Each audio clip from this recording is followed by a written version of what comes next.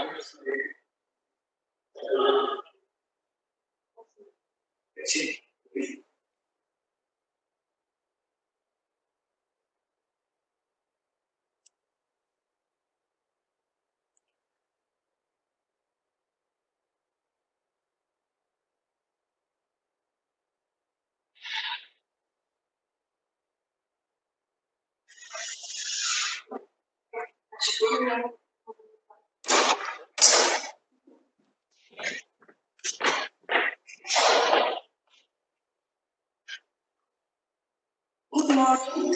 My name is Svetla Koeva. It's my privilege pleasure on behalf of the Program Committee of the Conference of Computational Linguistics Bulgarian 2020 to welcome you personally and virtually today. The conference launched in 2014 and its success is permanently growing. The last editions of the conference brought together more than 100 researchers from many countries in Europe, Asia, and America.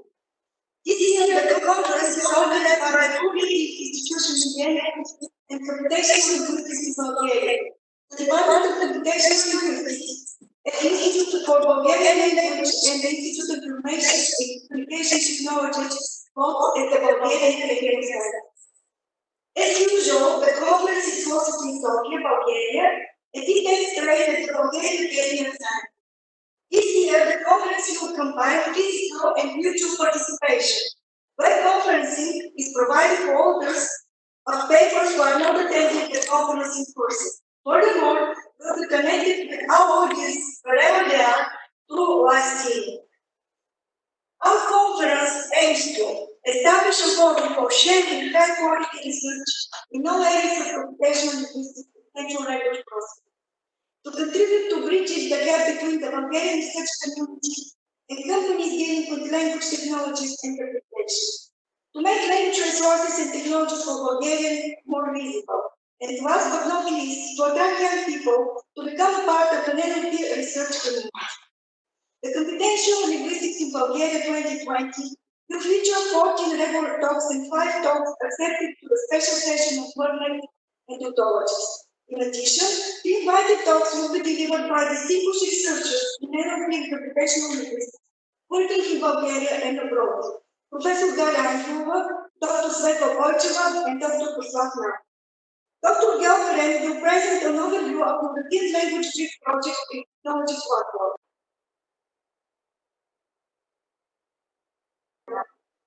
In concluding this introduction to the conference, I'd like to express our gratitude to the sponsors of the conference, the National Scientific Council of Bulgaria, the European Language Resources Association, and the Humanized Technology Platform Design.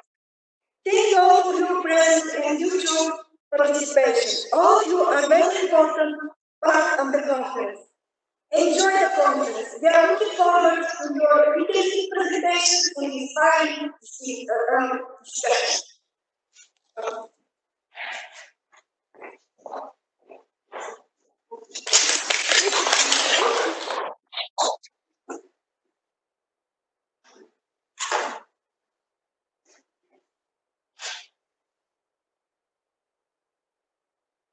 Okay, it's very strange to talk in this way, so sorry, but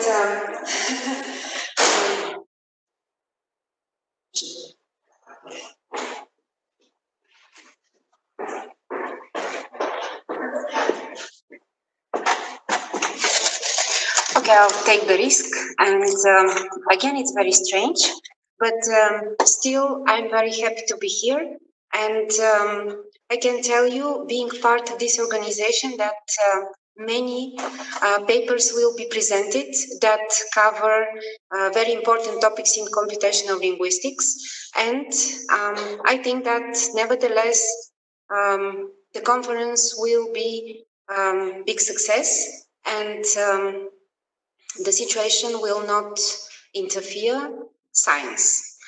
This is what I think, and just not to take too much time, I'd like to introduce briefly the first speaker, invited speaker, and this is Professor Galia Angelova from the Institute of Information and Communication Technologies.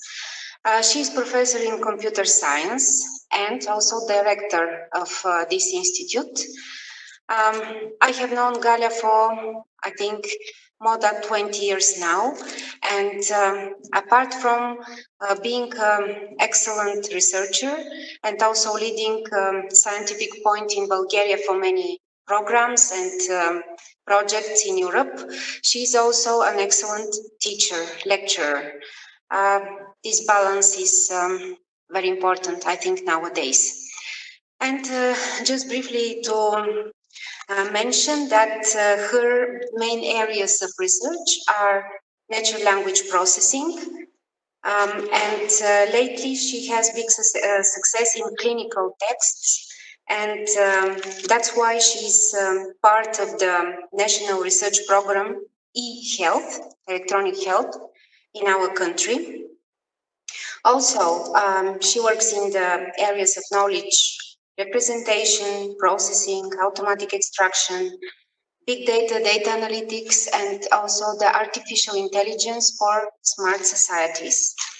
I would mention that she got a Pythagore Award in 2015 for successful leadership of international projects. And I would like to mention one of these many projects during the years, and this is Advanced Computing for Innovation. It was a big project with participation from many countries and many Bulgarians out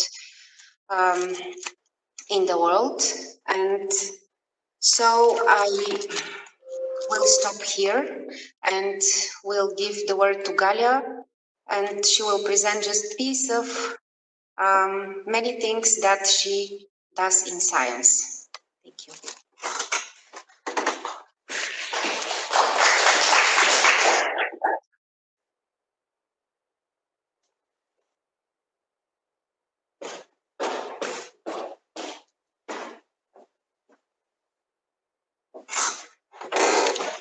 Hello and welcome physically and virtually to our conference.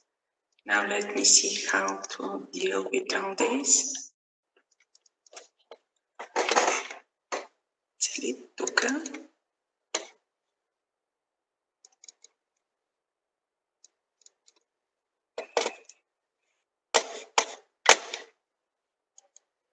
Here we are.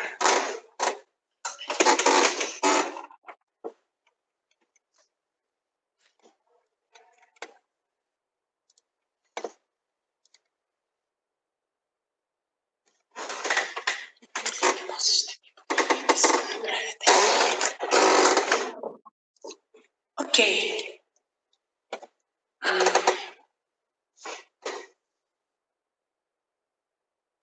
Sense disambiguation in large image collections. Is it possible? This is joint work with two young ladies, Olga Krinicheva and later Evelina Nikolova. We started it 4 years ago, with the intention to check, is it possible to disambiguate the text in very large repositories of images that appear nowadays? And we consider this as one example to understand the meaning of the image. One example from language side, looking at the text to understand what is the meaning of the image. What is image tag in general? These are keywords, meta-annotation. It is assigned to an image to facilitate its citation and retrieval from digital collections. You know, these tags appear to all digital objects, to all content pieces, and this became popular and important in the recent, say, 15 years with the so-called Web 2.0, when the user-generated content appeared, and it is prevailing today. We all upload images in social sites. In order to share them, we all insert tags because we want to express the meaning of these images when we upload them. And this is how the field of the focus on the use appeared, and we want this use to be easy, our images to be found, to make retrieval by searching with keywords. And this is how all this became very popular, and it is now our practice, and everybody uses images and their tags. What is semantic gap in automatic image analysis?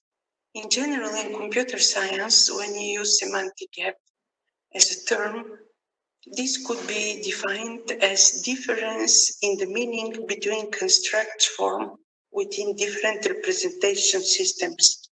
What we have in image tagging, on the one hand, the computational representation at low level for the computer, the image is a set of pixels, and the computer knows the coordinates of these pictures and what stays in every picture.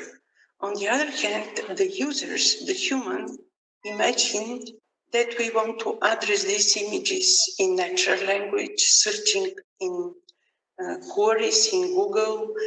We want to address the tags which are words in natural language.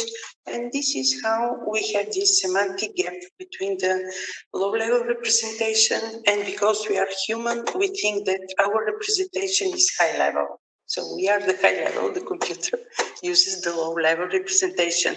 So we have two representation systems and the semantic gap between them. How tags appear in these large websites? Are they important? Basically, tags are assigned in two ways. Manually, when the authors upload their content, their photos in social sites, or automatically by software tools, auto-tagging systems, and we'll see in 1-2 minutes a demonstration online how the computers auto-tag images, and this is a process which becomes very good, better and better every day. Usually, tags are assigned not as isolated words or phrases. They are a kind of abstracts, and in the typical case, we have multiple tags for each image. We put multiple tags in order to convey the meaning. And in this way, from this perspective, the tag size disambiguation is a task very similar to word size disambiguation when we search for annotated digital objects in internet. Simply, we don't search in text, we search in images. What is important about disambiguation? If we disambiguate the tags in the large collections we have, we can translate these tags in other languages. This is appealing. Also, another important issue is that if we disambiguate the tags, we can aggregate objects in the social sites which are tagged with the same keywords. So, by itself, this is one important task. Concerning the manual notation, we can say that it is subjective, very often emotional, and refers to the purpose of the user who uploads content in social sites. For instance, sweet might tag the word sweet, the tag sweet might tag a collection of pastries. This is a Balkanic picture with typical sweets in the Balkans. We can say that kids and babies are sweet, chickens are sweet, but here the intention and the purpose to use this tag is different. It is again subjective, emotional, and so on.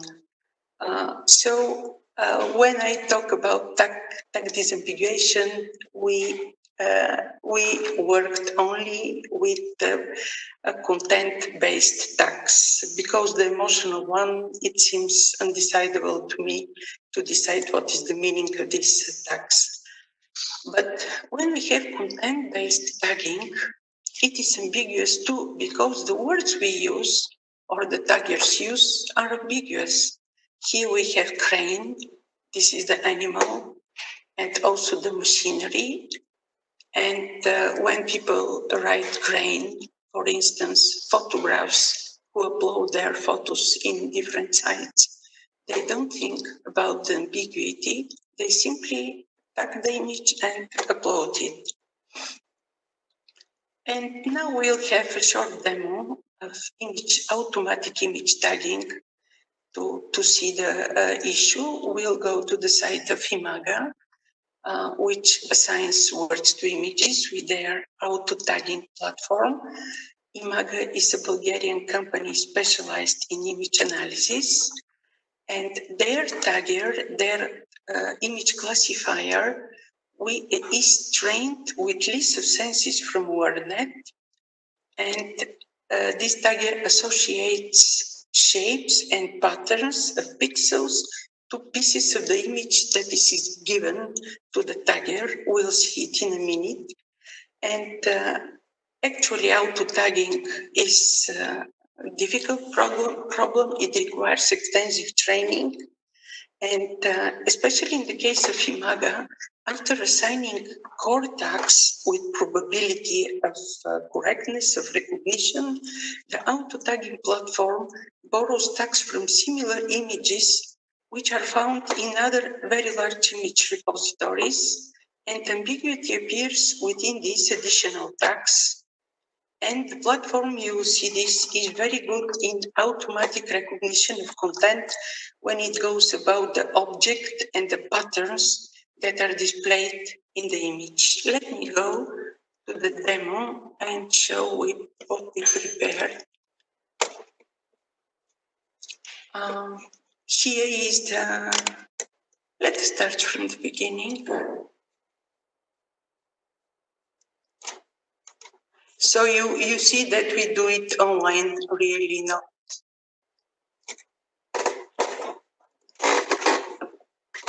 So this is the tagger at the site of Imaga.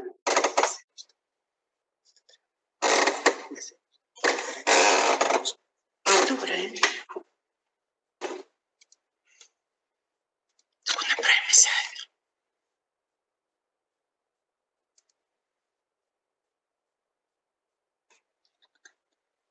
Нека вземем един имидж от авторите. Just a moment to ensure that everybody sees the demonstration.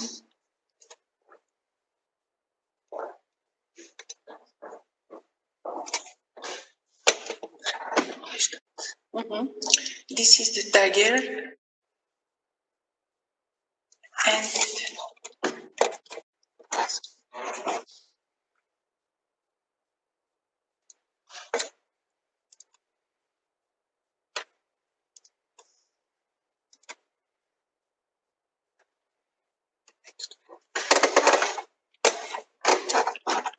let us try to analyze this image. We go to the tagger and upload it in this window. And the system tells us this is surgeon with 100% probability, doctor 68%, medical, medicine, hospital, health professional. You see the probability of relevance, the relevance decreases. Professional, nurse, clinics. Now the additional tags, they come from somewhere else. And we have here man, people, uniform, patient, person, mask. This is important and very actual for today. And then we go down, down, and it continues. 50, 60 tags. Let us stop at code, relevance 20%. How to translate? The system can translate these tags, say in Bulgarian, chirurg, lekar, medicine. These are the core tags. Let us go to code. Code is translated as palto, but could be translated as хирургическа престилка. Simply the system is not able to do disambiguation and cannot choose the proper translation in Bulgarian, especially for these tags. Let us make another demo. You will see how well is trained the system. Bicycles.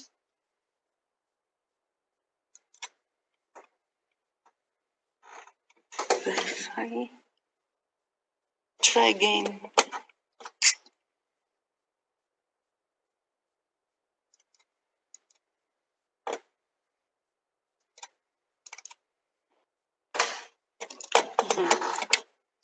So this is statue, 100%.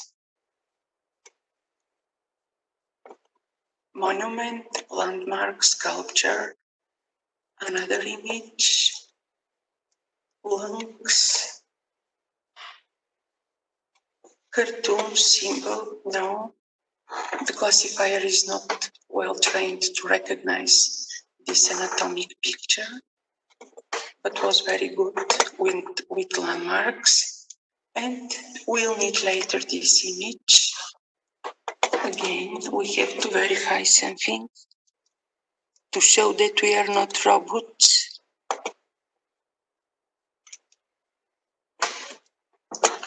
So tree, forest, river, woody plant, and additional tags, long list of additional tags that are relevant but less relevant to the picture. But as you see, and here we find somewhere breach was 11% or something. Breach 14%.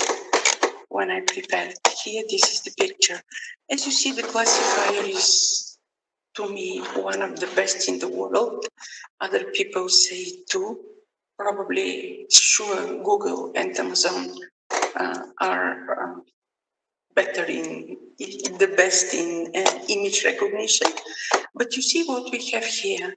We put an image into a computer system and we receive keywords suggested because these keywords, according to the classifier, characterize the content of the image. And then we have to work, this was our idea, to work with the natural language description in order to disambiguate the tags. We go back now to the slides. And we go to the next slide.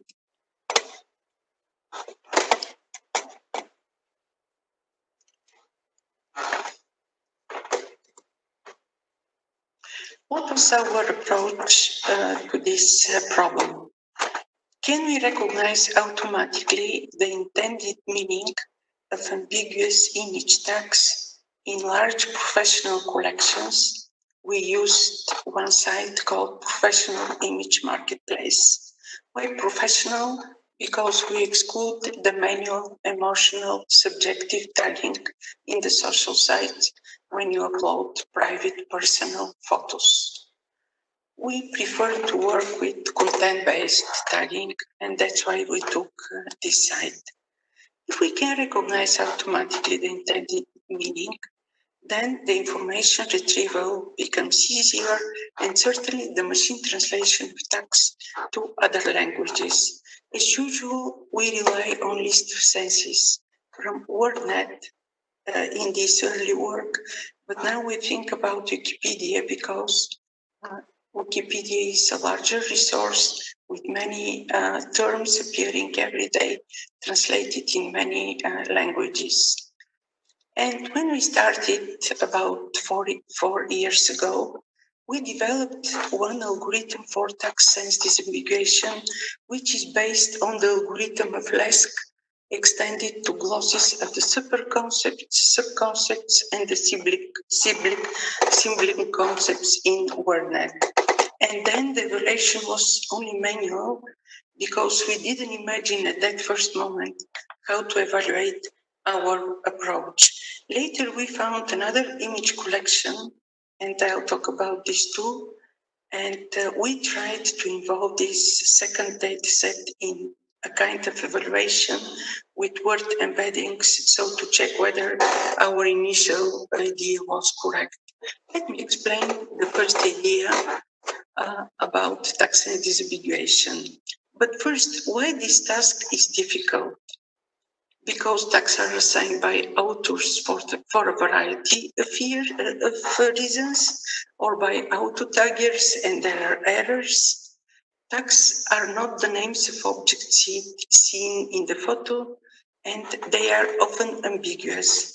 You certainly know that integrating vision and language is a principal target and goal in the artificial intelligence. This is one of the basic features to achieve intelligence like the human one, because we have the image and the language, and we somehow use them to complement each other and build some sense, some meaning from the two objects, linking them naturally, which is the goal with the computer. But by today, this is still not achievable to extract meaning from videos.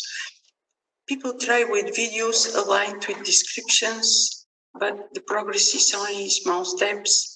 One of the basic difficulty is that it is unclear how different methods generalize beyond the data set they are about to evaluate it on. And also it is unclear how data might be useful for moving the field beyond a single task. What we do now is based on tasks only. If we switch to whole sentences or something else which accompanies images, we will not be able to apply the same technology. And okay, let me start with the first example. The algorithm of LESC and the word net glosses. Imagine that you have the image here with the oranges. Okay, oranges, and this is real image, and the tags are 7, orange, fruit, plate, food, tasty, close-up, vitamin. What is orange in this case? The tree, the color, or something else? From human point of view, the word plate is a bit strange here. It could be motivated only by the pieces of the orange, and you might think that plate is there to show that you need a plate to offer these pieces. I don't know why plate is there, but this is one example. Here are the senses of the noun orange in WordNet. There are 5 noun senses. In the first one, the word fruit appears.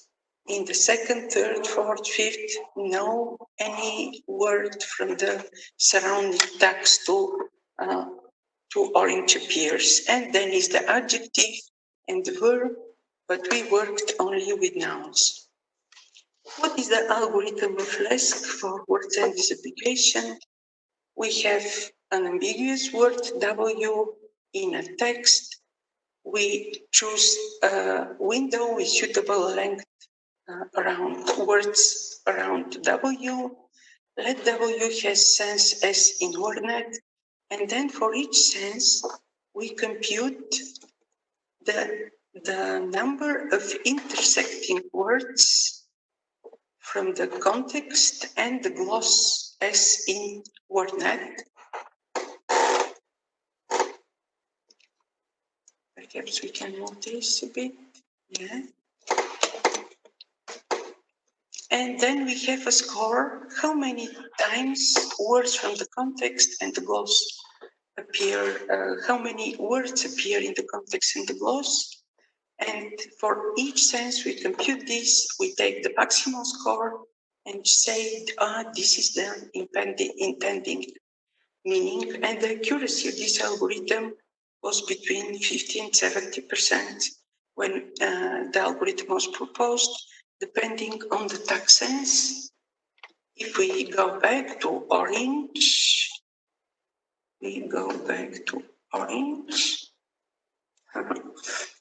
we have for sense 1, the score is 1 word intersects.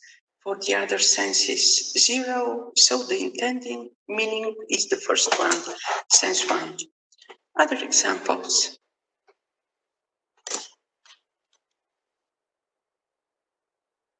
Shetland. And we have here the image with 4 tags, Shetland, collie, dog. And in WordNet we have 2 senses, Shetland. First is geographical object, these are islands. And second sense of the noun, this is a kind of dog. We immediately see that the surrounding tags appear in the second sense. Okay, this is the meaning which is intended in this case. And please note that tags are a kind of abstract, they are a kind of text. So we have the same phenomena like with the text. When you talk about one object, you use the words from the gloss. So that's why we have this intersection here.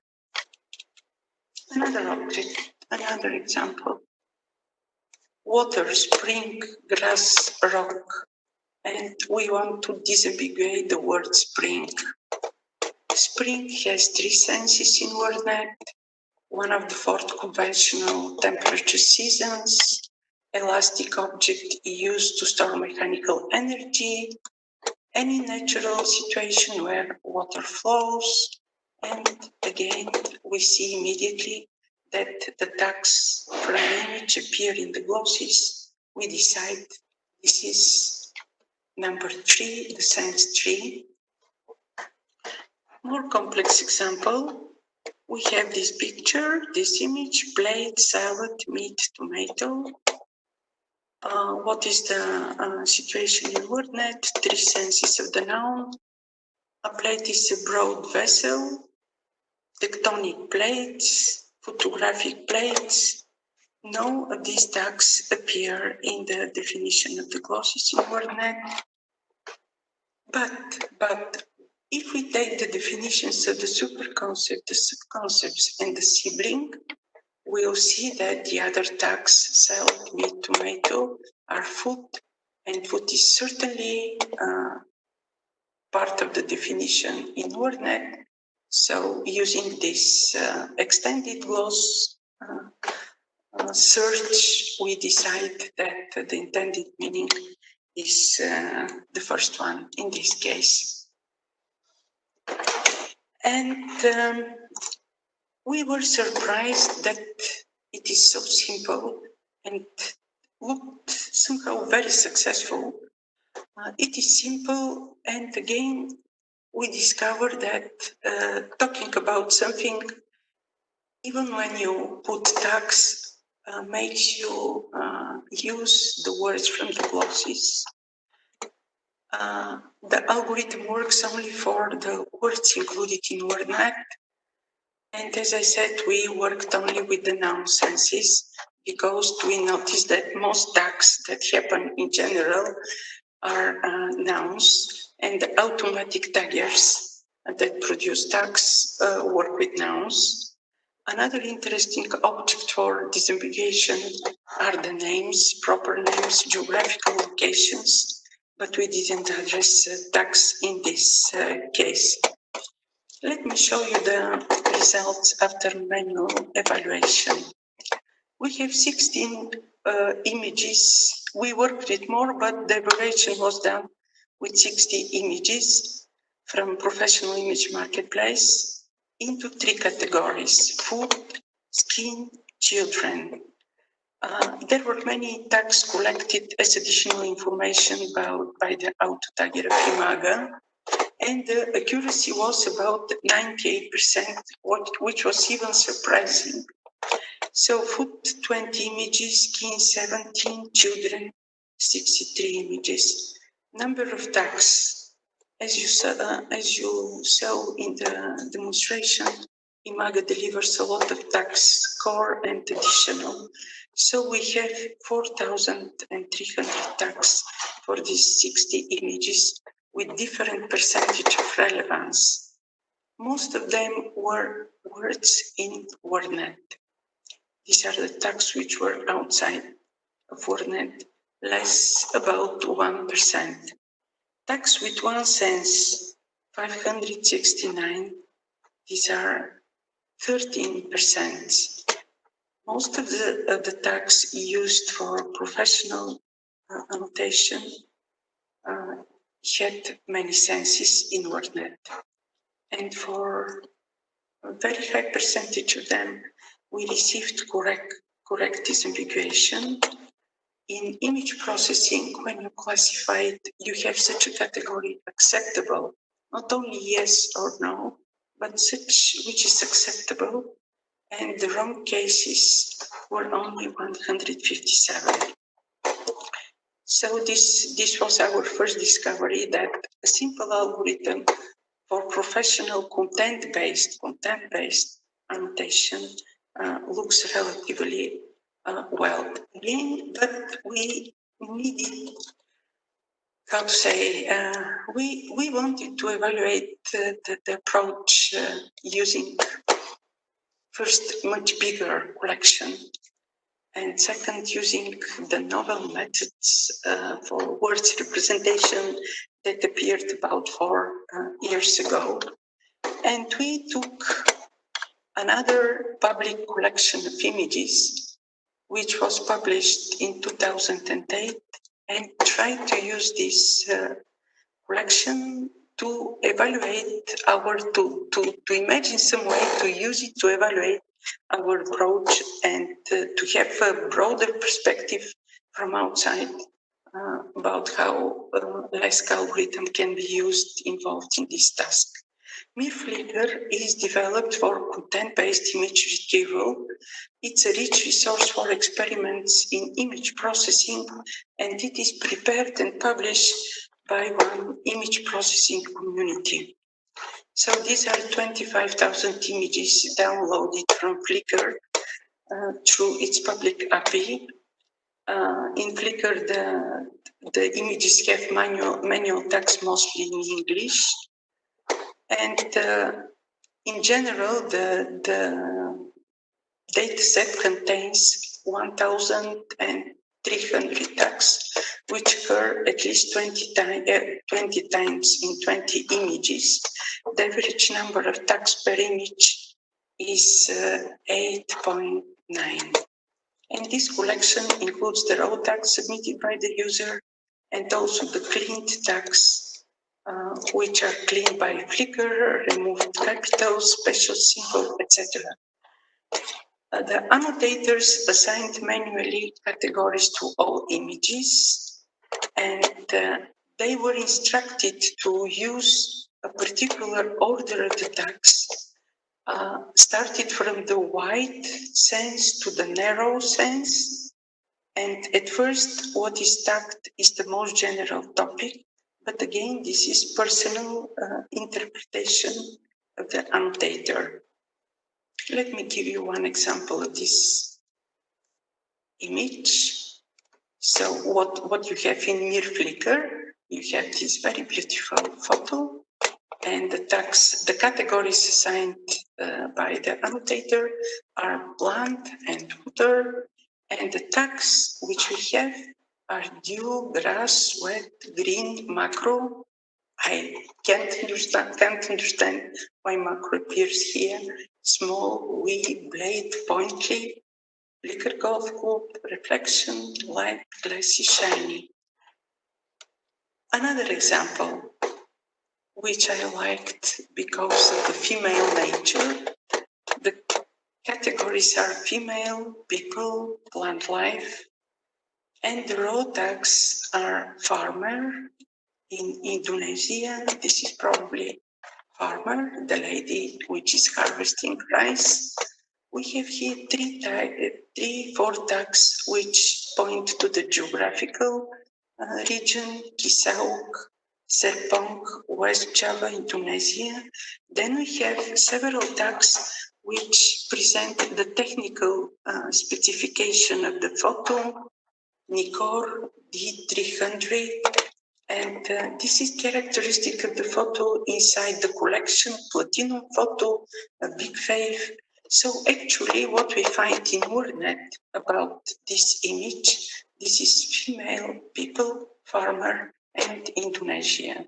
So I want to show that in this collection, which is prepared for other purposes, you cannot rely to have only words as tags, but there are other things which are associated to every image.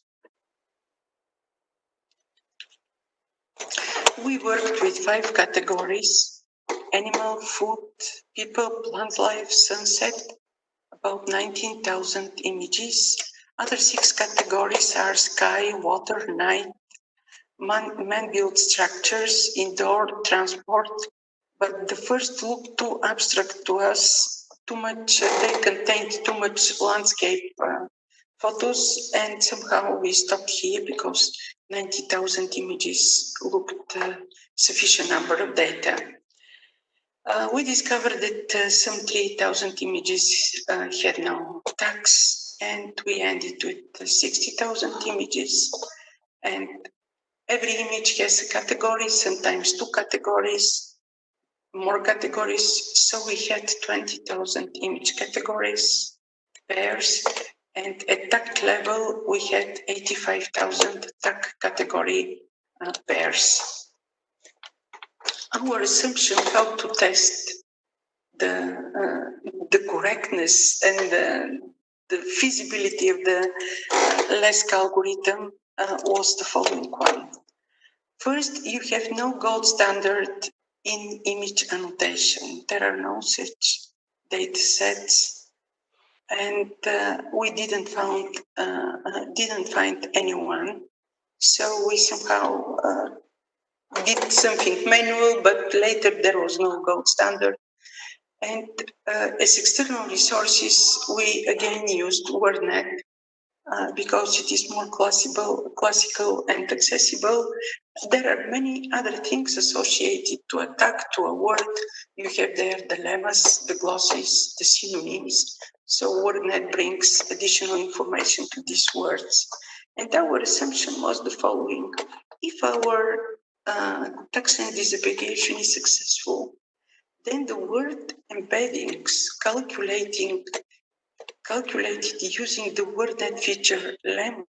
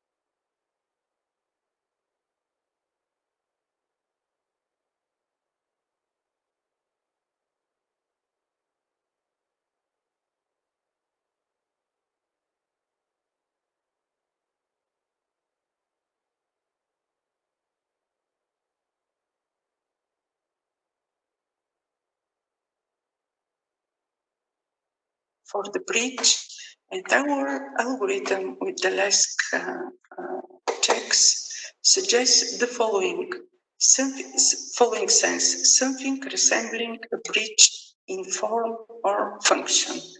That this is the meaning of the bridge in this case. So we calculate the embeddings. If we calculate the embedding between bridge and plant life, this is one word, it has its embedding, and this is the category. Two words, again, we can calculate the embedding. The similarity is 32%. If we calculate the mean lemmatized gloss embedding between something resembling bridge from bridge in form or function, but the stop words are removed, and bridge, and then we have plant life, then the similarity between the gloss and the category is raised to 76%. In our interpretation was, if closeness increases, then the taxon disambiguation is correct, especially for this tag and for this image, for this context. This was our assumption. And what we did in this larger scenario, we used 300-dimensional vectors in 3 models.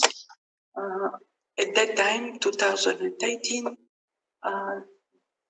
what was popular, these were the Google embeddings, 3 million words and phrase vectors trained on news, on a large corpus of news. This model was known to be generic because it is trained on news, on separate word forms without lemmatization. Then we used a model trained on WordNet, provides representation only for lemmas and only for open class words, nouns, verbs, adjective, and adverbs. And then we had in our group model 3, extending model 2, a Wikipedia dump was lemmatized and concatenated to this pseudocorpus used in model 2. So for us, this turned to be the best model where Wikipedia was used as a training resource. Certainly I talk about the English Wikipedia. And we calculated a lot of things, a lot of embedding scenarios. At first, we worked on image category pairs, and for every image we calculated. Let me only briefly here summarize the mean vector of the word embeddings of the raw tags, the mean vector of the word embeddings of the words in the tag glosses obtained after taxon disambiguation with stop words removed, the mean word embeddings of the raw tags and their synonyms. We added synonyms, the word phrase embeddings of the image category. Other setting of the experiments with models 2 and model 3, we calculated similar things. For the lemmatized raw tags, this proved to be the best one, with stop words removed, adding synonyms, all synonyms in lemmatized forms. Synsets also had their raw tags only for model 3. The word phrase embeddings of the image category. Another example for the experiment for the tag category pairs. Lemma embedding for the tags, the lemmatized words of the tag gloss with the tag lemma. I don't want to read them all because I don't believe you, remember all these things that was done. And then we compared the vectors, as I showed. For every experiment, we can compare the vectors to the category vector to see which is the closer one. And to summarize the results, in general, we made two types of comparisons between the raw tag set embeddings to the category embeddings and between the embeddings of the enriched tag set with wordnet features, which means adding lemmas, glosses, especially synonyms to the category embeddings. And we also did manual check for some images, 100, 180 per category. The accuracy was for food 87%, sunset 86, animals 85, people less, plant life 67, botanic terms were wrongly disambiguated. Best results were achieved for model 3, and it turned out that the gloss embeddings improves the results in 88% of the cases, and for model 2 and 93% of the cases by applied model 3. Do the synonyms increase the semantic similarity? Yes, partly, 50 cases, 50% of the cases, 53% of the cases. And only for model 3, we had a better result that synonyms help to enrich the informations. And glosses and the synonyms seem to contribute equally to the tag category semantic similarity. So the conclusion is that the more words, the more context you involve in the computation, the better your disambiguation becomes. There were many errors in this disambiguation process, and we discovered many things about the tags, which we didn't know because we couldn't check them manually. They were too many, 20,000, 30,000 tags. Often error, assigning a word that sense, which is a verb. This can be fixed if we introduce lower weights to the verb senses. Simply the words in the glosses of the verbs make this sense to appear as most probable one. Names of locations are often erroneously resolved to personal names. Mirflicker contains many names, as you saw, geographic locations, and the data-specific error. Among the raw image tags, there are camera metadata, such as camera model and photograph settings, and these were wrongly assigned to WordNet meanings. What can we do more? Actually, our idea was to segment videos to images, to take the tags which are assigned automatically, and to try to work with video meaning or something to aggregate these separate tags. But it wasn't a good idea to approach the issue in this way. The next that we can try, especially for tags, is to involve the word sense embeddings, which appeared recently, because 2 years ago we had embeddings on word level, and now we have many more sets of data sets of embeddings. Some of them are trained for senses, so we can start with this with these sets, data sets. And I think it is very inspiring to nowadays to think that taking an image and its tags, you are able to identify the sense behind the tags. But as I said, the issue is difficult, and we made only a first step in understanding how to approach this issue. We can try with Wikipedia and sense-based embeddings. Probably it would be very helpful if we can observe better the output vectors to know where they in the space and to look what happens with the vectors we calculate, because now we see them only as vectors.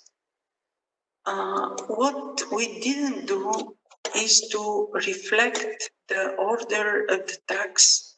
We know that they are assigned from the more general to the more specific meanings. So to do something with this order of the tags, and certainly to work with the named entities in the tags. The first lady here, both of them smiles. The first is Olga Konishcheva from Kharkov. She was our postdoc for more than a year in the Gakuin project. The second one is Evelina Nikolova, a member of our group. They have 2 sons during the last 2 years. I believe that both of them had a baby 2 years ago, so I believe that now we can continue with the work when the kids grow up, and to involve the new data sets and new types of embeddings that appeared recently. Thanks for your attention. Any questions?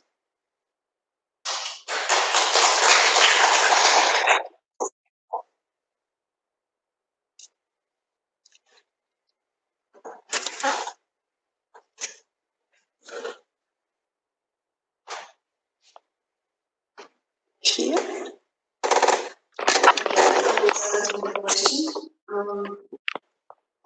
I was wondering whether you consider WordNet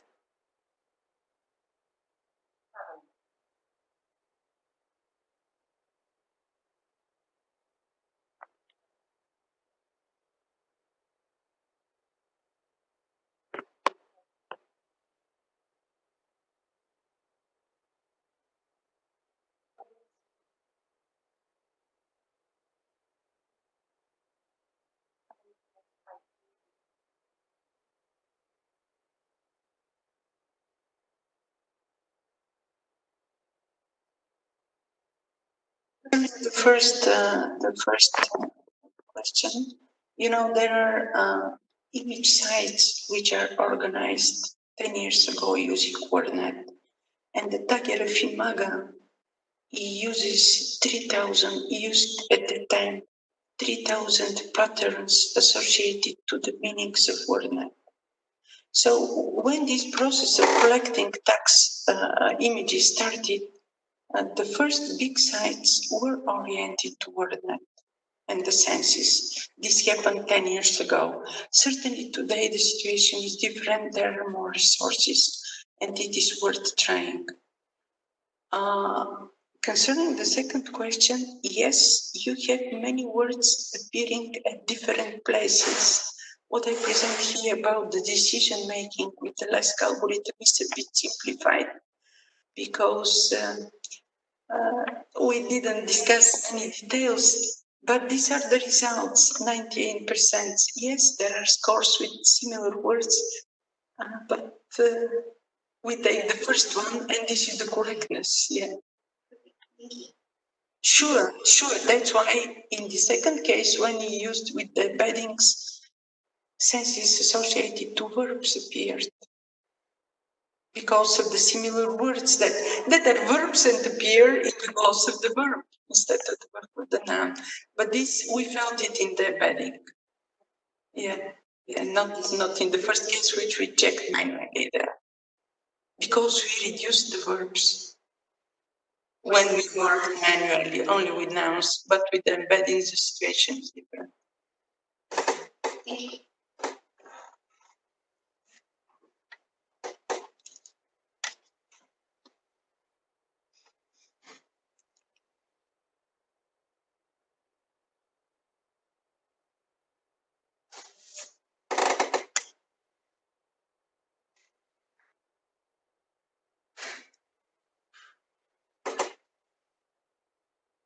First of all, I would like to thank Prof for inspiring and that is one question. What sense is the word that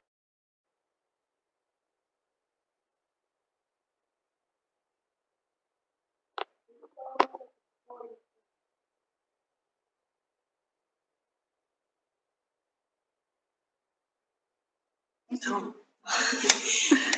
Because you mentioned that there are different results, for example, for images, for food, for persons.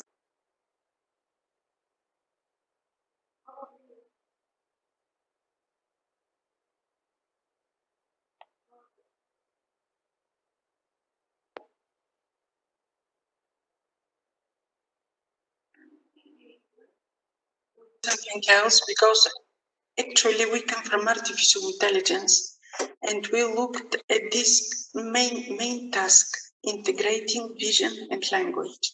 So our idea was somehow vaguely, you have the image primitives, because at the time we worked with Imaga, from an image classifier. They tell us what a classifier can do. It gives you words with relevance. And if we take this image annotated in this way, and these are the primitives found in the image. And now we continue with language processing to understand what is there, really. Yeah, and this was our work done so far.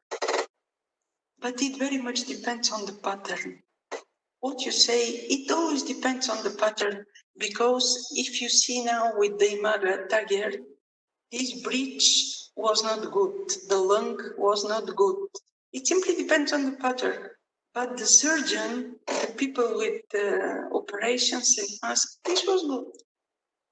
There is such a training pattern that helps you classify these types of images well.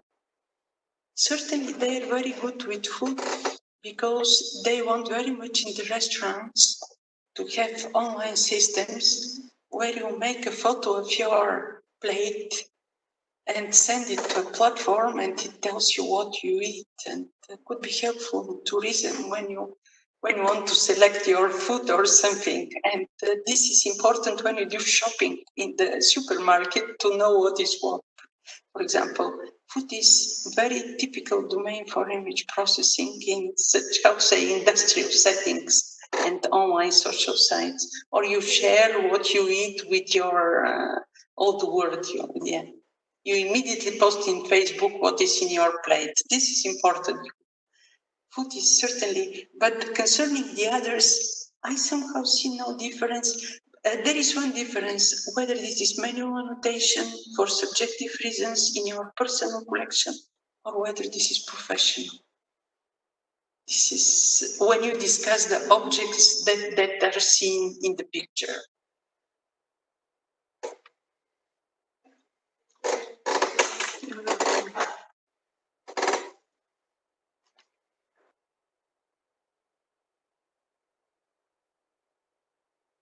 If there are no questions, once again, the last slide, thank you for your attention. At the end of the presentation, I'm already specialist in this video projecting system, so I know how to do it. Thanks for your attention once again.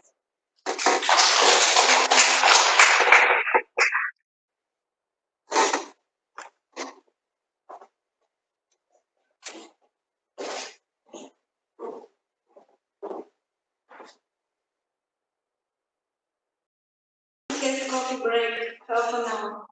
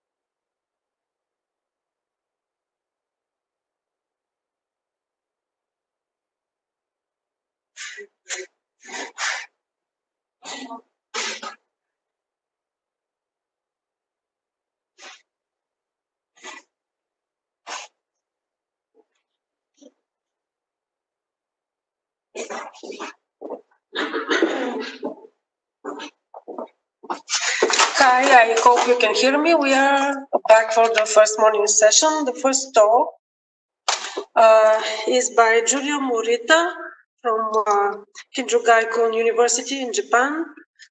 Professor Morita was with us at CLIB 2018, but understandably could not join us in Sofia now.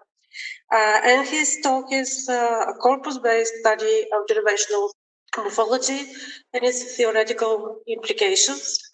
His talk will be video because of some technical issues. So here we go.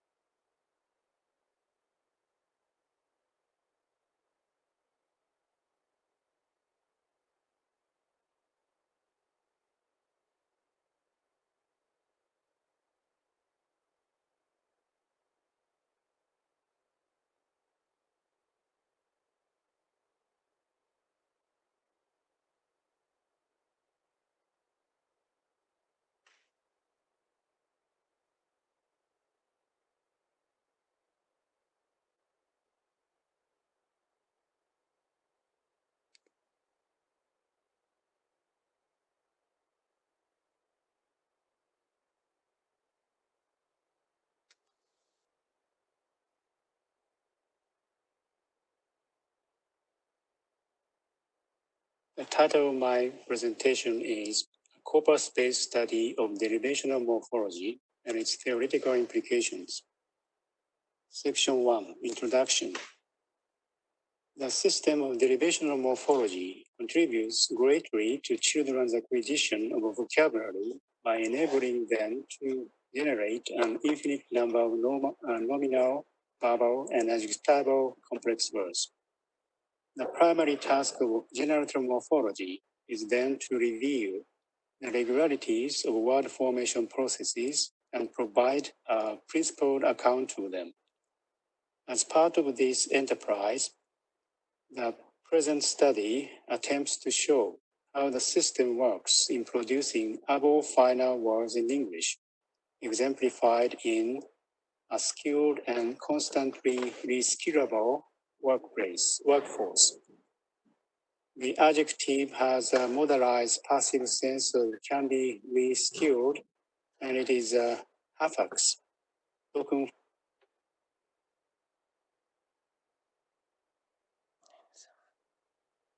frequency 1 of a large corpus, and hence it is constructed online without being stored in the lexicon.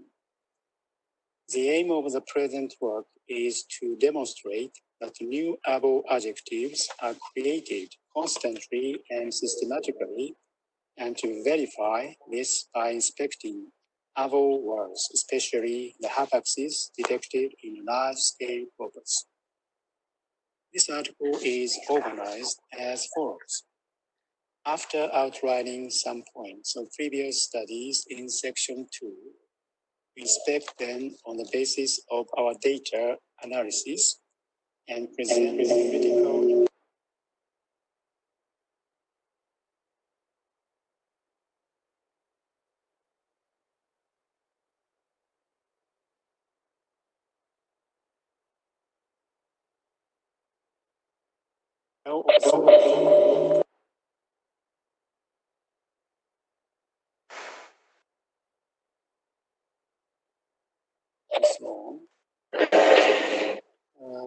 There are many treatments of the suffix in the generative literature, shaping 1969, and so on. A review of the literature identifies 4 attributes that merit special attention. 1, the formation of the verbal, especially transitive-based able words, is very productive. 2, able attaches only to transitive words, adjective words, and nouns. 3, able phototypically makes an adjective with a mixture of passive and potential senses.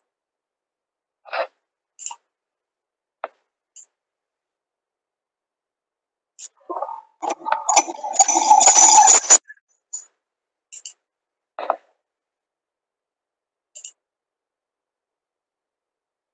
second point is that abo can affix to transitives, atabo, post, agatives, vulnerable words, and nouns, knowledgeable stuff, and narratives, vulnerable or men, wrong, or and accusatives, arrivable or wrong. The false attribute is demonstrated by contrasting acceptability of those things concept.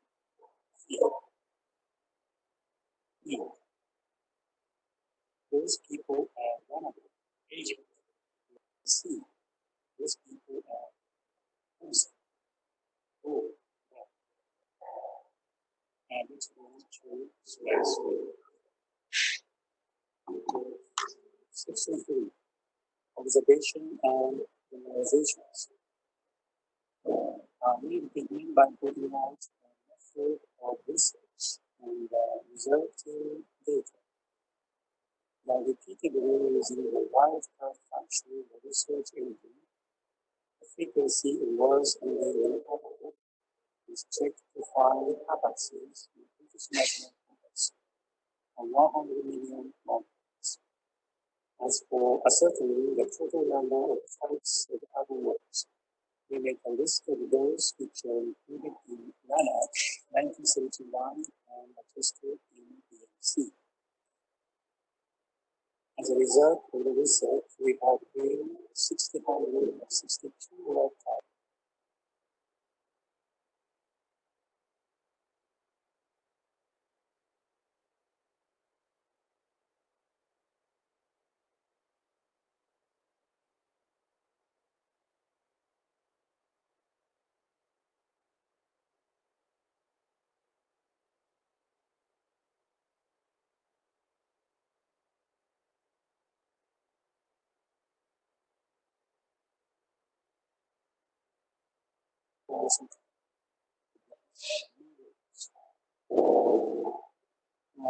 There have been several approaches to quantify activity, but the most reliable is the one which gives great importance to hapax legomena, a nice scale of this.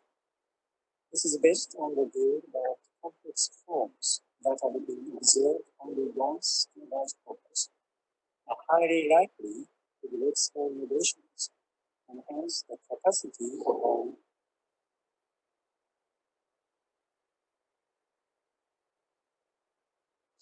word formation to create new forms crucially involves the degree to which a brain produces words with extremely low frequency.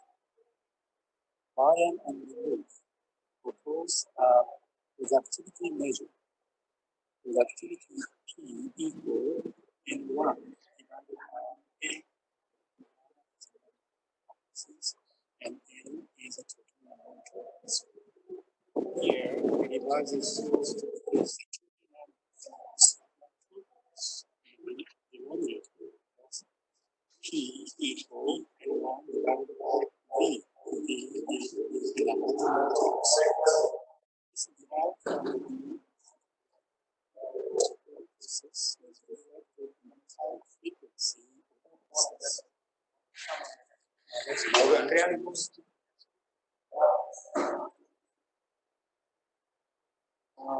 According to the proposed measure,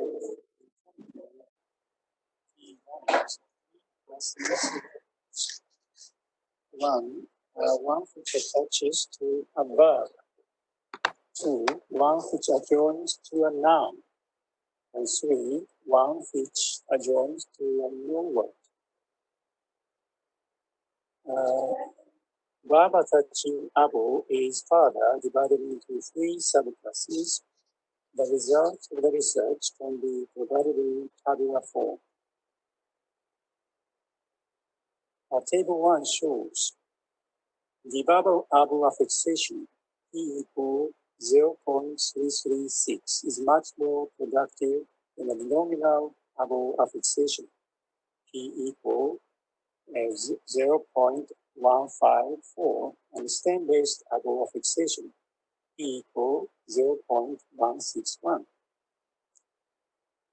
There is a set of able words which are based on negative verbs of intransitive use, as in crackable words. Their productivity value will be very high in the present measure, P equal 0.700. It should be noted that the total number of types of these able words is very low, 10 word types.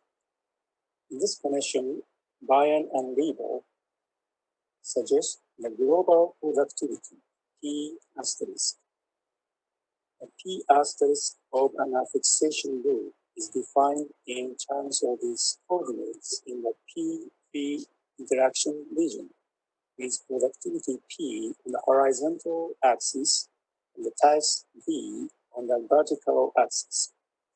A productive affix occupies a central position in the region. By this definition, a case where the number of word types is very low, like the one in question, falls outside the domain for productive process. It can thus be concluded that able fruit-free joins to transitive verbs, but not to intransitive verbs, nouns, or non-word stems. Let's go on to slide 5. 3.2, syntactic categories of able bases. This section inspects the second point of the previous studies. Able attaches only to transitive verbs, adjective verbs, and nouns. The 662 able word types obtained are classified in terms of the syntactic categories of their bases. Transitives, adjectives, and negatives, and accusatives, nouns, and stems. Each type of verbs is defined on the slide.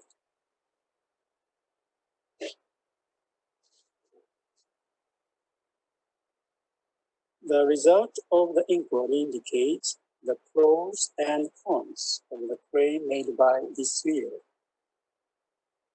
Greater than 9% hapaxes in able are based on transitives, adjectives, or nouns, supporting the generalization that the basis of able are transitives, adjectives, or nouns.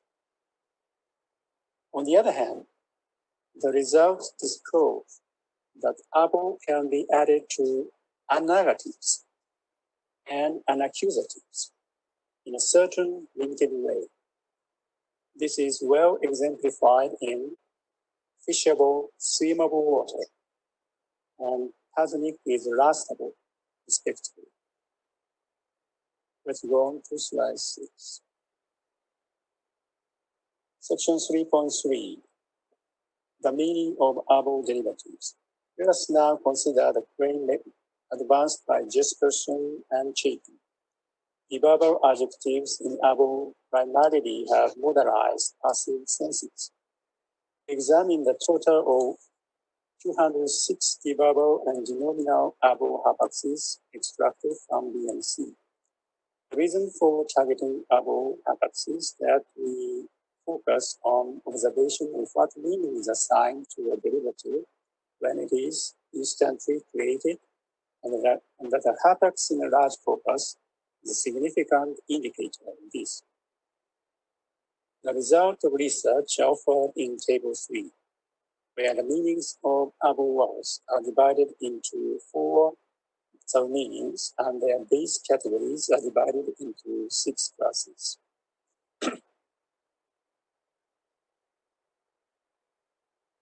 The notable findings of the research lead to 3 empirical generalizations.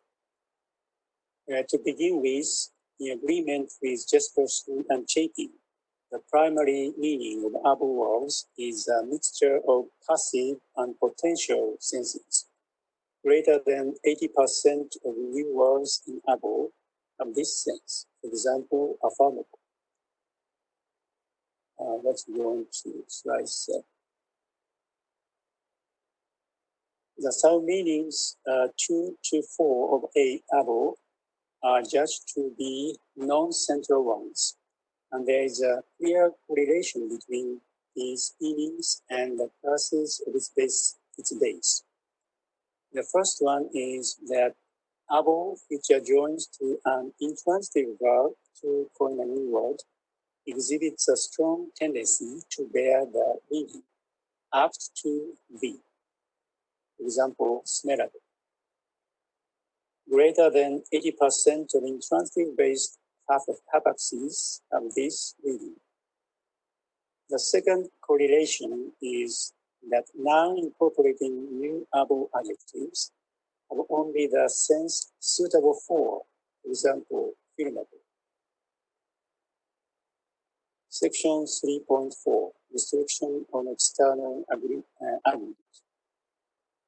This section examines the restriction on external argument pointed out by Williams.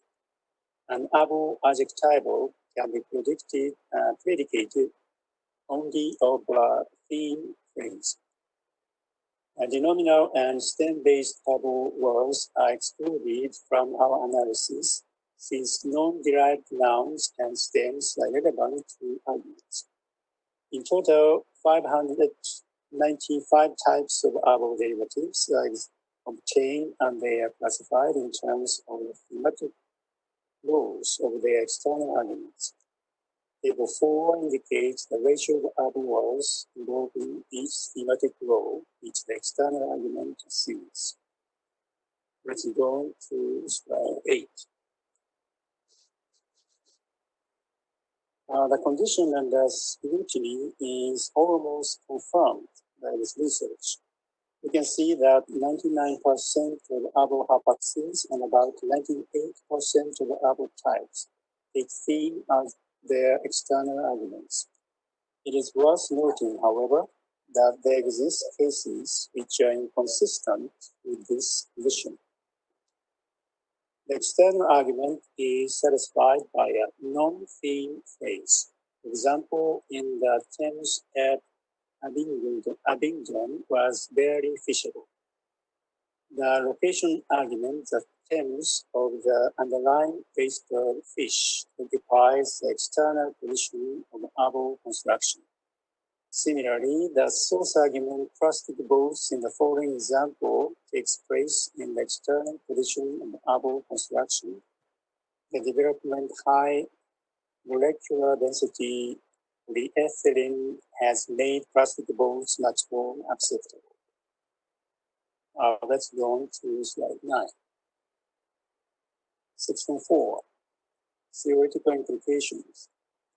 We have shown that 1, above is productively added to transitive verbs to yield modalized adjectival passive words, and the external arguments are generally assigned the theme interpretation, and 2, above is rather peripherally involved in other kinds of bases and other sorts of external arguments, and produces adjectival active words.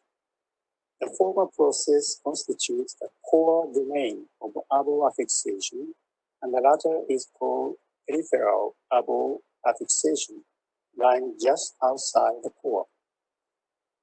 Let us discuss core above affixation first.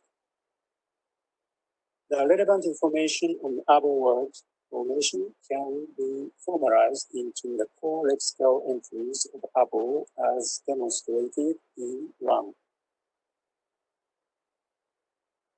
I'm afraid that I don't have enough time to explain the rule, and so let's go to section 4.2. Let's go to slide 10.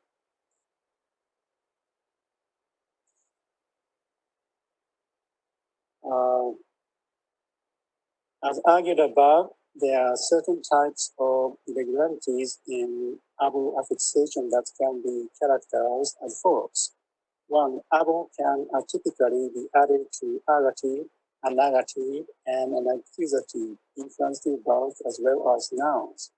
2, above derivatives can occasionally have non-passive and non-potential senses. And 3, a non-theme phrase can exceptionally occupy the external position of able adjectivals. These kinds of information can be built into non-central or peripheral lexical representation of able as demonstrated in 3. Related rules are called minor able word formation rules, which apply only to exceptional cases.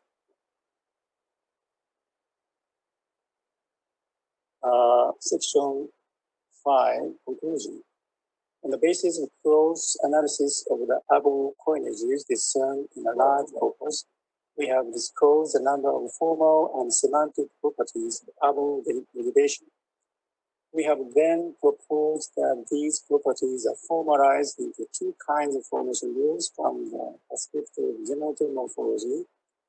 One is central, basic, and productive, while the other is peripheral, derivative, and unproductive. Here's references. Thank you.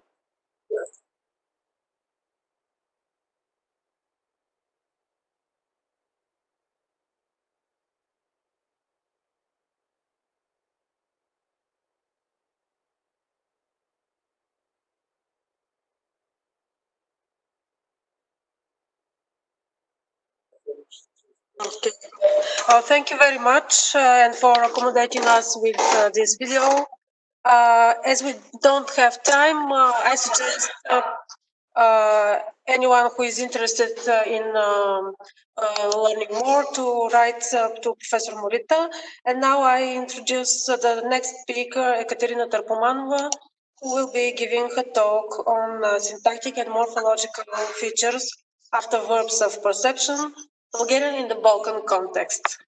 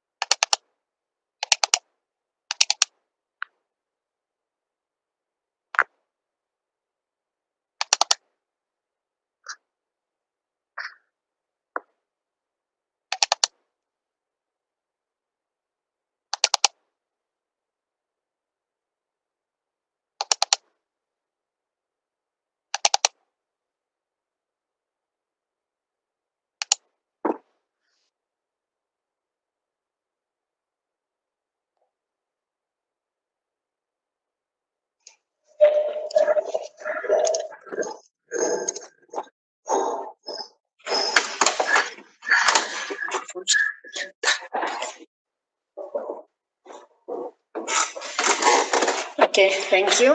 Good morning. Ekaterina, and I will present a study on some syntactic and morphological features concerning clause or a verb form after predicates of perception. The study is focused on Bulgarian, but it presents these features in a Balkan context, in the context of the languages of the Balkan Sprachbund. Words of perception, as we all know, are a group of verbs whose semantics is related to the experience of one of the senses, vision, hearing, etc. And as a semantic group, they involve similar argument structure, involving usually an experiencer, the one who experiences the sensory information, and the stimulus, the one or the thing that prompts this sensory feeling. So the study will discuss the syntactic and morphological features and the properties of a subordinate clause or a non-finite verb form that follow the perception predicate, expressing a second event the experiencer perceives in the languages of the Balkan linguistic area, focusing on Bulgarian. In many Indo-European languages, verbs of perception may add either a non-finite verb form or a clause introduced by a subordinating conjunction. In English, for example, among the non-finite verb forms, gerund and or infinitive are allowed in this type of structures, such as I heard him sing or I heard her singing, with a slight differences in the type of events that they express, and a subordinate clause that allows for a more detailed grammatical information. In the examples above, I have chosen a second predicate in different verb morphological form after the aorist form in the main clause. So I saw she came, I saw that he was bleeding, I saw that she has made a lot of records, and I saw that he died. In the Balkan languages, there are several types of subordinate clauses that may follow verbs of perception, and additionally, among the non-finite verbal forms, gerund may occur only in Albanian and Romanian, but not infinitive. For presenting this type of structures, I've used corpora that are available online. The Bulgarian National Corpus, the reference corpus of contemporary Romanian, the Albanian National Corpus, and the corpus of modern Greek. Additionally, the Bulgarian National Corpus is used for the corpus-based approach applied for Bulgarian, with the aim to find out how the Balkan feature described here is spread in the language, which is the focus of the conference.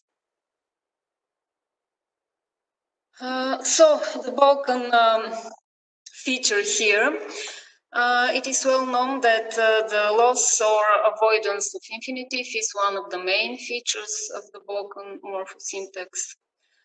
Infinitive has been replaced by subjunctive or subjunctive-like constructions.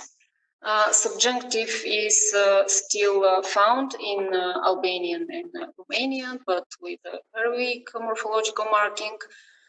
In Greek, it coincides with indicative due to phonetical reasons, and in Bulgarian, as a Slavic language, subjunctive never existed.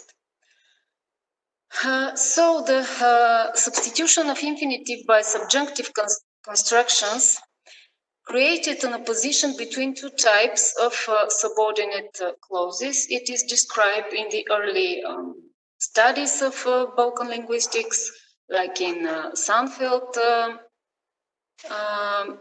The first type are the modal voluntative constructions introduced by the conjunction da in Bulgarian, t in Albanian, na in Greek, and s in Romanian, which we can translate roughly by two in English.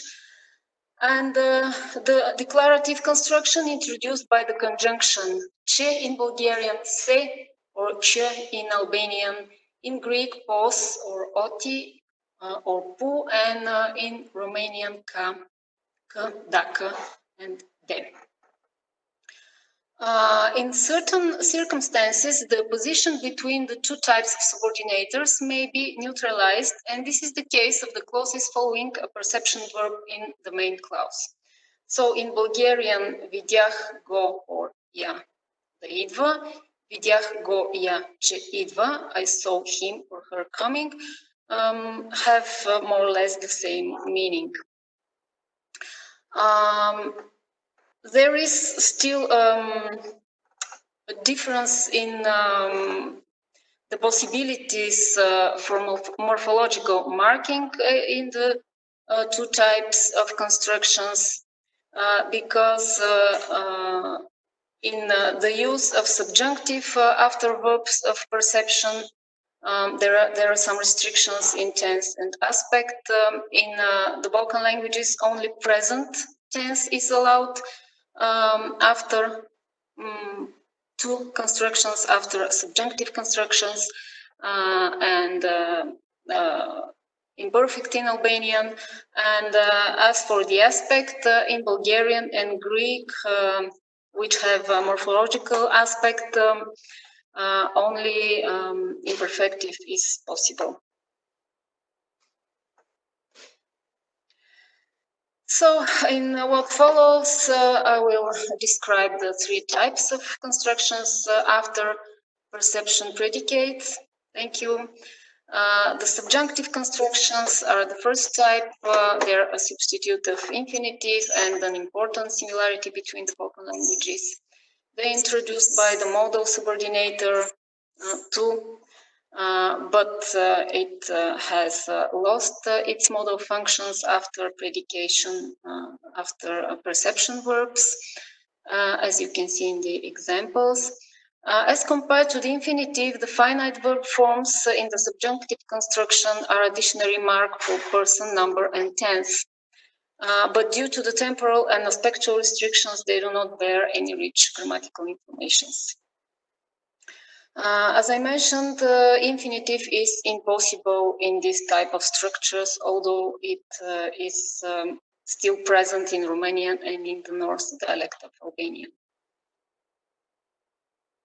The declarative constructions in the Balkan languages are two types. The first type that we can call the classical one, they are typically fronted by the subordinator che, se, os, oti, and k, or the so-called universal relative in Albanian and Greek.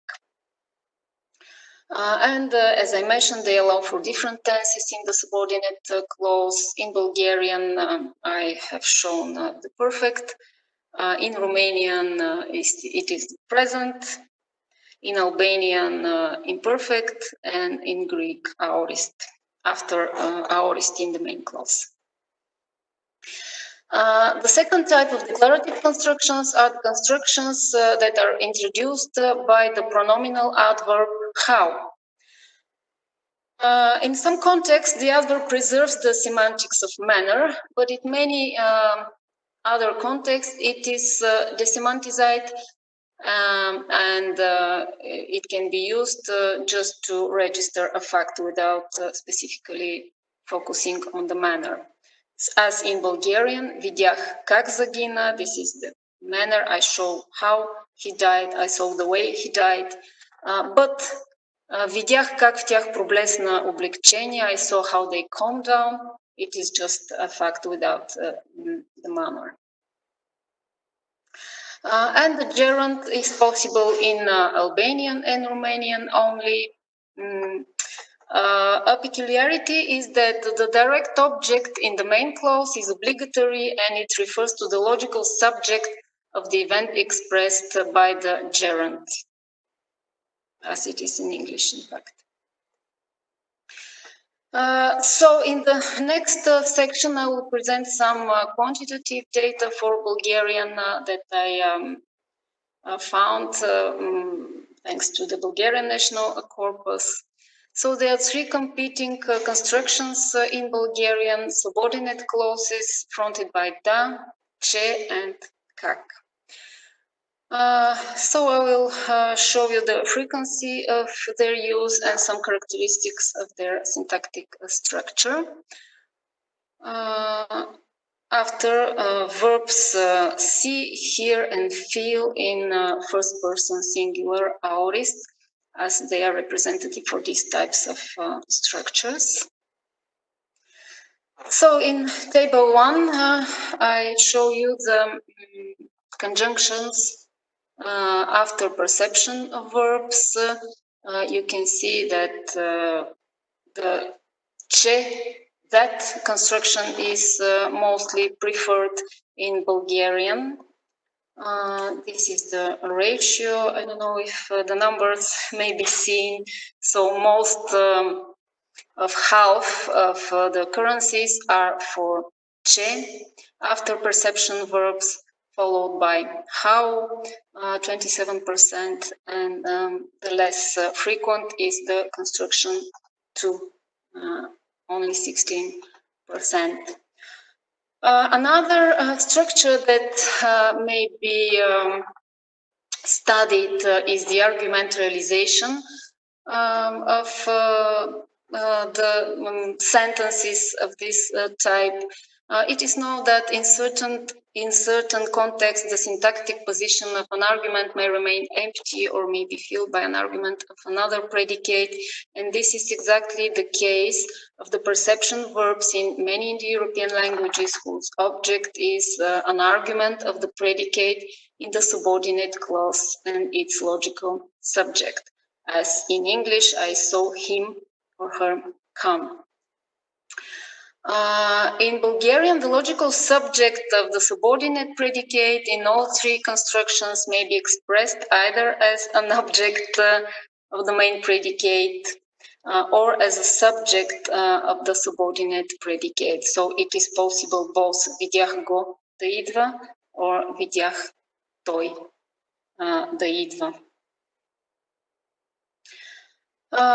And these are the numbers obtained by the Bulgarian National Corpus. So after perception verbs with explicit direct object, the two construction is preferred.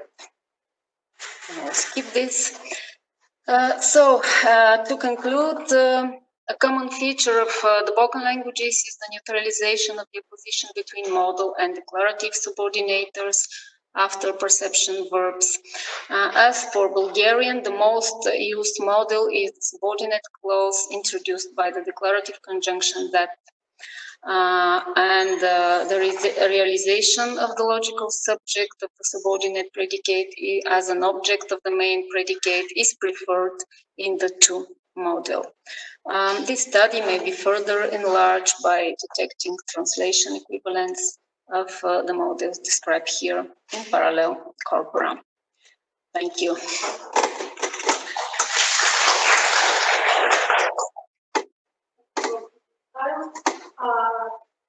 We have a couple of minutes for questions.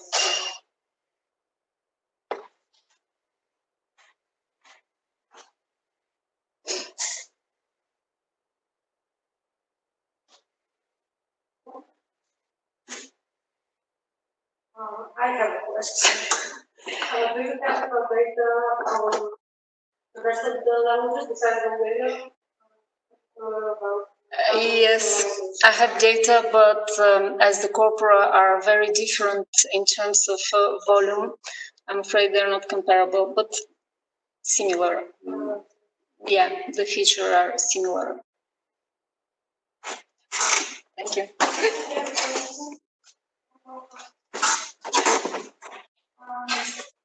You mentioned time. You actually think about the time when we are considering Bulgarian tackle. About? Bulgarian tackle. I didn't get the question. Okay, you mentioned that it's important for us to let's say subjective tackle. Okay. Actually, the word person, number, and time. Yeah, tense. Okay, tense, okay. So, tense.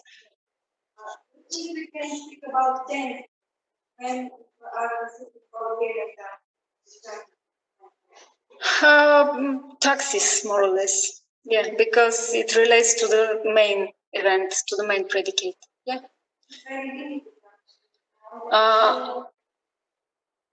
In the declarative clauses, it isn't. Yeah, only present. Yeah, only present. Yeah, but it still has a tense marking. That was I meant. just a tense marking, which is present, and that's all. Because in Albanian, it could be present or imperfect. Two tenses are possible. Yeah. In da. Yes, but I'm not sure whether we can go with the tense. Yeah.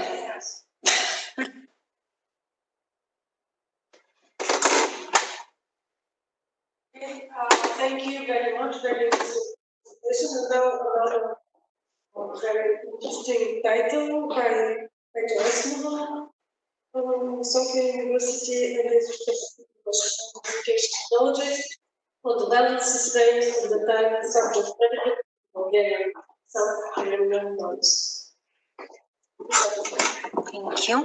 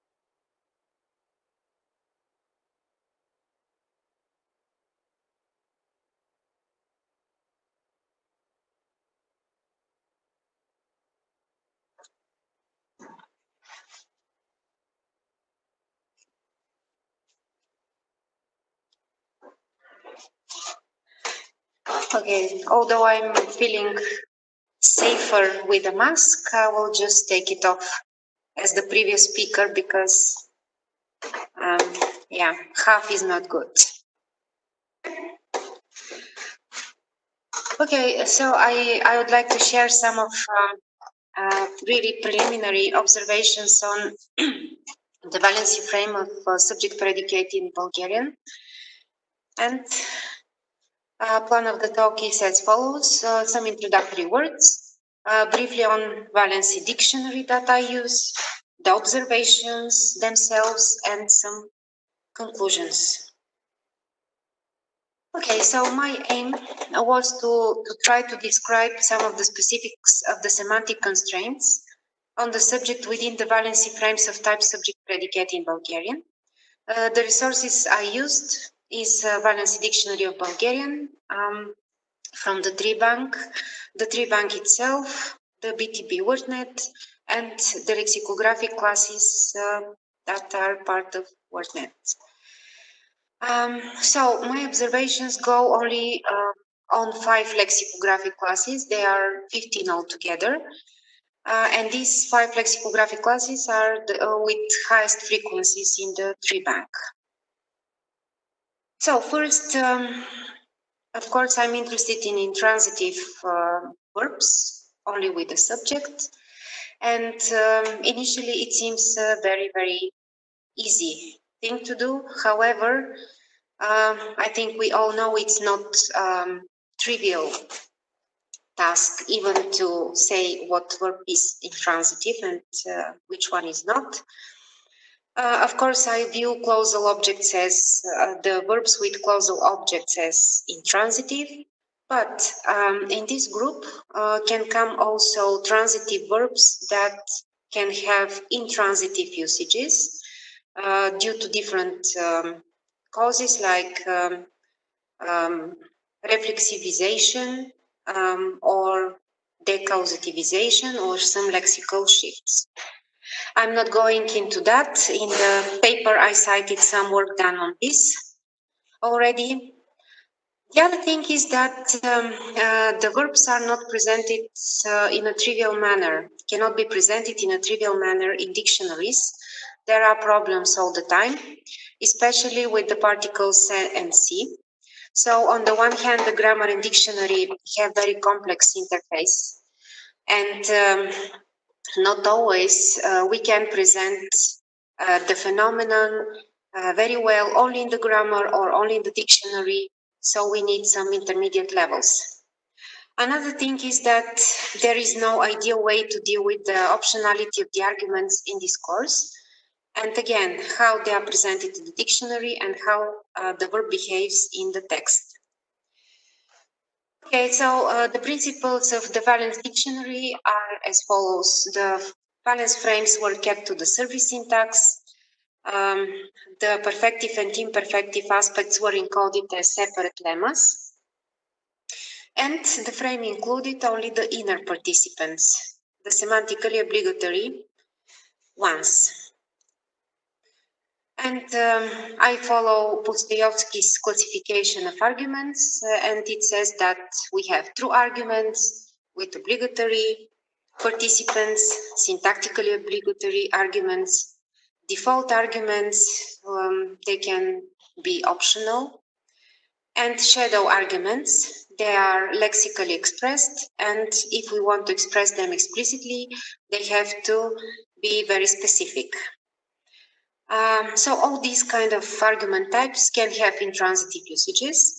I view Bulgarian subject as a default argument because we know due to our rich inflection, we can skip it.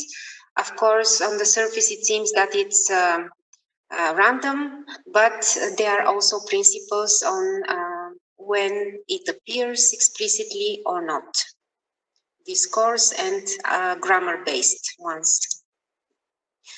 So, as I'm interested in subject-predicate, it comes third by frequency in the frames in the tree bank.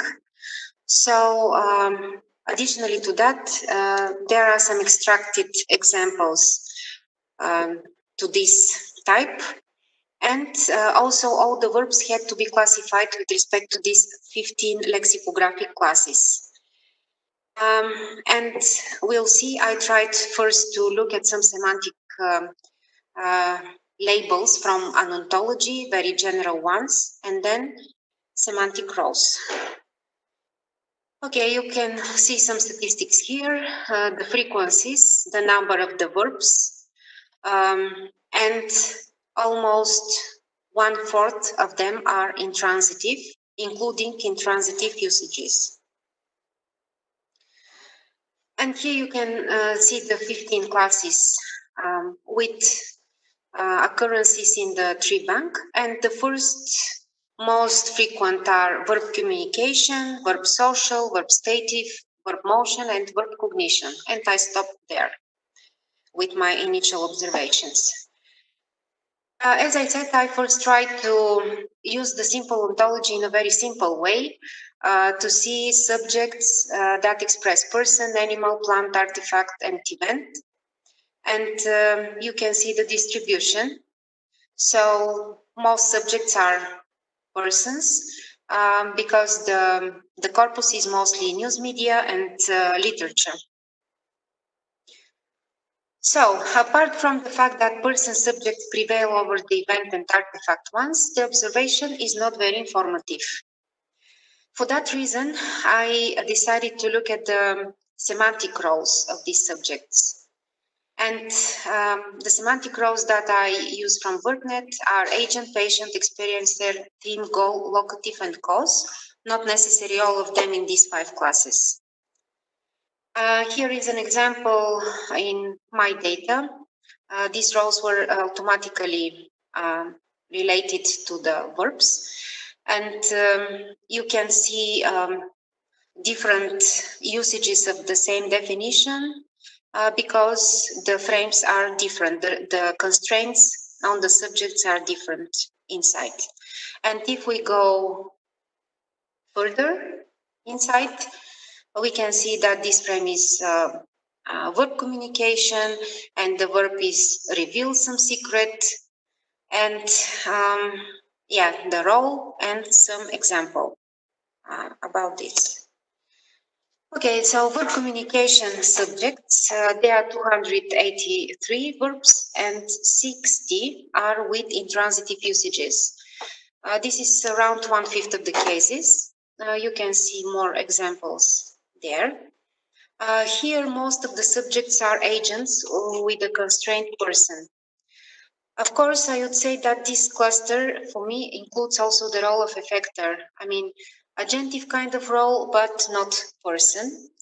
And additionally to that, we can have, as in VerbNet, the animals, like how, or events, like disclose some secret, and so on.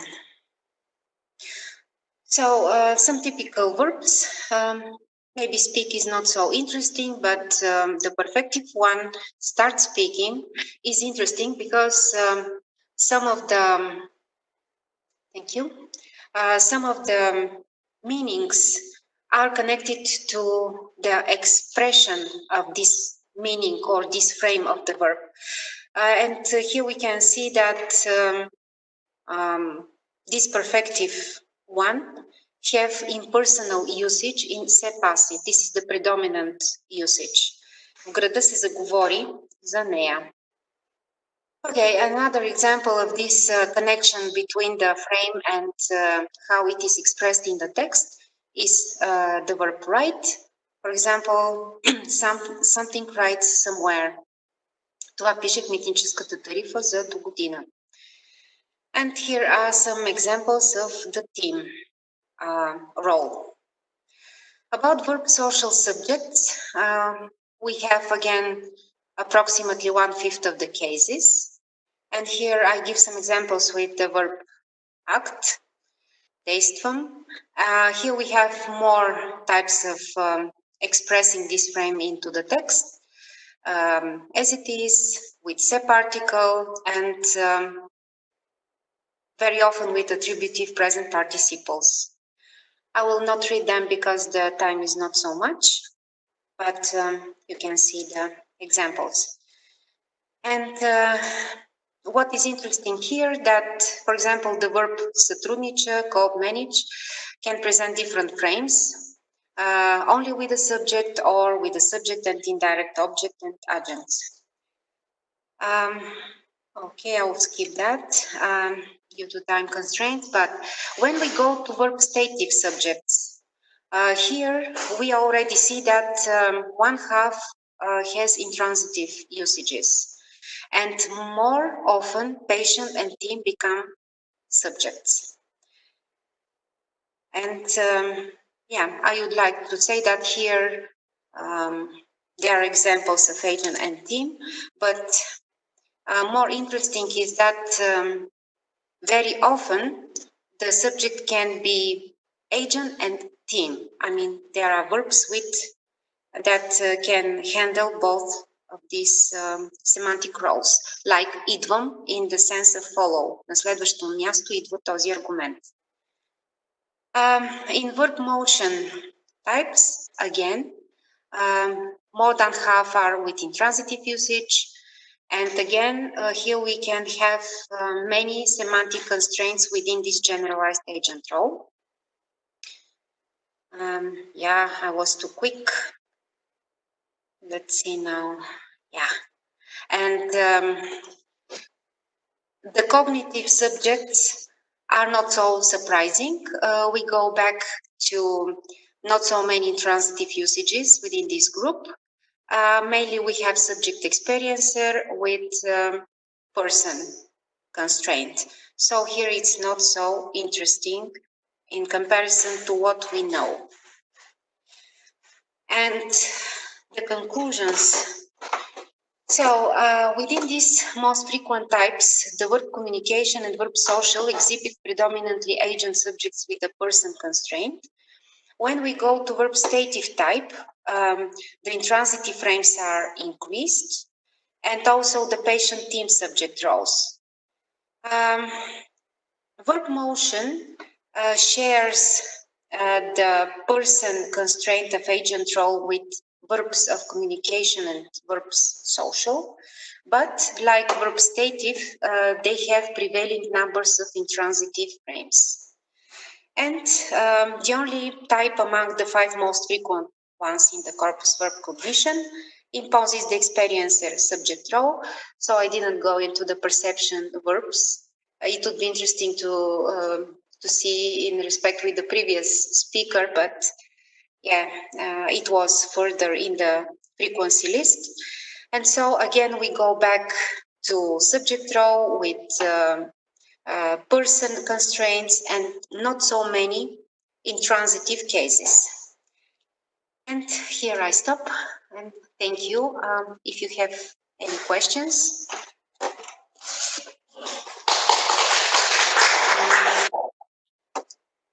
Thank you very much. Questions, please.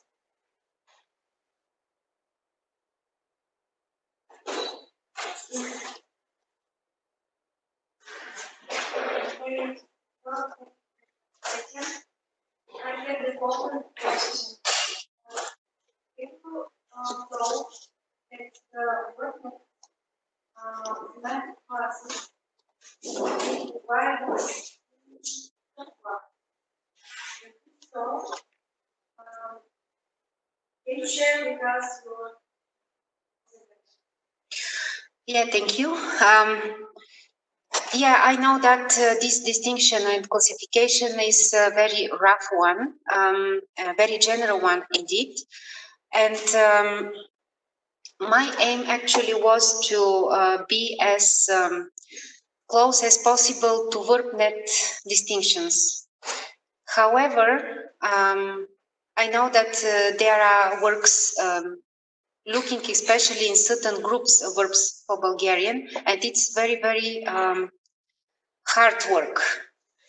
And for that reason, I decided first to keep to more general ones, and then maybe to start going deeper into these fine-grained classifications. So yeah, my ultimate goal is just to be as close as possible to VerbNet, which is not easy, of course. We don't have a book like Levin's book on the English classes, although we do have some very nice surveys on some groups of Bulgarian verbs, including from the university and the Institute of Bulgarian Language and our colleagues abroad. I think most verbs, most like groups of verbs are verbs of motion, verbs of cognition, verbs of perception, as we already heard.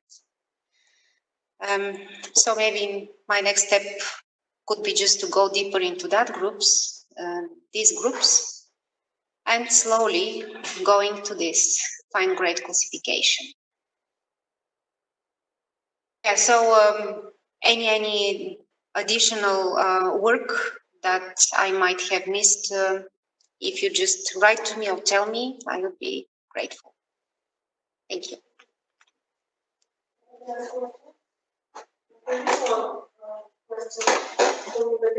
Yeah.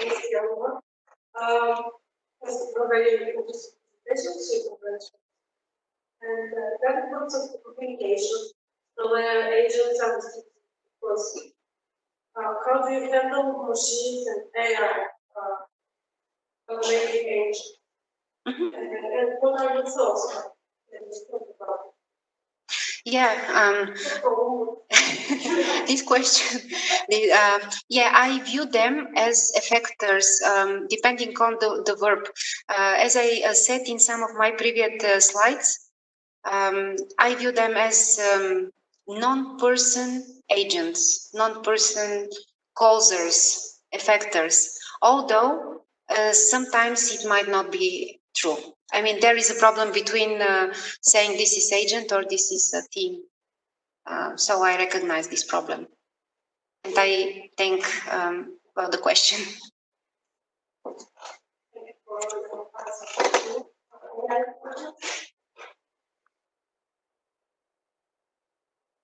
Thank you very much. Thank you.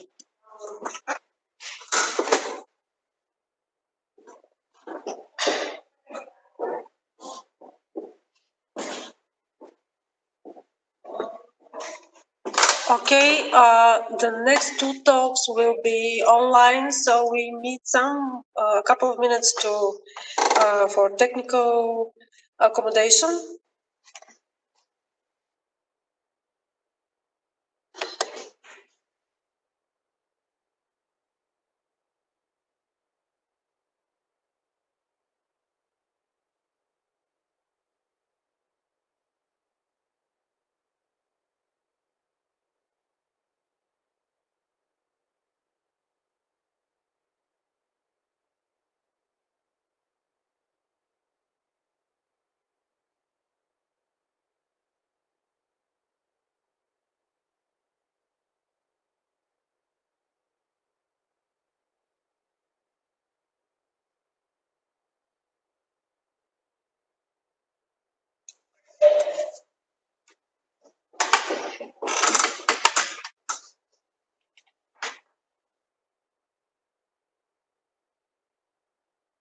Okay, so the next speaker is Professor Svetla from the University of Belgrade.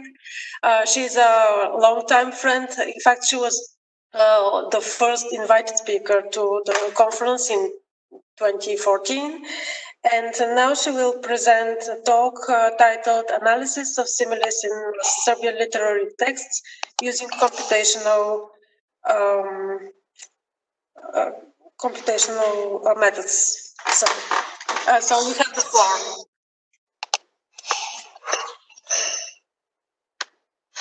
Hello, everybody. I hope you see the presentation.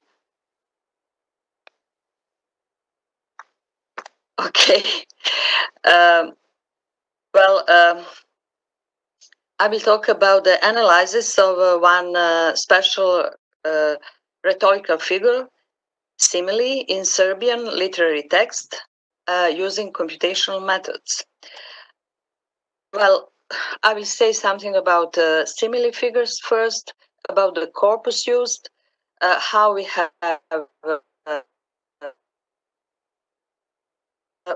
what result we obtained, and I will give some conclusion remarks. Well, what are these simile figures? Are they literary comparisons, a weaker form or metaphoric expression, or completely distinctive figure of speech? That is something that literary specialists are discussing about. But what is important to say is that this is one rhetorical figure which plays an important role in literary texts.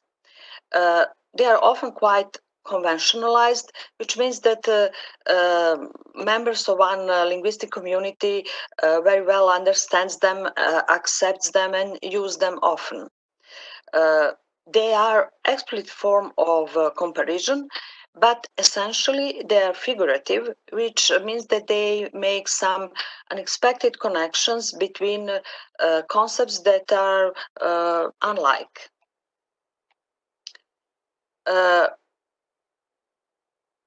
Basically, similes have a multi-word structure, a recognizable surface form consisting of some fixed elements. They can have be either a closed simile, which have a three-part structure, as seen here in this example. She was free as a bird, so these three elements are ground, free, marker, as, and vehicle, a bird. Or it can be an open simile with two-part structure. She was as a bird.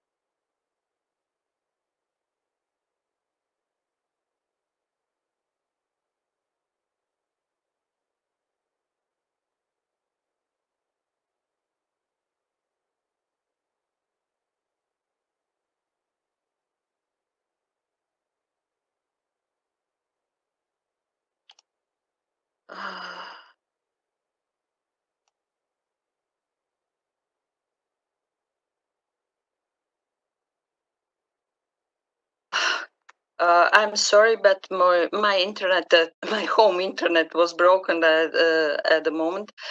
I don't know. I will just continue. So the corpus has to be the text that enter in the corpus has to be originally written in the language of the subcollection, and the first publication date should fall between 1814 and 1920, and they should be at least 10,000 words long. The Serbian subcollection is still under construction, and the whole corpus is still under construction.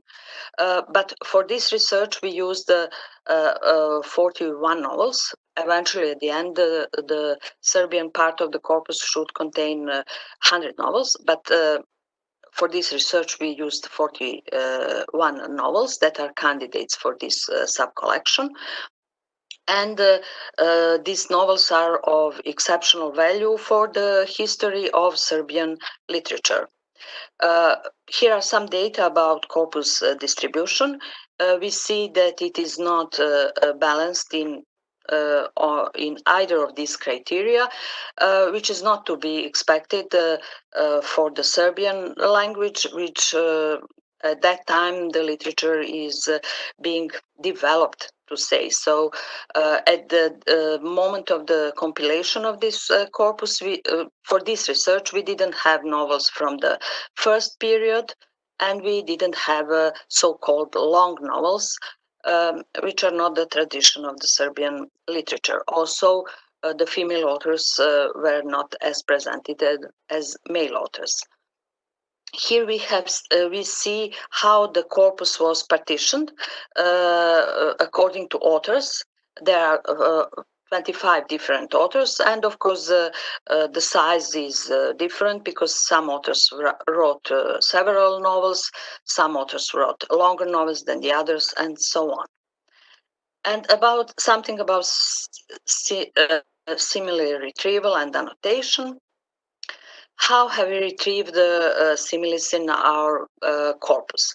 First of all, we used the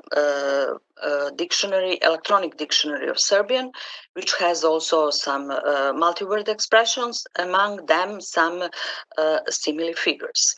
And this dictionary enables to recognize morphological forms of these multi-word expressions, as well as some variations, like as we see here in this example, some word order. So we see here one simile, hungry as a wolf. In Serbian, it can be gladan kao vuk, but also the other way around, kao vuk gladan. This can be described by electronic dictionaries. But in order to retrieve as many similes as possible from our corpus, we have used the Unitics system, the Serbian morphological dictionaries, and we used a very simple regular expression as we see here, just in order to fish possible examples. All possibilities were then we then checked them and selected those that we think are examples of simile figures. So we fished with the blade cow, and then we obtained blade cow smrt, pale as death, žut kao vosak, yellow as wax. But we also observed that there are a number of variations occur in the use of similes that cannot be described by electronic dictionaries. There are variations in the ground and in the vehicle, but also in the marker. In the ground and in vehicle, synonyms can be used. For instance, various forms of practically an adjective with a practically synonymous meaning, mekah, mekan, soft, used in a figure soft as a feather. Also, marker can be used in different forms. many of these are not literary forms, but they occur in literary texts in order to simulate a speech. Then there are a vehicle in a simile figure can be modified, for instance, with an adjective. So one can say red as a crayfish, but also red as a fried crayfish. There can be adjuncts. For instance, one can say free as a bird, but also free as a bird on a bough, or free as a bird in a wood. Also, a determiner in a form or adjectival pronoun can be used, wise as a priest, but also wise as some priest. There are also variations due to free word form. So there can be insertions of an auxiliary. For instance, you are red as a ripe pomegranate. So here we see an auxiliary occurring in the simile figure. Then a subject or tenor can be inserted also, or some pronoun. There are also possible rephrasings, so we can have žut kao što je slama, yellow as straw is.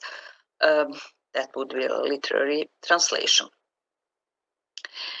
So we try to obtain some form of general simile description in the form of finite state automata, where we developed first generic finite state automata that describe various simile structures that we have obtained analyzing possible variations. Then we described the tactic similes in the form of a table, and then use this table and generic graph to automatically produce specific graphs that are then used for retrieval. These graphs are all in the form of the finite state automata implemented in the Unitex corpus processing suite, and they all rely on Serbian morphological dictionaries. Here is one generic graph that describes various word order insertions and modifications, and some of the nodes in this graph are actually referred to the cells in the table that describe these simile figures. The table looks like this. So one line is one simile figure where some variations are in the cells, some variations are described. For instance, beo, white, can be in Ekavian or Ekavian form. Then mali, small, can be lexical variants, etc. And with these two, automatically is produced a specific graph where now in the nodes we have either literals or references to electronic dictionary of Serbian. Here, this one specific graph recognizes the figure white as snow, with all possibilities for white and for snow, and some addition. This produce specific automata where enable both retrieval of simile figures and recognition similes as phrases, and they are marked as we can see here. Since I have lost some time because of this line breaking, I will skip some slides and go directly to some analysis. I will just say that we have retrieved more than 400 occurrences of more than 250 distinct adjectival similes. Among them, mostly one adjectival ground is used, but sometimes two, like healthy and ruddy as an apple. We also see here in this figure that the specificity of use of these figures, of these similes is presented here. We see that some authors are bound to use these figures more often than the others. I will skip this. I will say just that we also classify these figures to see that some of them mostly describe physical characteristics of object or people. They also are used for colors and for person's character or abilities.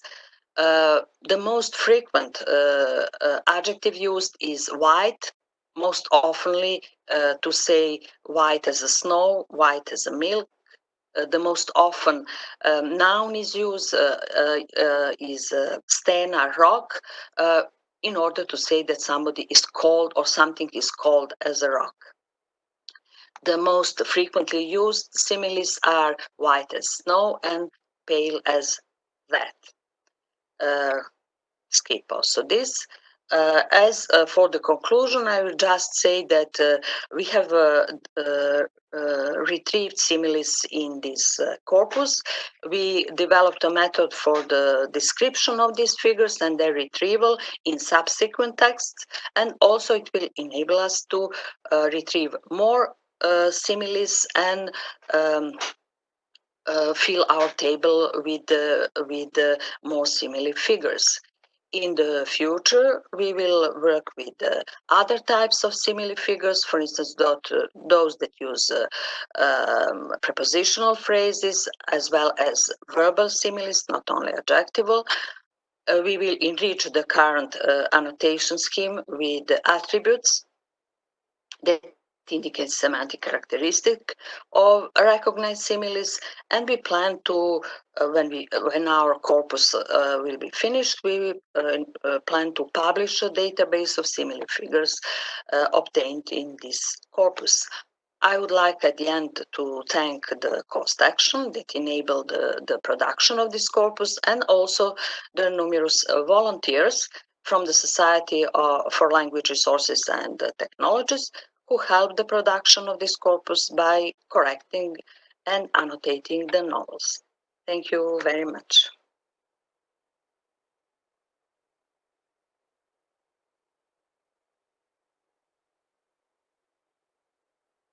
I would like to thank you for staying with us and being able to connect again. I suggest people just write to you if they have any questions, and you can answer them. Is that okay? Do you hear me? Okay. What do we do next? The next speaker is from Turkey. His name is Kutay Uzun and is from Trakya University. His title is Classification of L2 Thesis Statement Writing Performance using Syntactic Complexity and Indices.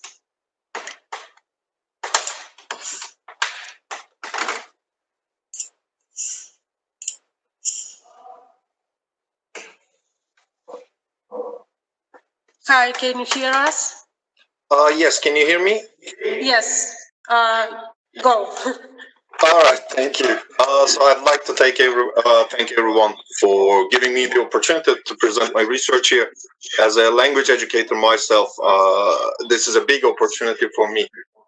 The title is, as you can see, Classification of L2 Thesis Statement Writing Performance using Syntactic Complexity Indices. And just a second, could you enlarge the presentation? Oh, of course. And also, if you can, please just talk about 15 minutes so we can have some questions. All right. Okay, thank you. All right, so let's begin. Well, I specialize in L2 academic writing, that is undergraduate L2 academic writing, and it's mainly in the form of essays.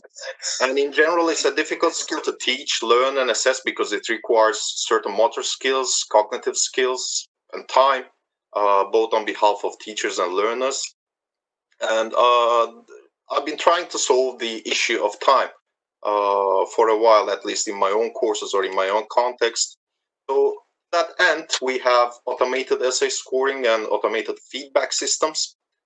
which are widely available, at least to the universities nowadays. But then the models that are trained for automated scoring of essays or feedback systems need to be trained for separate courses and separate genres, so they do not meet the needs of every single course. And this necessitates performance classification studies, which are specific for different contexts or different genres to enable a wider usage of this.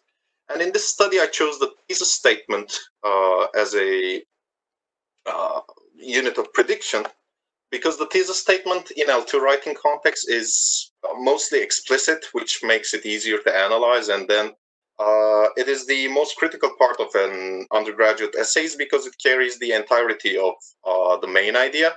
And in a previous study of mine, I analyzed the rhetorical moves in essays, undergraduate essays, as usual, and then I identified the thesis statement as the strongest predictor of overall essay quality. The prediction interval equation can be seen below.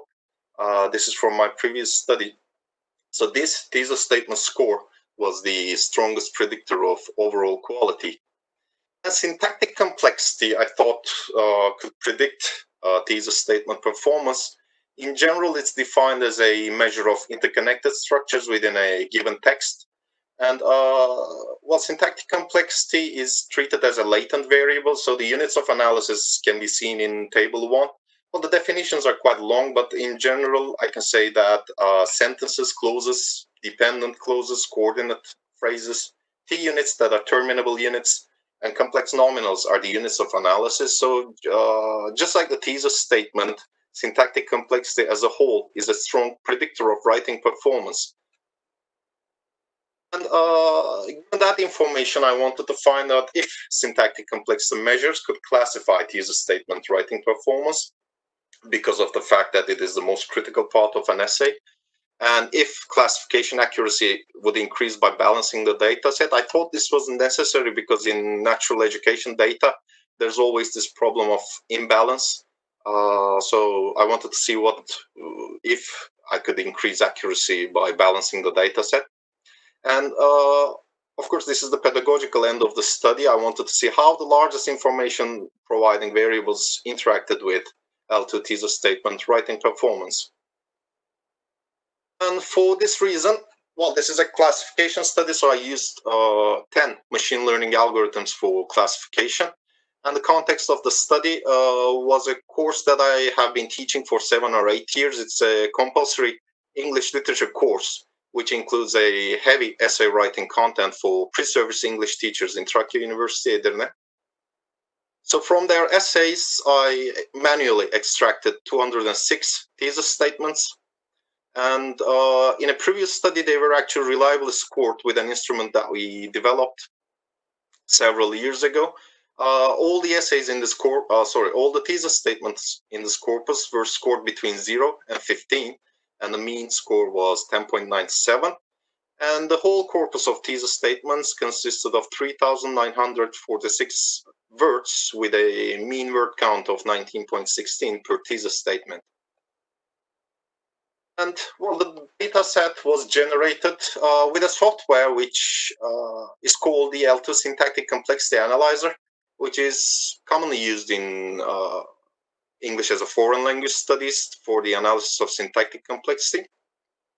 Well, it relies on several natural language processing technologies, plus some machine learning classification and prediction technologies. Part of speech tagging, for instance, is heavily relied upon by the software. But the list is long, as you can see, but in general, the units of analysis are the ones that I have told you in the previous slide. And then their relative ratios among one another is measured by the software. And it gives you a sum of 21 different indices related to syntactic complexity.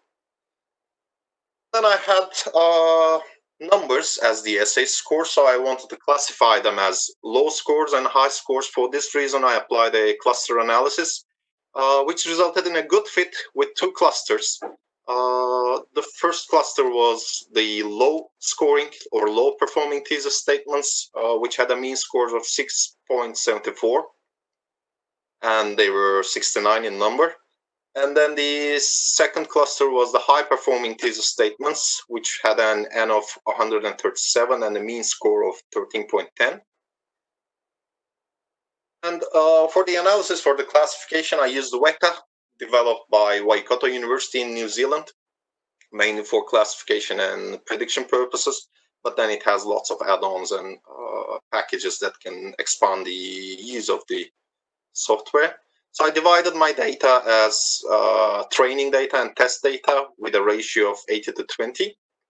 The training data had 51 low-performing thesis statements and 114 high-performing thesis statements. And the test data consisted of 41 thesis statements, 18 of which were low-performing and 23 of which were high-performing. And the next step was to see the baseline accuracy of the prediction. So I used the algorithm for the computation of the baseline accuracy, and it resulted in an accuracy percentage of 56.10. So what I had to do was to improve this, basically. And then for the balancing of the data, I used synthetic minority oversampling technique, which, according to Akbani and others, is superior to random oversampling. So that's why I wanted to balance the data using this.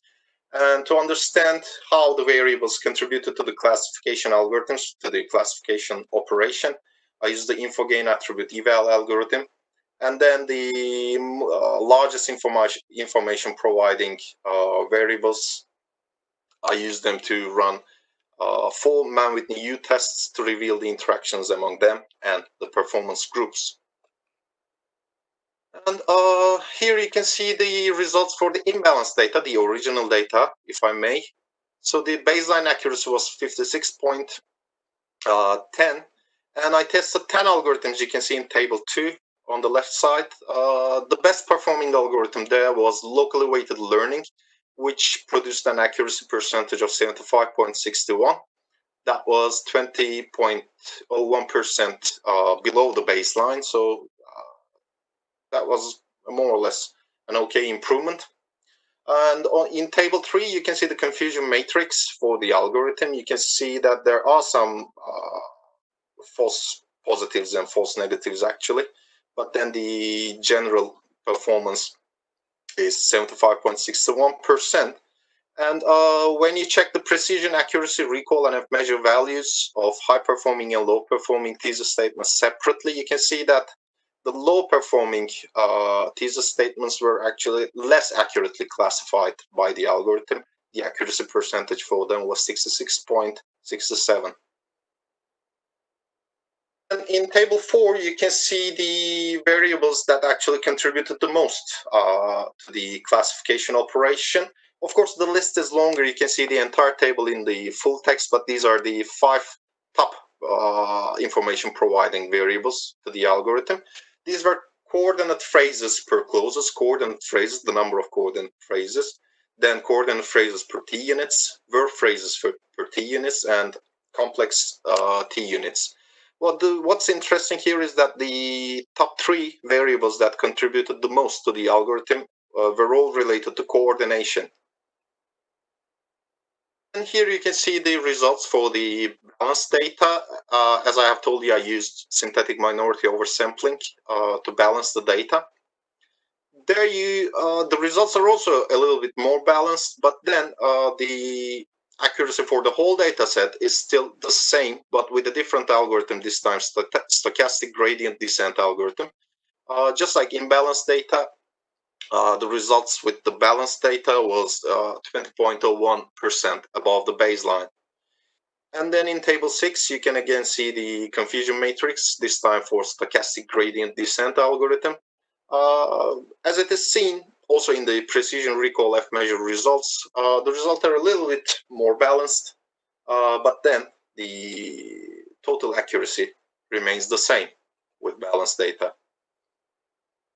And with the balanced data, the largest information providing variables were more or less the same, with one difference actually. But then again, the top 3 variables which provided the largest information were again related to coordination, coordinate phrases per T unit, and coordinate phrases per clause. And then again, verb phrases per t-unit was in the 5 most information providing variables. So actually there was not a big change in the imbalanced and balanced data. And the last part of my study was to see how these variables interacted with teaser statement performance. So I chose the 4 variables that were among the top 5 variables, both with the balanced and the imbalanced data set. That was coordinate phrases per t-units, coordinate phrases per clauses, and verb phrases per t-unit. Interestingly, all the coordination indices indicated that, the analysis indicated that high-performing teaser statements included a larger amount of, or a higher number of coordination. But then on the contrary, the high-performing teaser statements had a lower amount of verb phrases per t-unit. So more coordination and fewer verb phrases were actually what marked a high-performing teaser statement. And as for the discussion, well, the results show that Biber et al.'s claim that syntactic complexity is a significant predictor of L2 writing quality is confirmed with these findings. And then I achieved 75.61% accuracy. That was 20.01% above baseline, both with imbalanced and balanced data sets, but still around 25% of accuracy was missing. And that could be because syntactic complexity is just one aspect of writing quality, and then we have lexical complexity as well. So combining maybe the both variables would result in a increased accuracy. And then in both data sets, coordination and the number of verb phrases provided the largest amount of information. As I have told you in the previous slide, a larger amount of coordination and a lower amount of verb phrases mark the higher performing teaser statements in the corpus. And then this could be because more coordination could be signaling more ideas and concepts intermingled or joined together in a teaser statement, which is the most critical part of the essay, as suggested in the literature as well. Then joining these ideas and concepts probably enriched the content of the teaser statement and resulted in a higher performance. And then the number of verb phrases decreased in the higher performing essays because this actually data set was created out of a literary analysis essays corpus. And in literary analysis essays, one problem is that narration is overly used by learners or undergraduate students, even though it may not be needed at all costs or all times. So this may be, the high number of verb phrases may be indicated a high amount of narration, which may be reducing the overall quality of the teaser statement. So the higher performing teaser statements had fewer verb phrases in them, according to the results. And this is my last slide, limitations and further study. So the corpus itself is a limitation of the study because it's a very specific corpus, including only literary analysis essays written in a single context by a certain amount of students. But then again, it may also work to the advantage if you're going to develop something specific to the context. But then the results, of course, are limited to this context and this context only. And further studies can be conducted to see if classification accuracy can be increased by combining syntactic and lexical complexity indices. Then if the information obtained can be used in an automated scoring or feedback system, or how much it can contribute to that system, can also be analyzed. And then the teaser statements in this study were extracted manually. So the automatic extraction opportunities can also be investigated. And this is the end of my presentation. Here you can see my references. Thank you for your participation. I'll be glad to answer any questions if there are.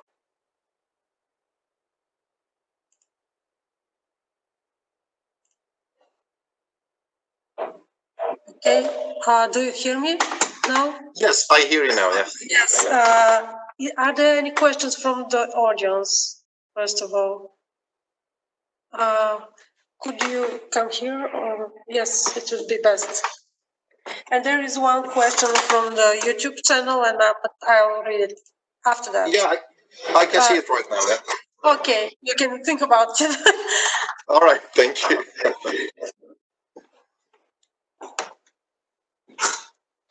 Hi.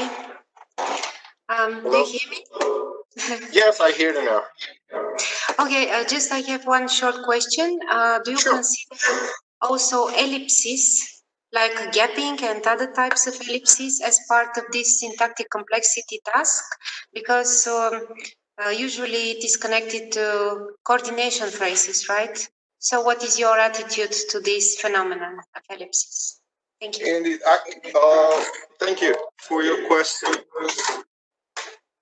The thing is, ellipsis is considered to be a part of general text cohesion in general. So it is actually a part of both syntactic complexity and textual performance.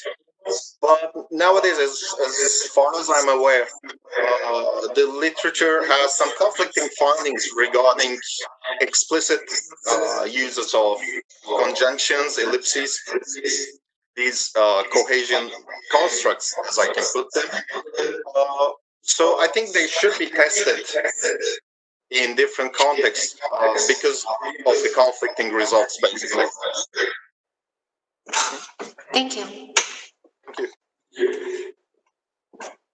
Okay, and now I will read the other question for the audience to hear. Do you think that the results also depend on the proficiency of the language speakers and their writing in their native language? Well, proficiency should be playing a role in all of the results, actually, including writing quality or thesis statement performance in general, because it's basically the frame of how much the learners can perform. And also the native language effect is usually generally, I mean, visibly present in L2 writing as well.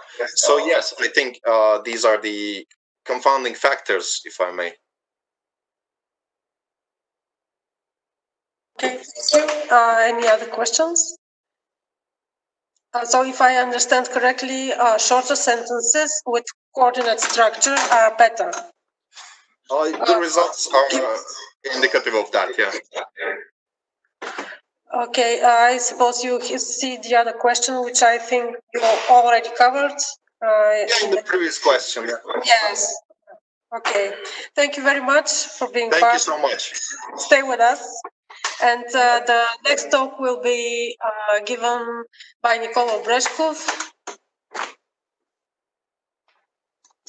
This is a joint work by Svetla Koeva, Nikola Breshkov, and Martin Yalamov of the Institute for Bulgarian Language, and the title is Categorization of Bulgarian Legislative Documents.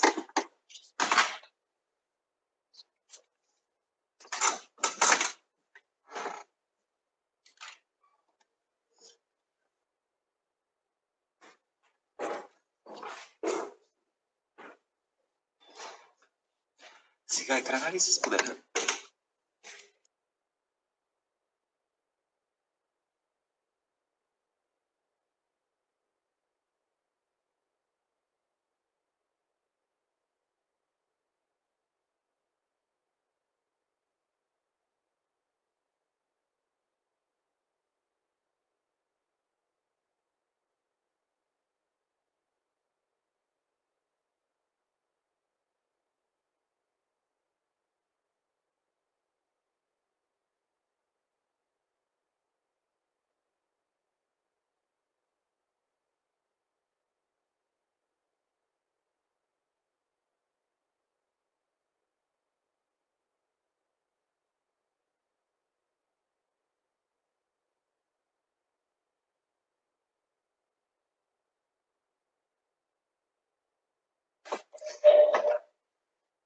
My name is Nikola Breshkov, and I'm happy to be part of this event.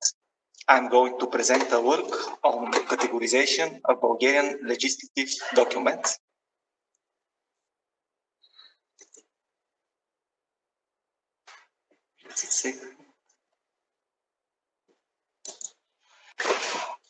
The outline of this talk will be, I will do a brief introduction, we will discuss the related work, we state the problem and our proposed approach.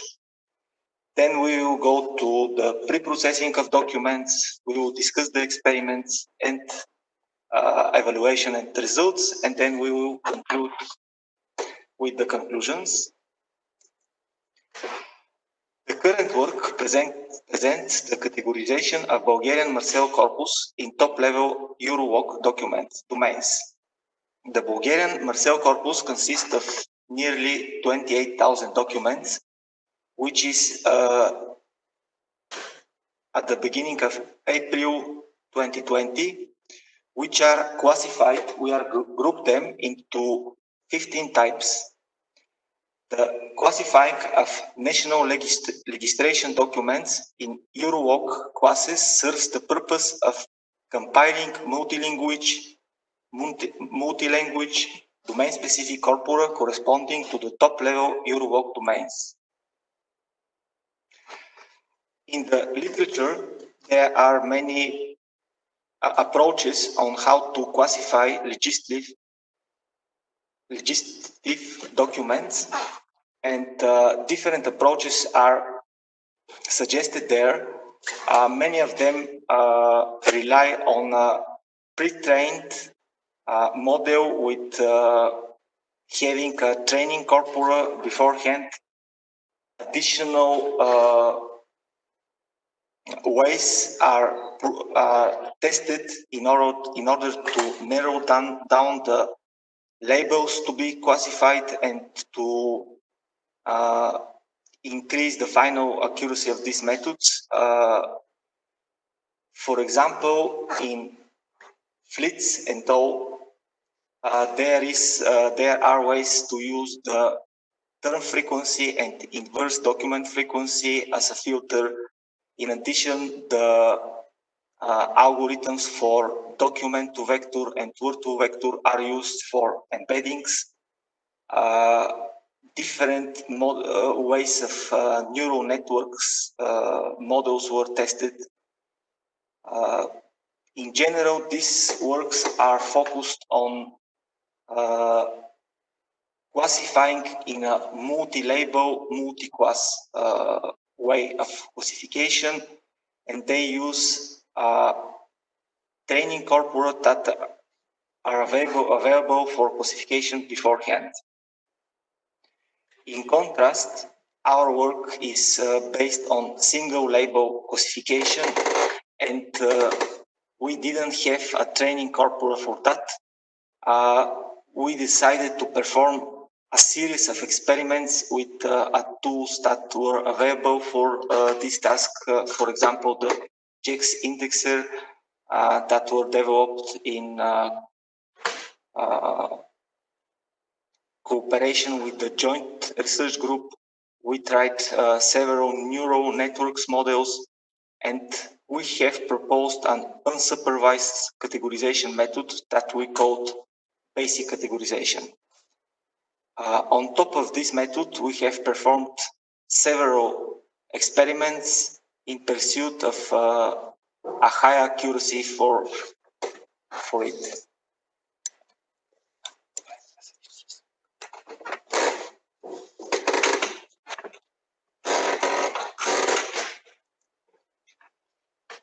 Before we start with our experiments, some pre-processing of documents were needed. At first, part of speech tagging and lemmatization. For that, we used the Bulgarian language processing chain. We have improved it a little bit, covering more specific cases, correcting some mistakes. It is a chain that operates on several levels, starting with sentence splitter. Then we extract the tokens, part of speech tagging, and lemmatization. Additional part of the pre-processing was the term annotation. We have used two corpora, two different dictionaries to do this.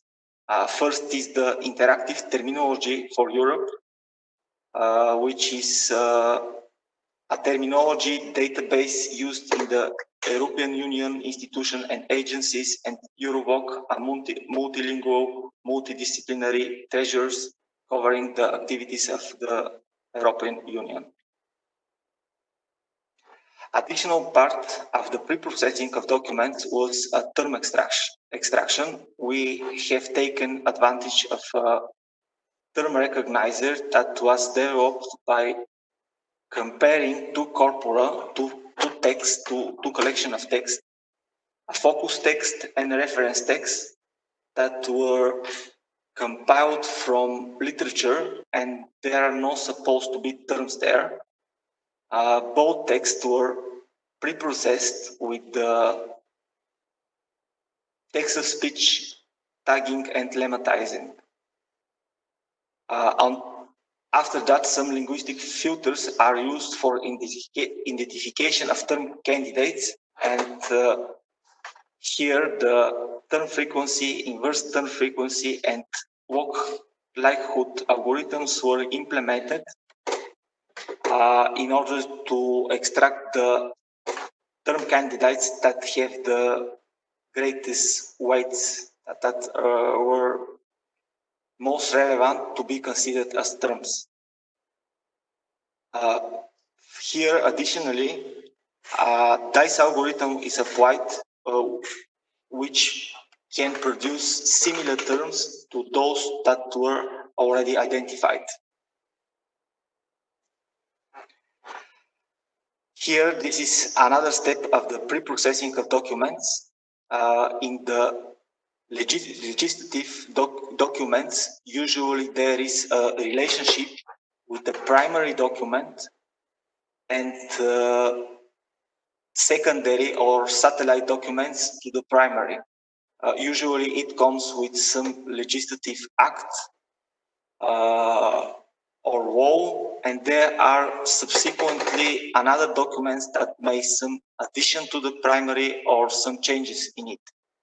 Here we have analyzed the titles of these documents and have identified keywords and some indicative factors that may help us to estimate who is the primary document there and which are the secondary, the satellite documents. In such a way, we are able to use this hierarchical relation between some documents which form groups in order to in our further experiments. Not for all documents we were able to identify this relation in a way that is suitable for us. Roughly for 1/6 of the documents, we have formed such groups that we have used later. Here, this is a brief overview of the experiments that we have performed in order to compare results and find the best method that will serve the purpose of our task. We started with an existing tool, the JEX indexer, which comes pre-trained for many languages, including Bulgarian, and we use the default settings of this tool. I will talk about each of the experiments in more details later. Now just a brief overview. Apart from the JEX indexer, we use neural categorization, titles categorization, our method called basic categorization, which is an unsupervised method. We use its result as a baseline results, and on top of it, we used our pre-processing and performed a couple of more experiments on top of the basic categorization in order to try to improve the results. Now the first experiment was with the JEX indexer. As I said, it comes pre-trained for Bulgarian. We use the default settings. This tool annotates in a multi-label way the documents using the Eurovoc descriptors, and for each label it gives a corresponding weight indicating how relevant this weight is to the current document. Since our task is to have only one label per document, we use this weight and we use the Eurovoc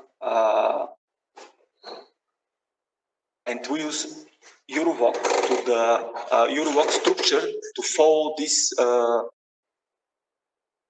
labels to the Eurovoc top domain categories. In case that several labels lead to the same domain, we just sum its weights and finally we select this domain that has the greatest weight. Another method that we tried is the neural categorization.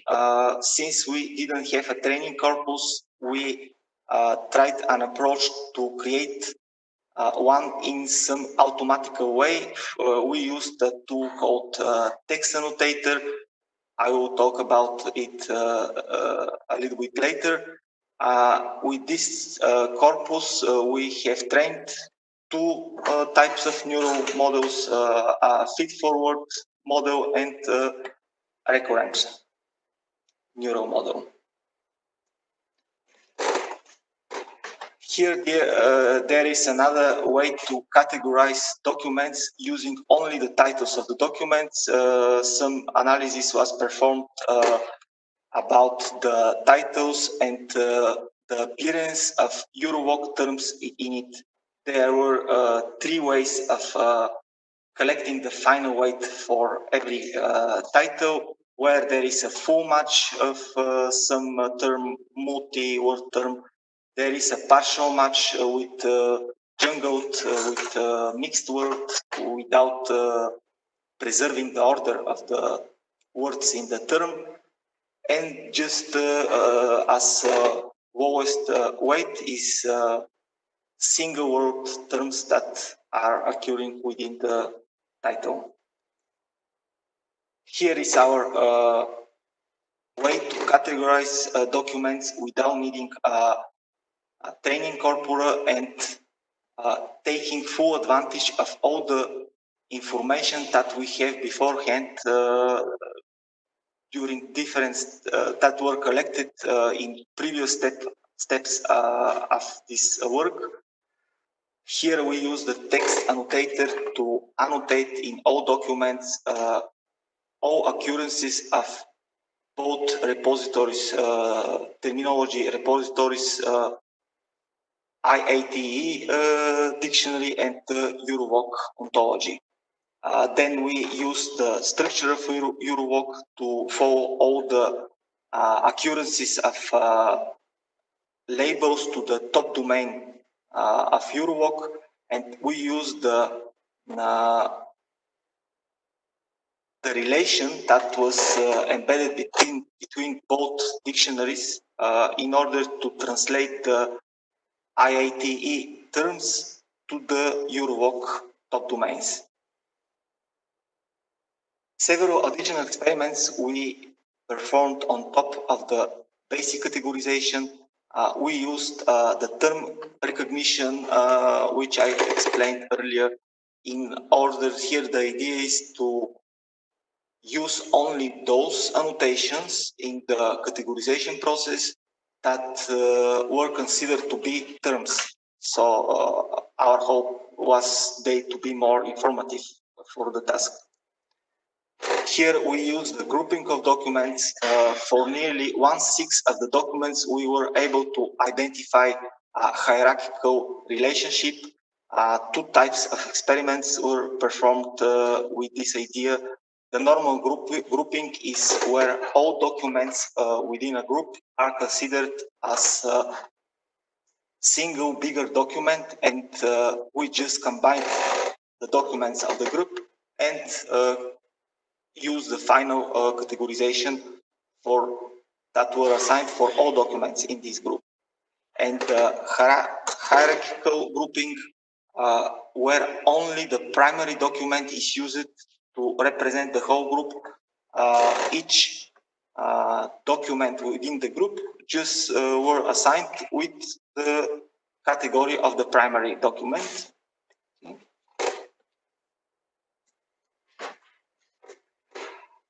We combined different categorization methods.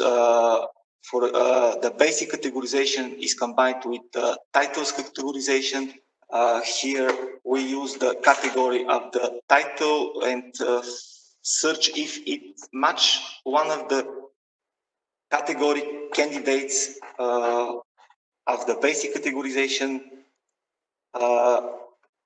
And finally, we have combined the grouping of documents and categorization by titles with the basic categorization, where the idea is that all methods will supplement each other in order to improve the results.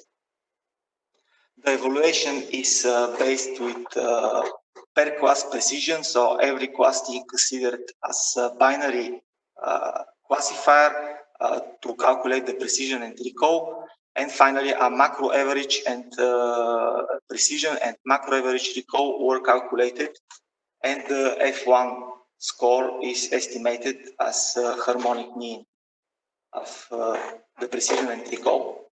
These are the results for Hex indexer and neural model. There were a need for manually creating a training corpora, but we decided that for given the task, it was not the best approach here, because we have to categorize 28,000 documents. For creating a good corpora, it may require manually annotating half of it and use the method only of the rest. For that, our attention was focused on the basic method with the experiments that we performed on top of it. Here are the results, where the best results we achieved where we combined the hierarchical grouping and categorization by titles. The improvement of the result achieved with Hex indexer may require manual annotations, since the pre-trained model was trained on different type of documents than those that we are trying to categorize. The similar is with the neural networks, where once again a big training corpus is required. For the basic categorization, when combining grouping of documents and titles categorization, we achieved the best results. Here are the reference, some final thoughts on the future work. Additional analysis is required to identify only the most significant annotations within the legislative documents in order to have avoid the ambiguity of some terms that may also be common words or be used in different sense. Thank you for your attention.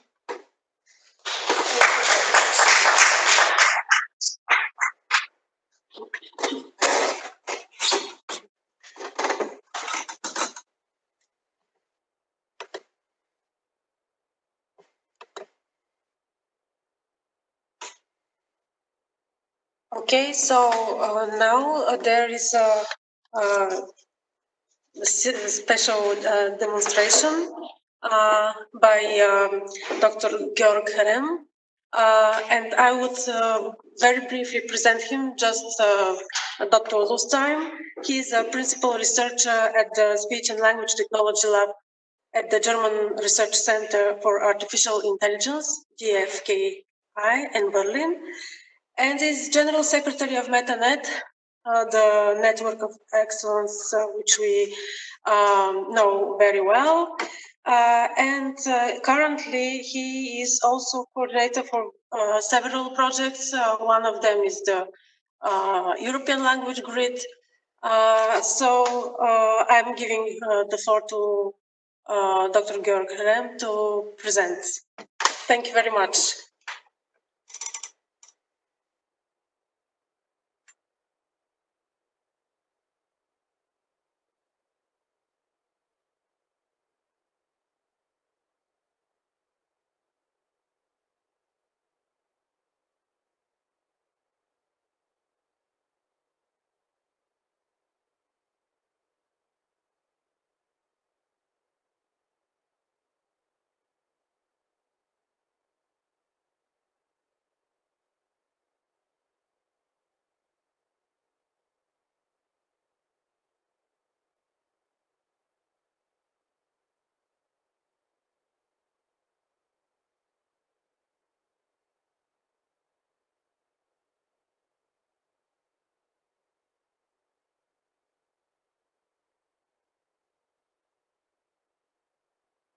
So I need to, can you hear me all right?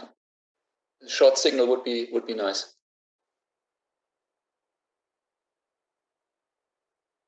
I can't hear anything right now.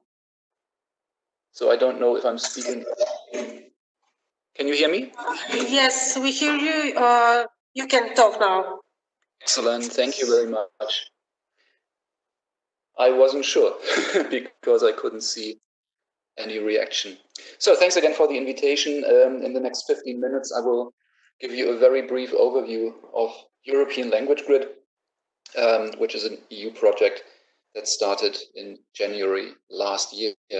So first, a brief detour about multilingualism in Europe. Of course, we all know that multilingualism is at the heart of the European idea, with 24 official European languages, which all have the same status. There's no marked special language. They are all the same. We have, in addition, dozens of regional and minority languages, as well as languages of immigrants and trade partners.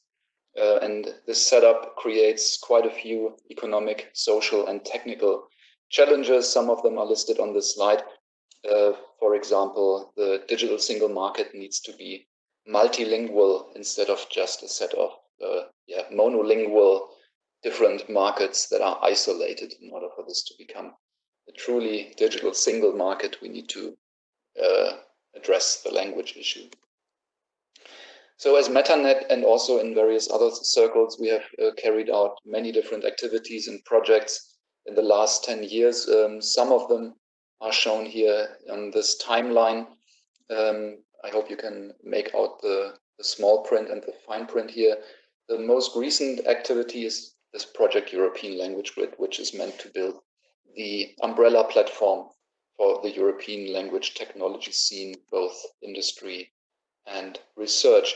I just wanted to highlight one thing, the most crucial activity and document in recent years, and that is this, this European Parliament resolution that was published and voted upon in September 2018 with a landslide vote of 592 parliamentarians in favor of this 10-page resolution, which contains 45 different recommendations.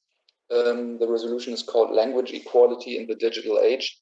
And one of the recommendations was to create a European LT platform for sharing of services. And this is exactly what ELG, European Language Grid, is doing.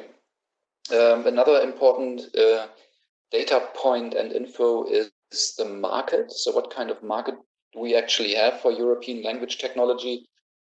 Recently, colleagues created this study or did this study under the CEF umbrella to find out the market size.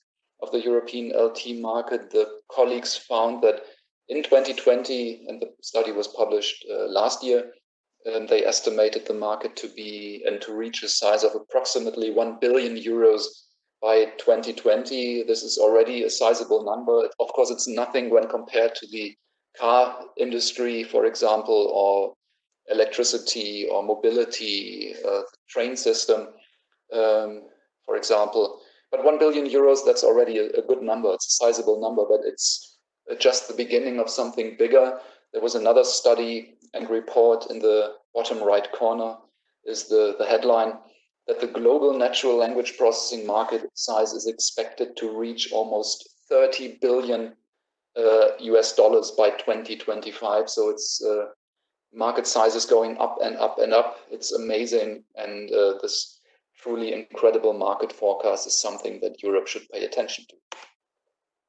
So European Language Grid, just very quickly in a couple of slides, then I can show you a brief demo of the current system. What we want to do with European Language Grid is to establish this platform and the whole initiative as the primary platform and marketplace for European language technology to address the intense fragmentation that we have in the European landscape with hundreds of smaller companies, smaller and medium-sized companies scattered throughout Europe, doing different things, often operating in their own niches, very, very highly focused products or services that they offer only for a limited amount of languages. And often these companies are completely unknown to even people who should know them. And it's quite interesting. And for all of these companies and also for all of research, we want to offer this umbrella platform to bring everybody together working on language technologies. This is the timeline. We are exactly in the middle. It's a 3-year project. In fact, we have our first review next week, this week today. And we have just released the first release of the platform that I will show you in a minute. With the first set of services and data sets, we have the sustainability plan in place, at least the first version, and we are about to announce the winners of the open call pilot projects. I will briefly just mention a couple of things regarding this slide. The ELG platform or the ELG project is structured into 3 broader areas: the platform, content, and community. So platform, that's an actual technology platform that we are developing based on containerization and on cloud clusters built on top of the popular Kubernetes approach, including a web-based front end. Content is not text content. Content is the actual content of the language grid. So static content, dynamic content means functional services, running tools that you can use from the ELG through APIs, but also data sets and corpora. And the community, that's all the people, all the companies, all the stakeholders that we collaborate with, from LT developing companies to research groups that develop LT, to projects on these topics, to associations. We also have a strong network of NCCs, that's our national competence centers. And the National Competence Center for ELG in Bulgaria is led by Svetla Koeva, who is also attending the conference, I guess. Right, the architecture diagram of the platform. We have the base infrastructure with Kubernetes at the bottom that runs in a professional cloud service provider here in Berlin. The middleware is the set of, and it's all Dockerized, of course, itself. So there is a database that contains the catalog, which is the crucial heart of the whole platform, the catalog of resources and services and data sets, which I will show you soon. And this can be queried using the catalog UI, but also in other ways. Instead of going into the tables here with the currently available services, I will just show you the live system in a minute. So right now we are focusing upon services, integrating services provided by consortium partners. Here we focus on information extraction and text analytics, on machine translation, and on speech technologies, specifically automated speech recognition and text-to-speech in a couple of language pairs. And similarly, for resources and data sets, we are focusing also on the repositories that we know and that we organize or maintain ourselves. So ELRC share, MetaShare, and the LRA catalog, and all freely available language resources have been ingested into the ELG. Right, I mentioned already the National Competence Centers of ELG. Here the photo that you can see on the slide. That was our first face-to-face meeting in Brussels in October last year. Right, just another quick word on the sustainability. ELG will not stop its operation when the project is ending. We will establish a legal entity for the European language grid in order to maintain and to sustain the platform, the maintenance of the platform, extending the platform. And we just now, a few weeks ago, we published, and not published, but prepared and submitted to the Commission, because it's a project deliverable, the first sustainability plan. This is all running very smoothly, and this will be further fleshed out, and with the goal of arriving at a consensus early next year, so that we can establish the legal entity in second or third quarter next year with a soft start. Right, last point that I want to mention before the demo, the open calls for pilot projects in March and April. This year we opened, or we published, call was open call for pilot projects. In ELG, we have a total of 2 million euros for pilot projects, and the goal of these pilot projects is either to broaden the ELG's portfolio of language technologies or language resources, or to demonstrate the usefulness of ELG. We call these Type A and Type B projects. And we did this call for pilot projects, which turned out to be very, very popular. Here are the statistics. We received 121 project proposals. We had to reject a couple of them because they were duplicates. 110 projects were then evaluated with 3 external expert evaluators each. We had applicants from 29 different countries, and all in all, the amount requested was 16.9 million euros. Of course, we don't have this money, so we need to select, and we are right now putting together the list of top-ranked proposals. And in this round, we can hand out 1.3 million euros, approximately for 10 projects, 10 or 11 projects. And this process will be finished next week. And then the project will be announced. Right, the summary: we want to establish ELG as the primary platform for language technology in Europe, bringing together this distributed network of European experts. We cater both for industry and for research, and this is meant to be a big marketplace for the European LT business space to strengthen Europe's position in this field. And this is a project and initiative from the European community for the European community. So that concludes my my brief presentation. I can now show you the just a second.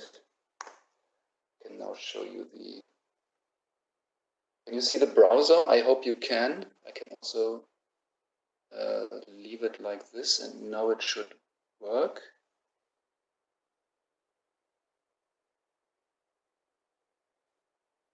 No, I think if I see this, it does work. Okay, now you can see it. If I identify this correctly. Okay, this is the landing page of the European language grid. The most important feature right now is this big pink button, or the search field, so you can search the catalog, or you can simply, if you don't want to search and just browse the catalog, you just press the button without entering any search terms. And then you get the current list of what's in the catalog in the European language grid, you can see that we have 461 search results. That means we have 461 metadata records. Metadata records can be functional services, actual running tools, running entity recognizers, running parsers, running tokenizers, running MT systems that are available in the platform itself. And you can also use API calls to ask these running tools queries and send queries to the tools and get queries back in a REST API fashion. On the left, you can see the different types. So we have right now 252 corpora, 161 tools and services. We have 21 lexical conceptual resources and 7 language descriptions, the list of languages, and you can also click on these and filter accordingly. So this is a faceted search mechanism. The different service functions, so part of speech tagging, tokenization, and so on, many more are available. The different licenses, and then at the end, the related entities, meaning these are the projects, so for example, ERG itself or other projects that provide resources or that provide running services. So as I said, we want to make this the virtual home for all of European LT. So we also, in addition to providing landing pages for the different resources and services, we're doing the same for the different companies, for research groups, for different projects, and they all have their own virtual page here that we can set up, and then we can link the different resources also to the, we can link the different resources to the to the entities that created them and that helped create these entities. Right, let me now go just very quickly to show you one example.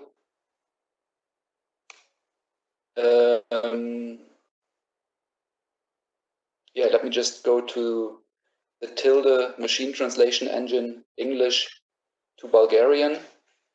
So this is the landing page of this specific service, where you can see some metadata regarding the service, who's the provider of that service. You can see what it needs as input type, so English language input in a specific JSON format. The function is machine translation. The output of the resource is but Bulgarian. And what we can do then is we can try this out. Let me just enter a sentence here. The quick brown fox jumps over the lazy dog. I don't know why, but I like the sentence. It's a sentence that contains every single letter in the Latin alphabet. So we can click the submit button. And what is now happening, in our Kubernetes cluster, the respective container is being activated. And then it answers to the query. And I hope, I haven't tested it with a Bulgarian native speaker.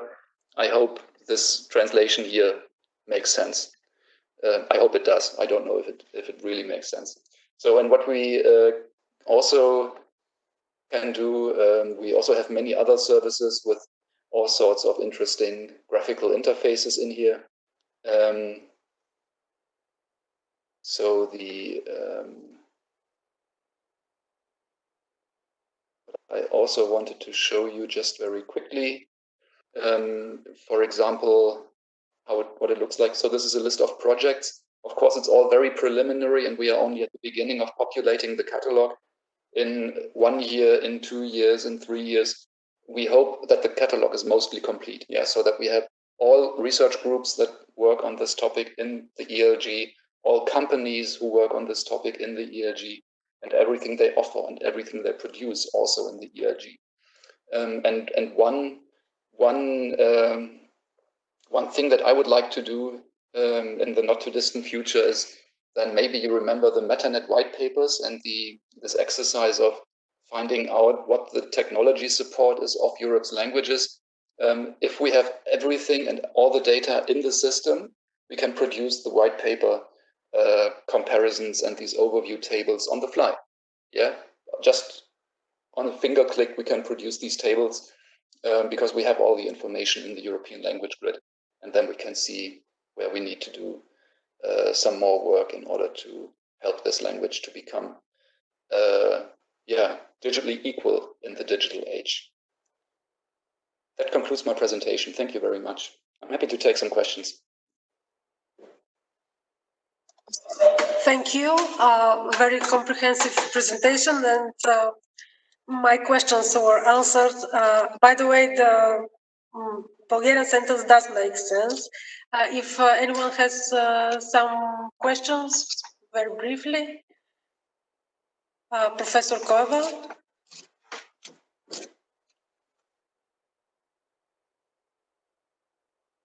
I'd like to thank Jörg for his great presentation and demonstration. I'd like just to ask him to show the audience how many resources in Bulgaria are already put in the system, in the platform. Did you hear the question? So right now we have 24 tagged as Bulgarian on the screen. And you are still, yes, you are still showing my screen. So we have the 2006 Connell shared task. Bulgarian is one of the languages there. Bilingual Bulgarian-English corpus, another one. Bilingual documents, Bulgarian-English in the field of ICT and transport. More bilingual resources. Cogito, that's a commercial tool offered by our consortium partner Expert System in Spain and Italy. And Cogito Discover, that's a tool for language identification that's available, or that can also handle documents in Bulgarian. Greek, Bulgarian, Balti and Parallel Corpus, and the Entera Corpora, and some others. There's surely more available for Bulgarian, and I'm happy to explore with you, Svetla, and with all your colleagues, how we can get as many services in corpora for Bulgarian and on Bulgarian into the system as possible.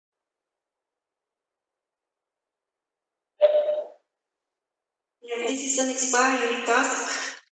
Thank you very much, Georg, once again. Thank you.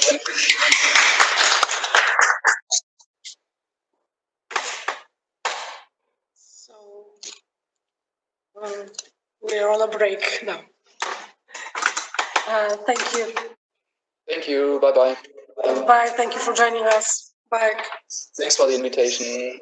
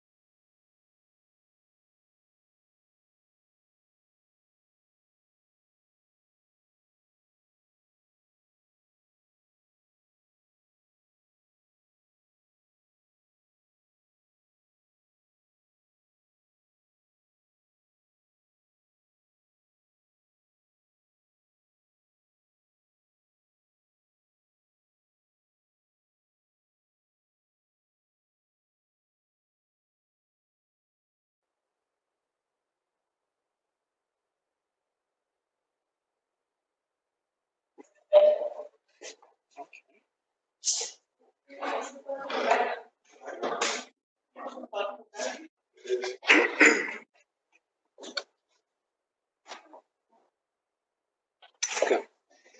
Family.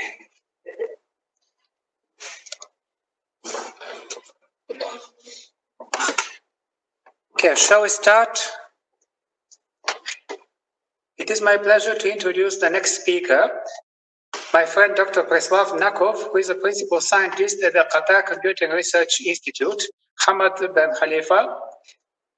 Dr. Nakov received his PhD degree from the University of California at Berkeley, supported by a Fulbright grant. He was a research fellow at the National University of Singapore, an honorary lecturer at Sofia University, research staff at the Bulgarian Academy of Sciences. His interest in computational linguistics, fake news detection, fact-checking, machine translation, question answering, sentiment analysis, lexical semantics, web as a corpus, and biomedical text processing. Dr. Nakov leads the Tanbih project, developed in collaboration with MIT, which aims to limit the effect of fake news propaganda and media bias by making users aware of what they are reading. Dr. Nakov's research has been featured by over 100 news outlets, including Forbes, Boston Globe, Al Jazeera, Business Insider, MIT Technology Review, and many others. So I am giving him the floor now. Or am I?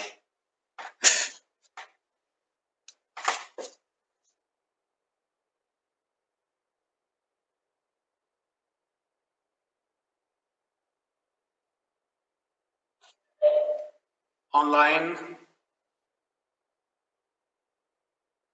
I think I see you. Oh, okay.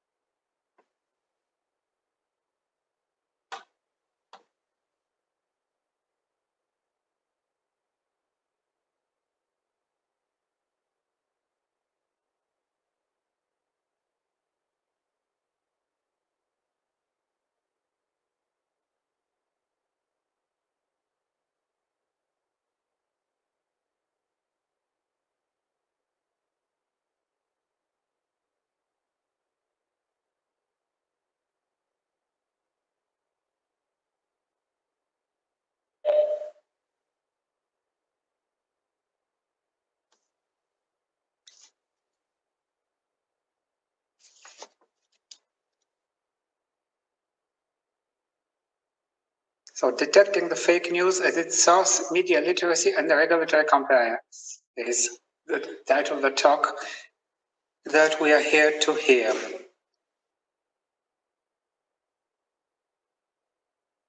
But we seem to be having technical difficulties. Is that how it goes?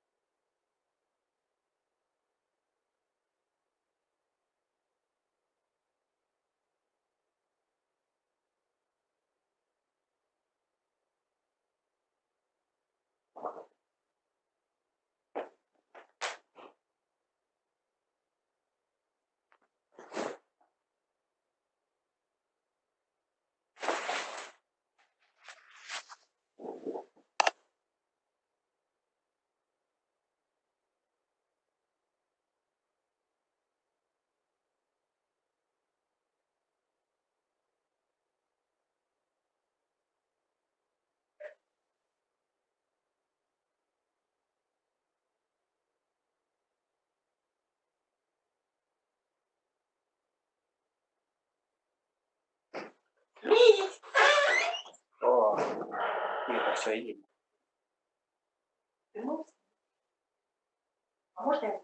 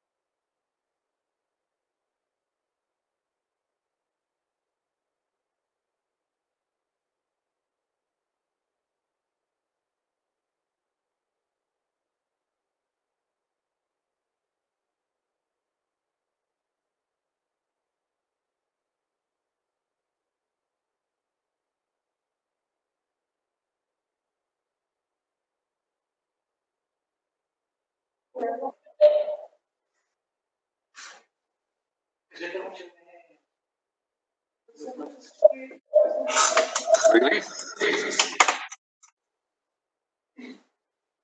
Как вопрос дальше?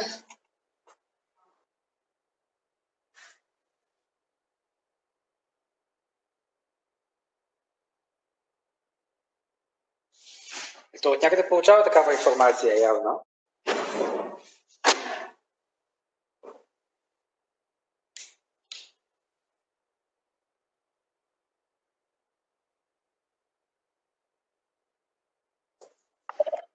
Hello, can you hear me?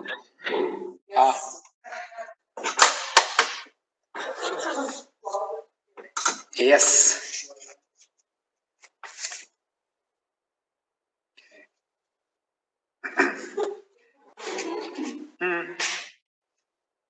Oops.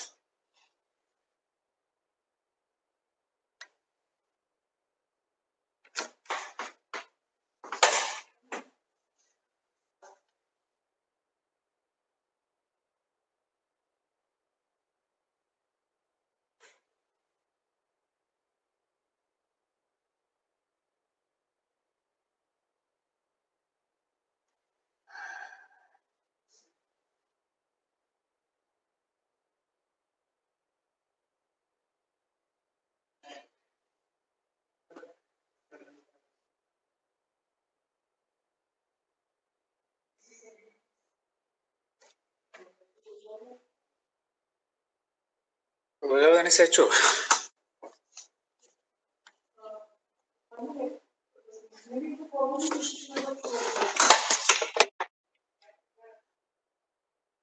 В момента всъщност.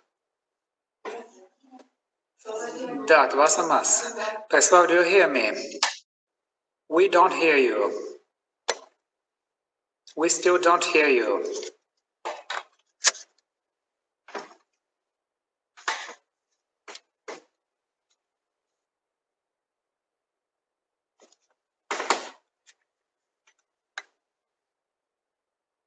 Не се чуваш, Преславе.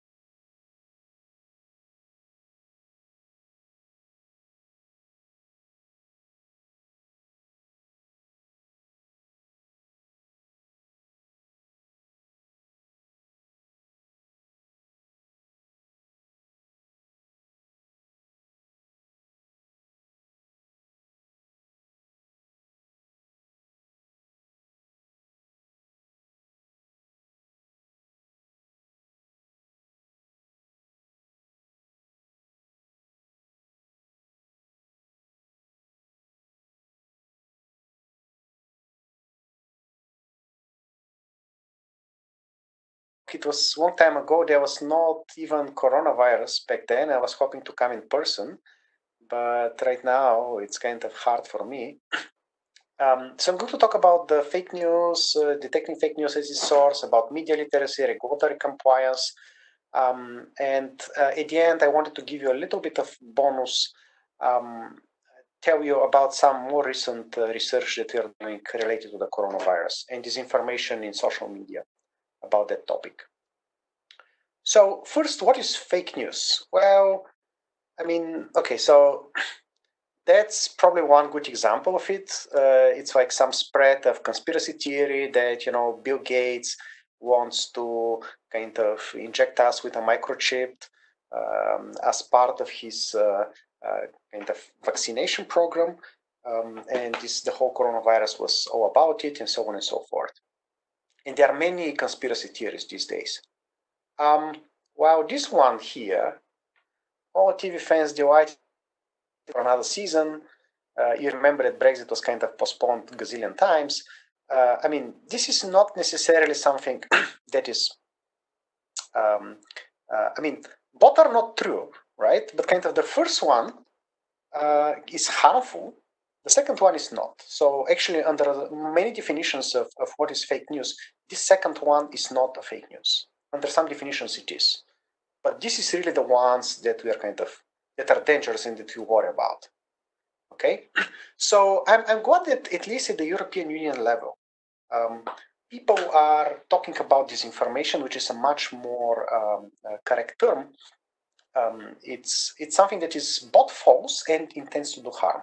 So if it's just false but doesn't really intend to do harm, if it's something like harmless, I don't know, if I say I have been working on computational linguistics in the last 15 years, and if it actually happens to be 16 or 14, that's not a big deal, right? It's kind of just misinformation.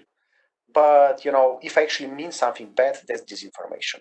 And there can be malinformation. I can actually use real information, you know, with bad intentions, okay? And people kind of are typically misled to focus on the falseness, on whether something is true or not, where actually what we should worry about is whether something is harmful to a society, to a company, to a person, and so on and so forth. And to me, this is kind of much more important. And this is something that has been realized. So, for example, Sir Tim Berners-Lee, he's talking that he's complaining that social media are weaponizing the web, right? So that they are actually turning it into a political weapon, into something. Actually, what is a weapon? A weapon is something that can do harm. And this about it. It's not necessarily about something being false, because you know, the best propaganda is something that tells the truth, only the truth, but not the whole truth. I can also kind of cherry pick the facts, or I can kind of present actual information, but really put some emotional things about it, and so on and so forth. So why should we fight the fake news?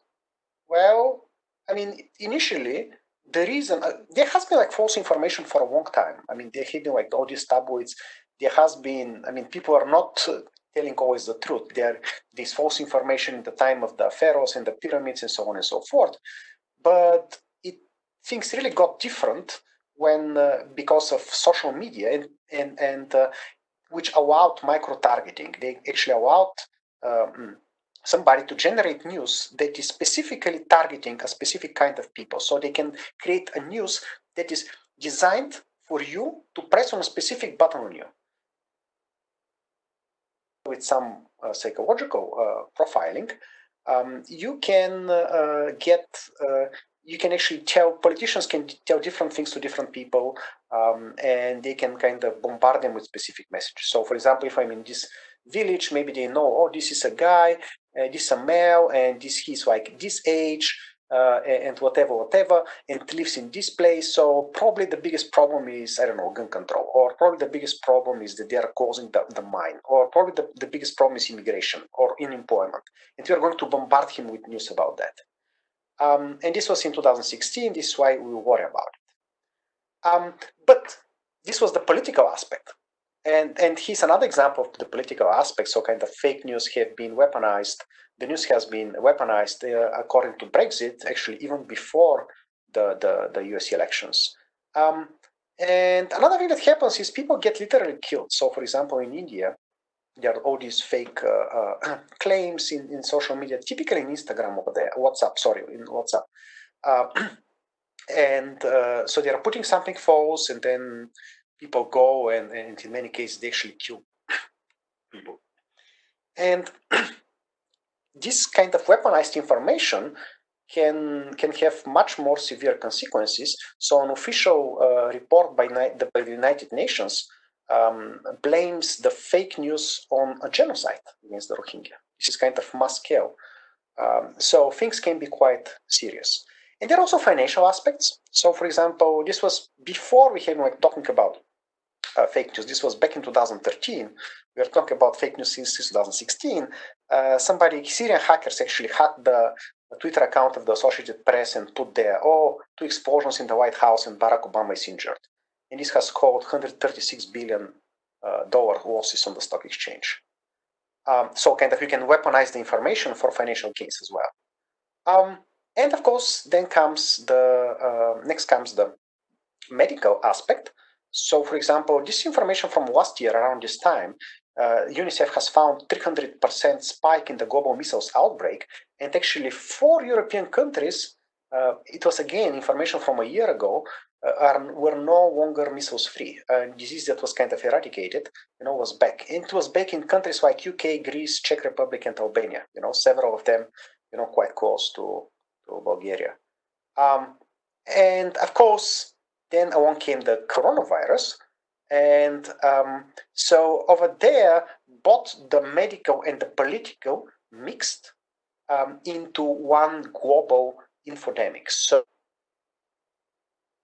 kind of we are talking now about a pandemic, but we are also talking about the first global infodemic, where you have panic, you have racism, you have other things. I'm going to talk more about this. If you look in the top 5 priorities of the World Health Organization, you're going to find there that fighting the infodemic is number 2 in the top 5 priorities of the World Health Organization. So this has caused a lot of recent interest in fighting disinformation, especially in social media, but in mainstream media as well, and all kinds of websites. So one thing that people have been doing for a long time, and I think this is very valuable and very, very needed, is fact-checking. So fact-checking as a solution, possible solution to disinformation. And there are many, many claims that have been fact-checked. So for example, I don't know, things about hand sanitizer, things about, whether you can cure coronavirus with some dryer, or whether garlic cures it, or drinking bleach cures it, or whether 5G causes coronavirus, and so on and so forth, right? Now, and they have been all fact-checking organizations started initiatives, let's say about COVID-19. For example, factcheck.org, they have a page where you can have, some claims that they have checked, and this is something about Snoops. It's another major fact-checking initiative where they have a collection of memes and disinformation related to coronavirus. Full Fact, which is the leading fact-checking organization in the UK and one of the most respected in Europe, has something. But the question is, how much has been fact-checked at the end? Okay, and there's this initiative, Claims KG, where they're using the Google claim review schema to build a knowledge graph out of claims review, and you see how many claims have been fact-checked by Snoops in total. I'm not talking about COVID-19. I'm talking in total, kind of in the several years of existence. Well, 12,000, right? PolitiFact 16,000, and then the others rarely have even 1,000. No, so the total is 33,000. Okay, probably those guys have not crawled everything, but you get the idea, right? Those are several of the major fact-checking organizations, and there are obviously many, many more claims than that. So basically, people have been saying, okay, let's do automatic fact-checking. So here's, for example, a system by a former colleague of ours who is doing. I mean, there are several kind of tools like this where you can put a claim and you can get something, whether this is likely true or likely false. Now the question is, even with automatic tools, can we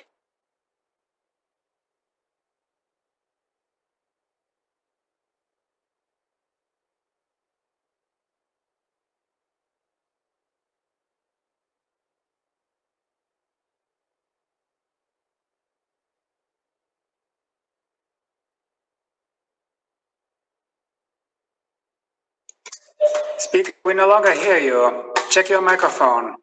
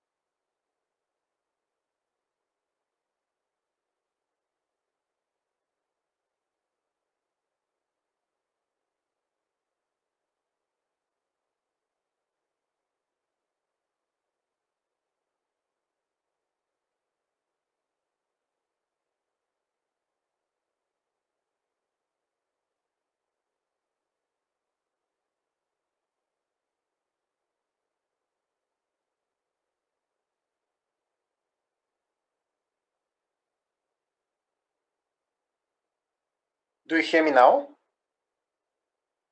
Hello? Yes? Okay, I'll continue. So I don't know what it is. But let me kind of share a screen and I continue. So share. Okay. And now we continue. So there was this paper that shows that false information on Twitter travels 6 times faster than true information. And this was kind of something that was published in Science, and it was very kind of highly influential paper because they really kind of checked every single about 60,000 claims and have checked how they spread. But another paper that is kind of less famous, but kind of I think it's actually more important, shows that 50% of the lifetime spread of some very viral fake news on Twitter happens in the first 10 minutes. Which means that you don't really have much time to react. Okay, so so the alternative is to go after the source. Actually, look at the source. Just a second, sorry.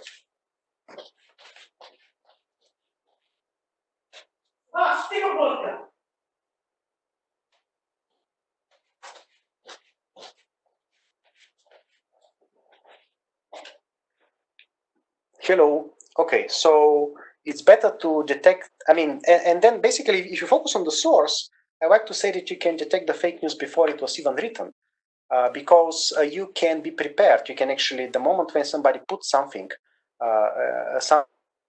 probably put a link to an article, and we can actually go and we can, chances are that we know in advance whether we can trust the website where this article is hosted. So another question is, can we win the war on fake news? Okay, so I kind of ask many questions. So I mean, that's something that is you know, requires a lot of things. So it actually requires the cooperation of technology companies, of governments, international organizations, journalists, academia, and so on and so forth. But there has been an encouraging sign. So again, about a year ago, it was everywhere in the news that Finland is winning the war on fake news. And so how are they doing it? Through education. Okay, so basically through media literacy at all levels, primarily in the schools, but also, you know, for all levels of the society, for all ages. And obviously, media literacy has something to do with resilience to fake news, but there's this study that is kind of, you know, Finland has one of the best education systems, and they have the highest media literacy. And unfortunately, if you here at the Balkans, we don't kind of the degree of media literacy is not so high, unfortunately. So my favorite way to fight disinformation propaganda is through kind of making people aware about it. And there's nothing new under the sun. This is something that Joseph Goebbels, the Minister of Propaganda of the Third Reich, was saying, that propaganda becomes ineffective the moment we are aware of it. So the idea is we want to make people aware of that they are being manipulated. And then it's not going to work. So earlier this year, in February, a little bit before the lockdowns happened, I was invited to be a speaker at a conference in India, and I visited the tomb of Indira Gandhi, of Mahatma Gandhi, and I discovered this very curious thing. Don't listen to rumor, but if you do, don't believe it. So if everybody follows this advice, you know, you're not going to have this problem in social media. So we have this Tambi project, which is inspired by similar kind of thinking, that we want to limit the effect of fake news propaganda and media bias by making users aware of what they're reading. And so there are like 3 key things that distinguish this from other work. So one is, so as you read the news, we signal to you what you're reading. We are building media profiles. We are kind of profiling entire websites so that as you're reading a news, we can tell you, oh, it's coming from a source that is known to be reliable or unreliable, or to have this specific bias, and so on and so forth. And then we have this kind of fine-grained propaganda analysis, which is really, really cool. And I hope to be able to show you around the end. So, okay, let's look now into media bias and factuality of reporting. So, if you read, I mean, you can read something like this: antibody tests support what's been obvious. COVID-19 is much more lethal than the flu. Or you can find something: we could be vastly overestimating flu and his COVID-19 and his why. So actually, one of them is kind of making us aware that things are serious, and the other one is kind of trying to downplay it. Now, it might be useful for you to get some background information. I mean, actually, both of those can be true, right? Because especially initially, when we don't know about the virus enough, both of those claims can be simultaneously true, right? It's not about true or false, but we can actually give you also an idea what is about the bias of those in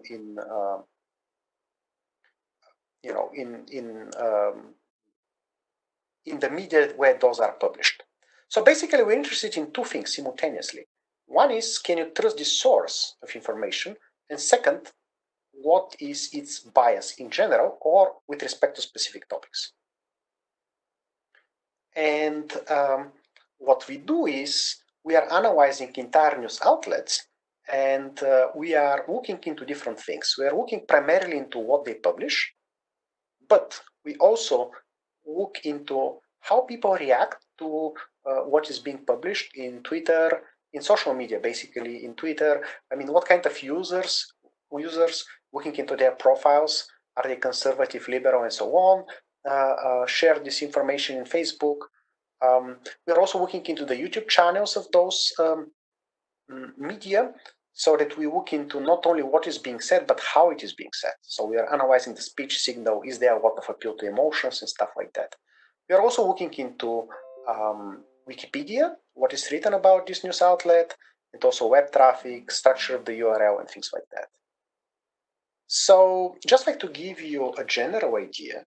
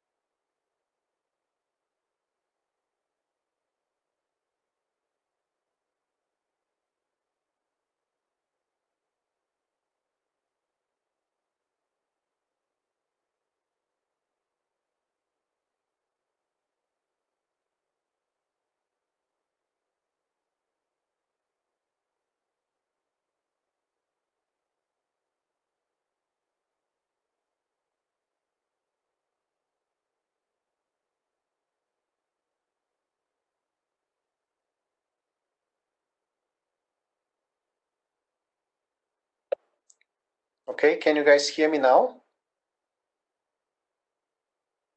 Yeah? I don't hear you. Now we can. Now you can, okay. That's a torture, okay. So let me see.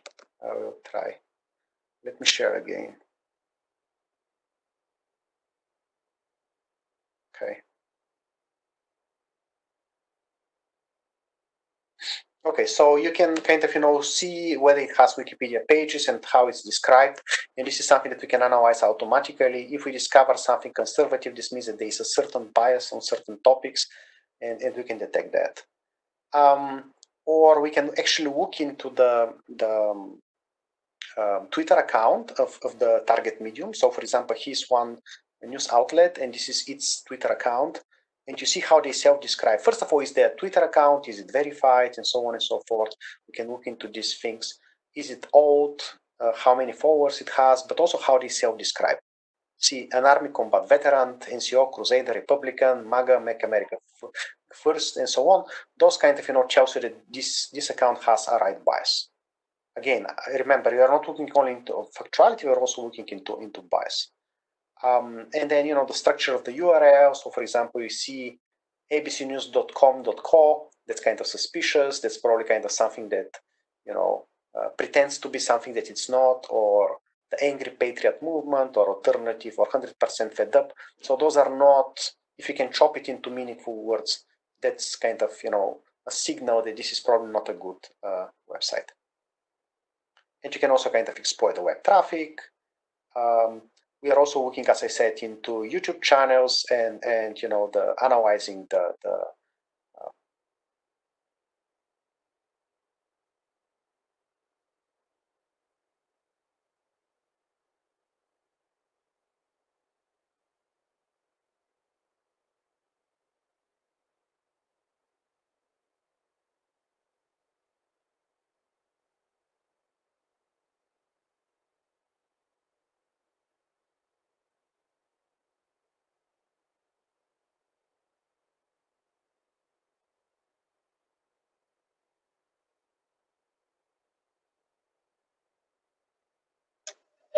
You're back to mute.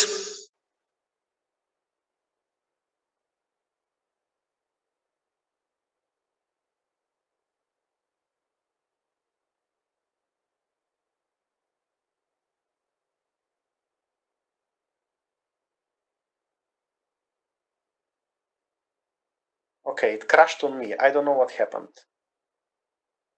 I mean, just WebEx crashed. Okay. Do you guys hear me now?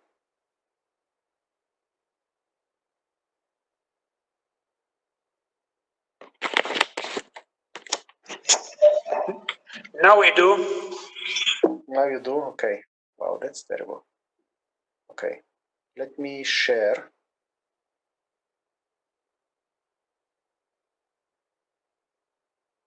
I'm sharing. Okay. Okay.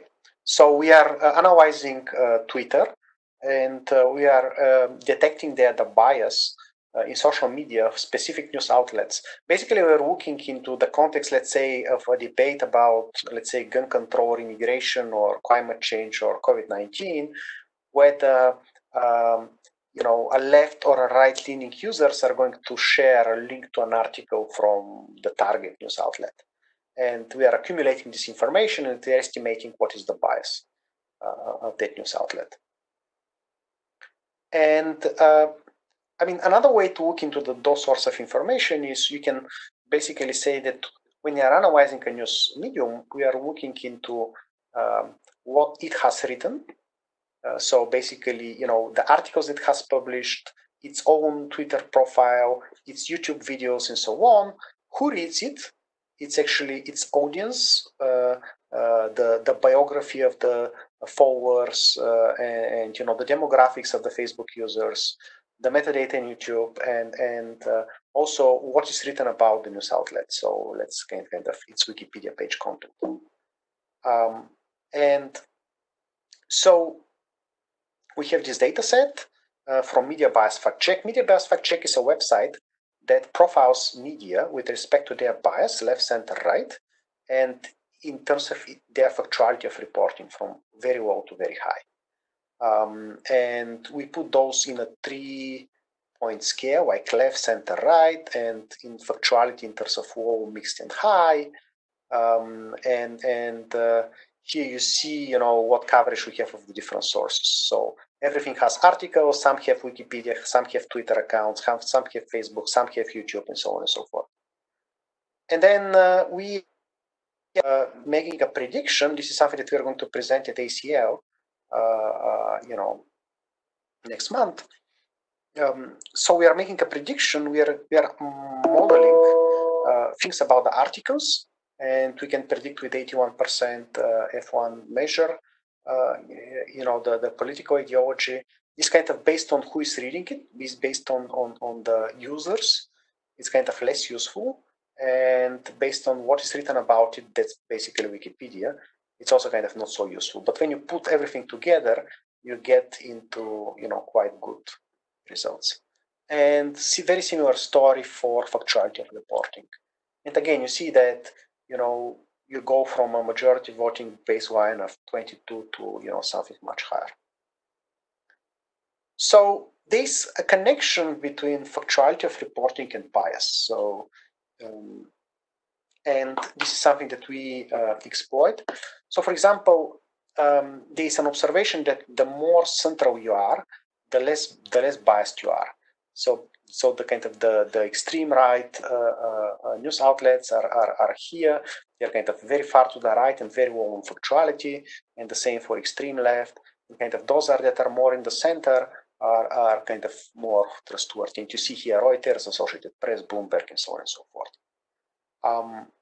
And so this means that we might need to model factuality and bias jointly, and this is what we do, and it actually helps. So we are modeling factuality and bias and centrality and hyperpartisanship jointly, and also the bias in different scales, 7-point, 5-point, 3-point. If you do multitask learning, this is kind of mean absolute error. You see that the error goes down.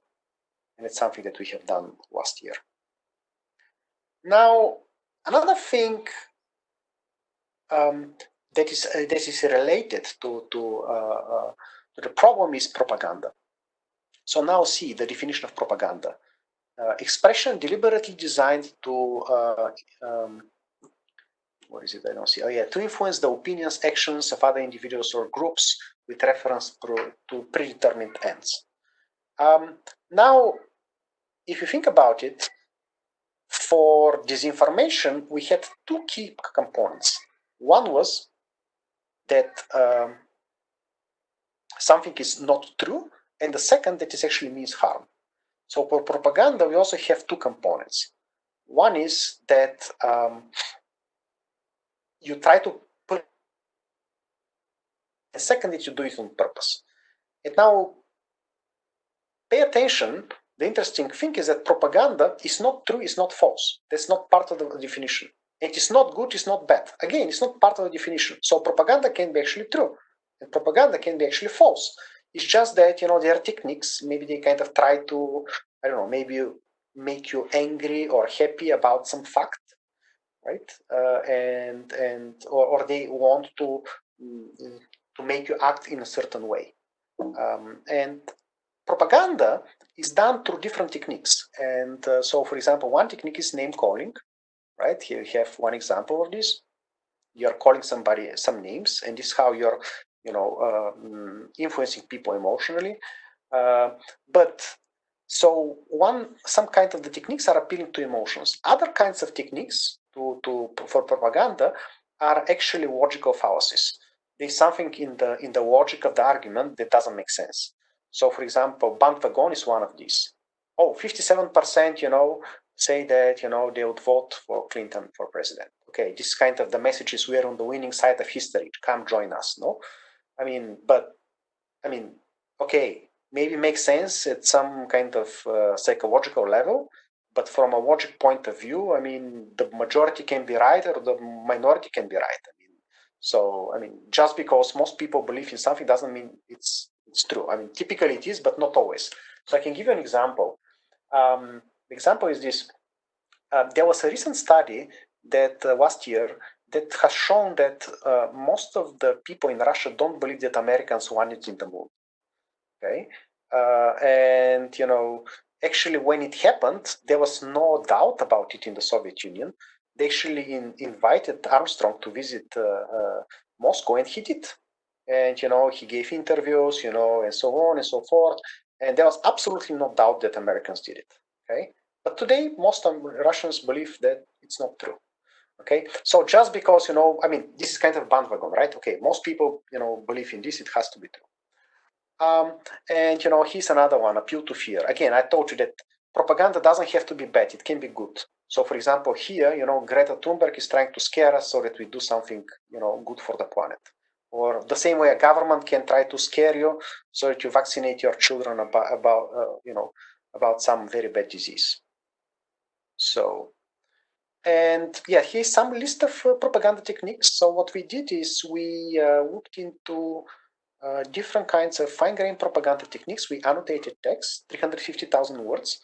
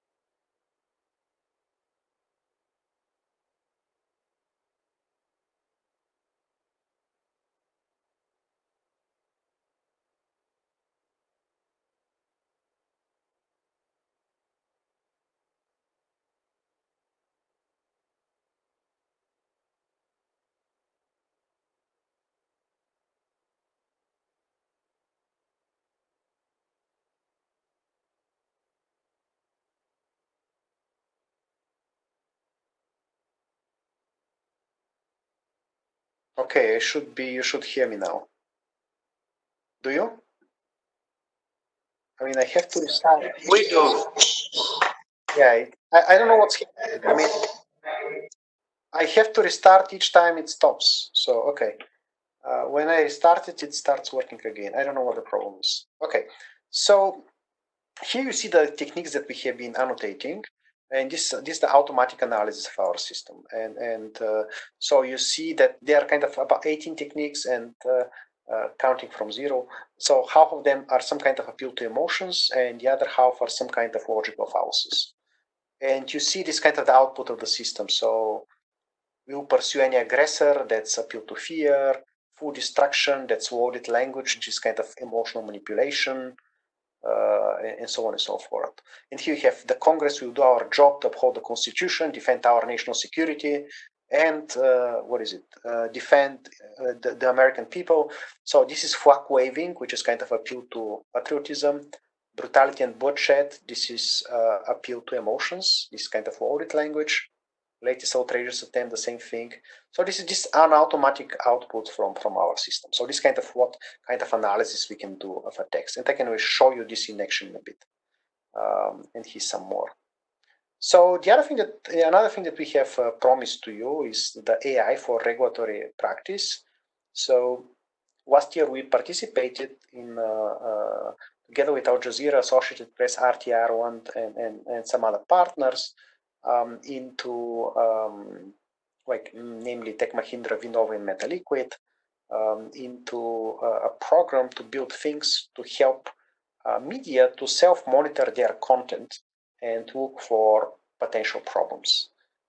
So, for example, we have something where you can upload an article and upload a video, and it tells you, oh, here there is a claim that has been previously fact-checked, and we know it's true, or we know it's basically kind of we signal this, and then humans can have a look into it. And another thing is kind of to show the bias, because media they need to know whether they are biased, left, center, right. Maybe it's okay, maybe it's not okay.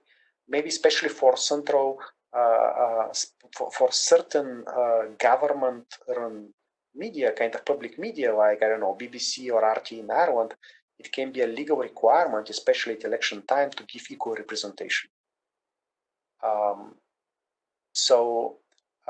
And he's something else. It's like about graphic content, where we upload a video and it tells you that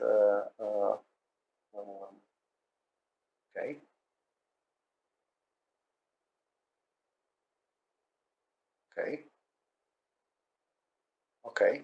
So and we won an award about this system.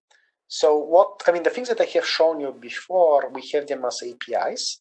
So we have exposed them as APIs. Okay, so you guys can hear me. And we also have a plugin in a browser where you can actually go and see those profiles. And I can demonstrate in a minute. Before I do, this is the team. So we have people from doing language technologies, people doing social computing. We have people from Northwestern journalism. We have collaborators with MIT. We have joint postdocs. We've been working with a lot of students from Sofia University and professors there. And we have been collaborating actively with MIT, with Al Jazeera, RT, Associated Press, more recently with United Nations, Facebook, and so on and so forth. And obviously with Sofia University and so on. I wanted to show you a demo quickly, and let me see. I'll stop sharing this, and just very quickly, I want to see if this is going to work. Okay. So, okay, let's see. Now, very quickly, I'm sharing this. See my screen. So this is Tambi. Tambi is a news aggregator, something like Google News. But as I'm reading it, I can actually click. I can search. And now.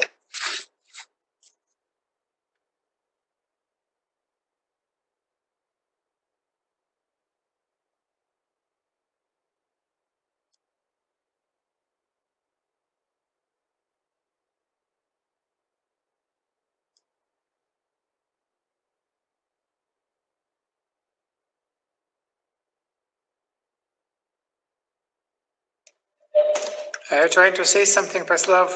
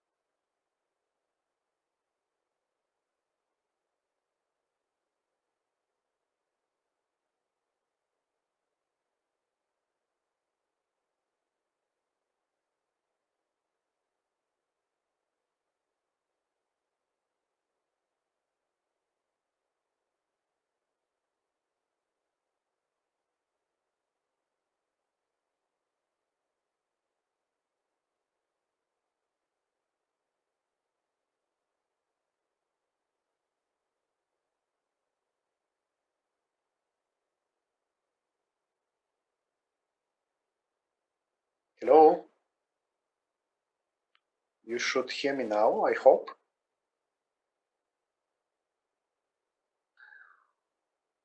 Do you hear me? Yes, we do now. Okay, good. Okay. I'll try to. Okay, let me try now to show you. Okay. Let me share this. Okay. So, wait. Okay. So this is, okay, so this is kind of the profile that we have for BBC, for example. So we have analyzed some 50,000 articles. I left the meeting. I'm still here. Okay. And we have, okay, I'm okay, good. Okay, so yeah, we have analyzed some 50,000 articles and we found that, you know, the vast majority of them are very unlikely to be propaganda, right? And then we also detect the general frame of reporting.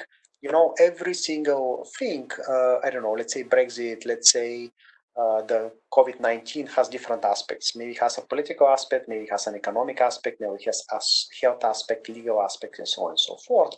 And we are analyzing from how the media frame their stories.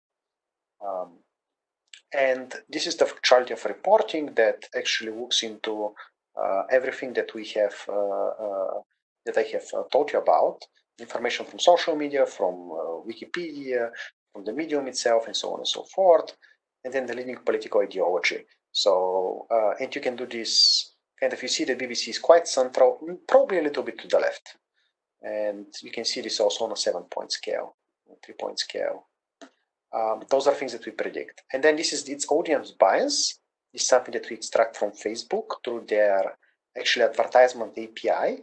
This is something, information that they're exposing to their advertisers. And actually, if you know how to query, you can get it. You see that there's some left bias. And then this kind of the bias of BBC with respect to some topics. And you see kind of a little bit to the left. And this is kind of the bias of the Twitter users, of the Twitter users when they discuss that are following, that are reading BBC, their bias. So kind of you see that there's a liberal bias on Twitter. And then we have like stance with respect to specific topics and so on and so forth. And we built this for many, many different media. You can go and you can actually go here and you can search. Another thing that we have is okay, let's see. This went to sleep.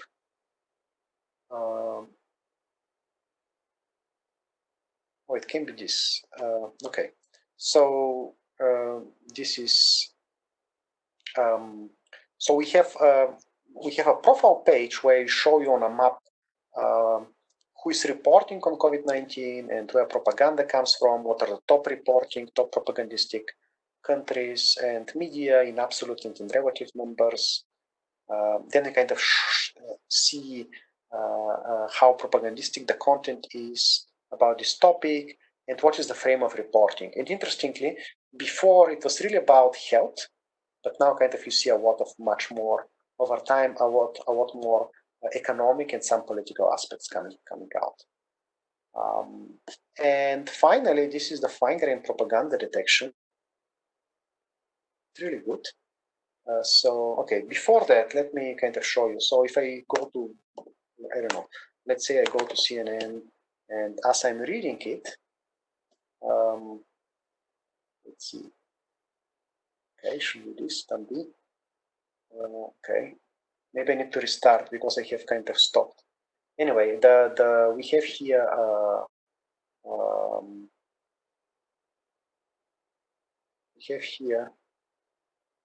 Chrome extension. Okay, I'm not going to show it now because I have disabled all plugins before we started. So I need to stop that. But let me show you the PERTA system, which is for the tool for analysis of propaganda techniques. What you can do is we have actually analyzed a lot of articles with these fine-grained techniques, and you can go there and you can explore them. So, for example, here it's about COVID-19, and you see the general kind of techniques that are there. Obviously, the main propaganda techniques is worded language overall, and then it's appeal to fear and prejudices, and then it's name calling, and then it's flag waving, things like patriotism, some doubt, some exaggeration, minimization, some slogans, causal oversimplification, repetitions, thought termination cliches, appeal to authority, and everything else is very small. And what you can do is you can look into how those differ. So, for example, here's a left medium. Here you see only those for CNN, right? And this is the general one.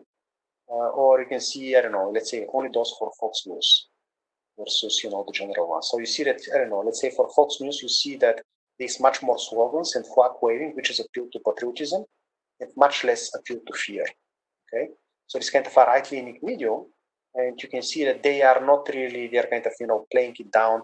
So he's like minimization, probably, some doubt, some, flag waving, make America great again, and so on, and some slogans, right? But not really fear. While it's kind of the general reporting, and kind of, see here, this is CNN, right? CNN is much more fear, and slogans are, here.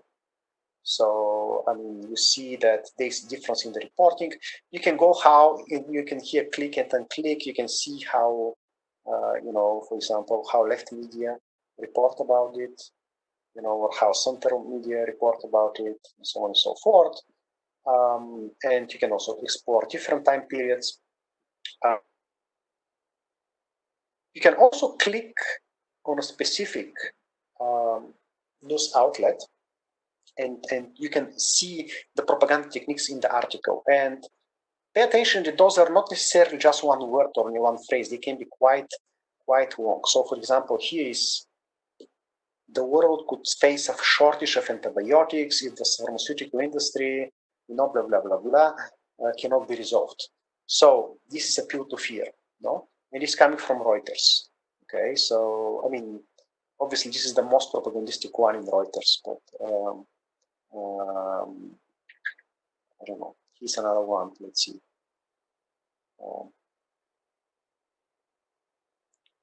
So, yeah, rumor mongering, this kind of worded language. Let's see this one. Okay, poses, okay. The coronavirus outbreak poses a very grave threat to the rest of the world. This is appeal to fear, right? Very grave threat. Or, I don't know, other things. So I can go actually to some news outlet. I don't know, I can go to, maybe, I can go to, and I can get any news article, okay? And I can actually go back in the Perta system. I can submit my own article. I can kind of put here the text. I can copy the text from the URL, and it gives me everything here. And then I can submit it, and I can do an analysis, right? So kind of you can do this in your own text.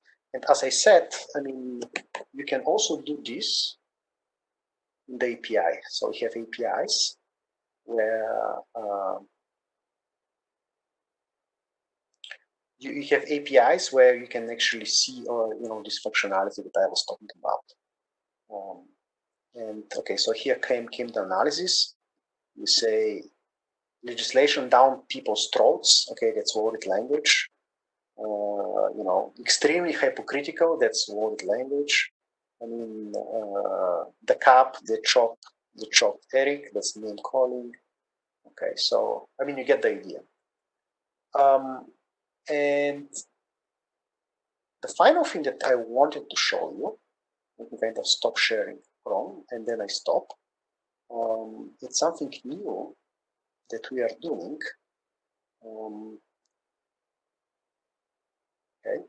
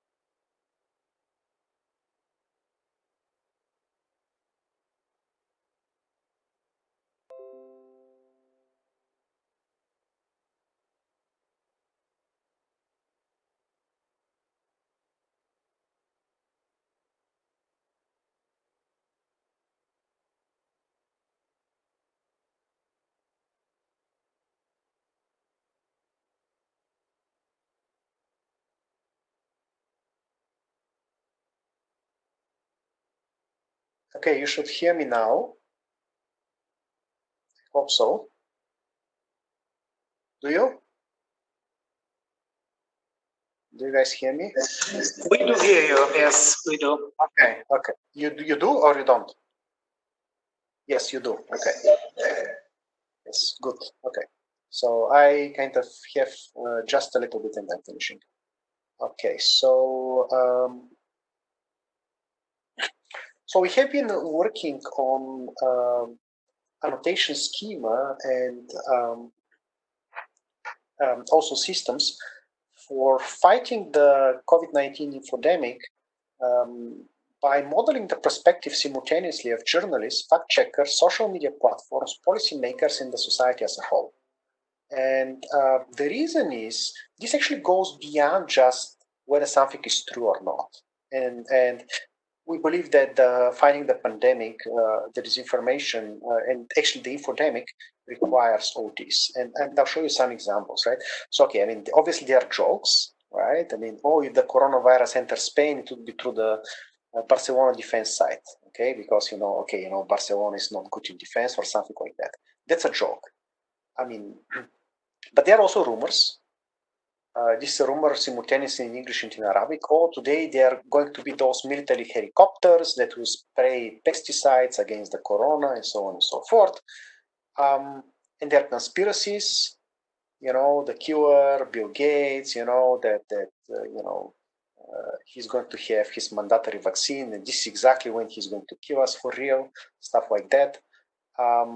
Then this promotion of fake cures, like, oh, both garlic water, is going actually to cure it, this is great news, and so on and so forth.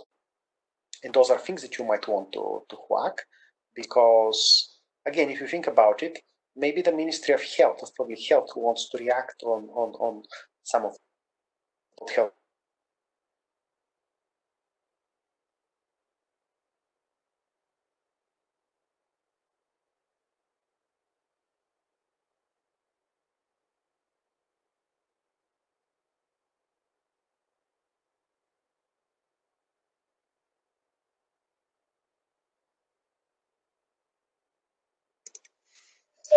We'll stop hear you again.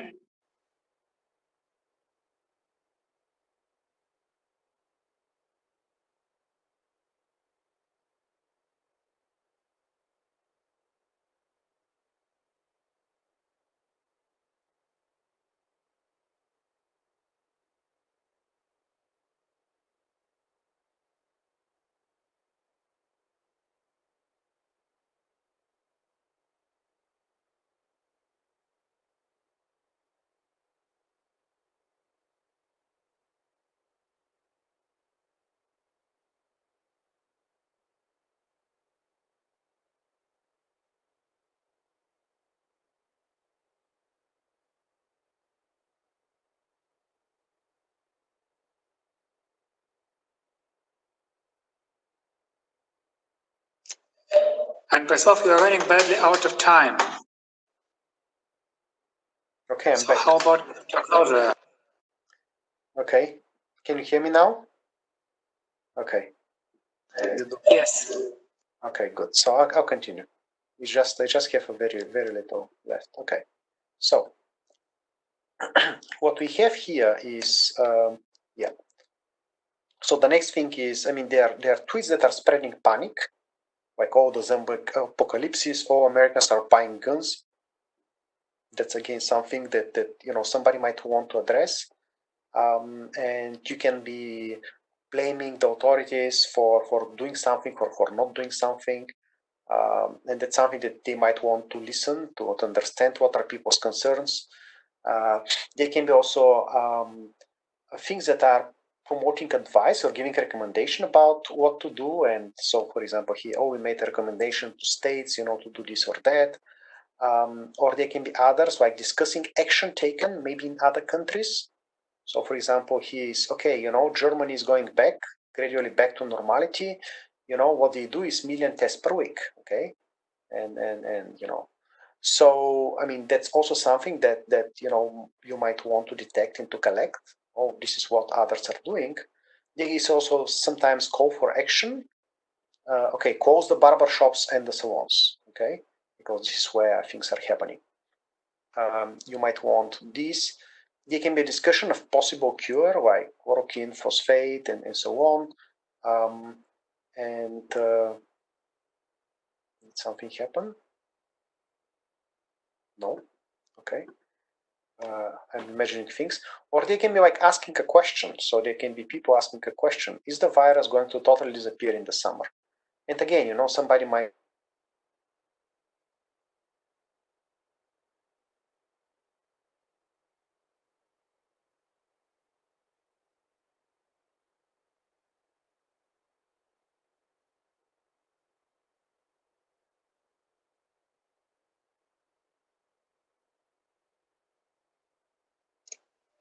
And again, we don't hear anything.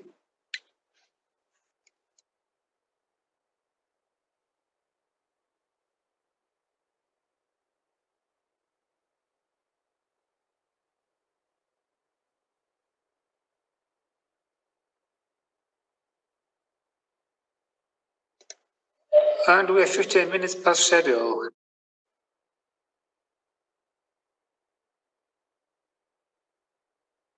So yeah, I mean, I'm finishing. So this is kind of the last thing, okay?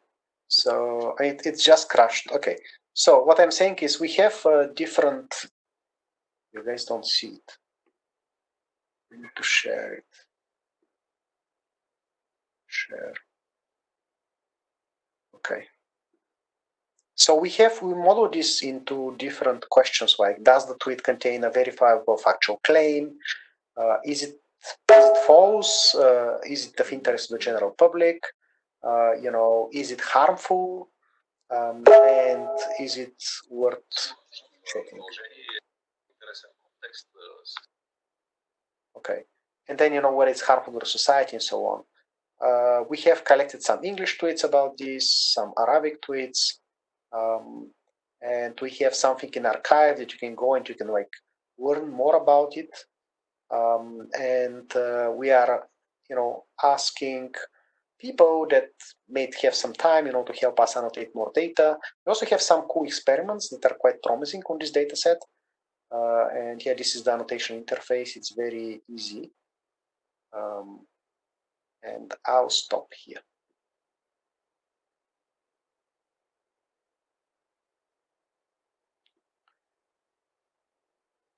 Yeah, I stop here. You guys. Okay, thank you very much, Preslav. And I'm afraid we're running out of time. Yes. So I think we have to go without questions. So will we? Yes. Thank you. Yes. Okay. And we'll move on with our schedule.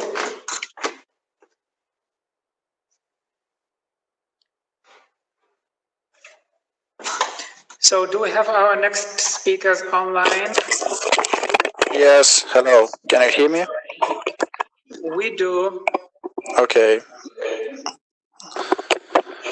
I will try to share the presentation.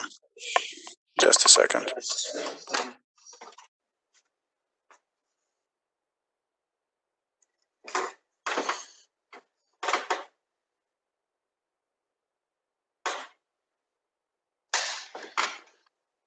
Okay.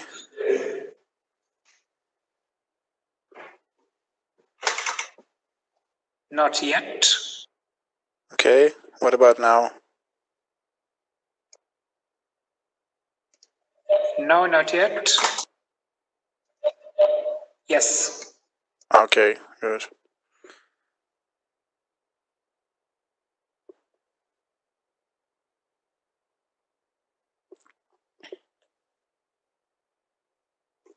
Okay, so I can start, yes? Yes, please do. Yeah, okay. So hello everyone, and yes, thanks. First of all, thanks Preslav for the nice talk, by the way. Yes, okay, so my talk is about controlling chatbot multi-document navigation with the extended discourse trees. This is joint work with my colleagues from Oracle and Kazan University, Boris Galitsky and Oleg Kirillovich, and I am Dmitry. Okay, so a few words about our work and our motivation. During last couple of years, we are developing our own tool for interactive information retrieval, goal-oriented conversations with the user, so chatbot or dialogue system, and it's partly based on some ideas related with the linguistic analysis, like discourse analysis. So we found out that discourse and discourse analysis, I will talk about it later, is a theory and tool which is quite helpful, for instance, in question answering, for the question answering component, when you can match candidate answers that are relevant for the user with the user's query and so on. But in this work, we're trying to explore a couple of ideas about how discourse can be helpful for the dialogue management. So in most of the modern systems, dialogue systems, people are trying, at least in academic dialogue system, people are trying to build an end-to-end systems and learn together all the components like dialogue management, question answering, text generation, and so on. So sometimes it can be helpful, but we believe that for the goal-oriented systems,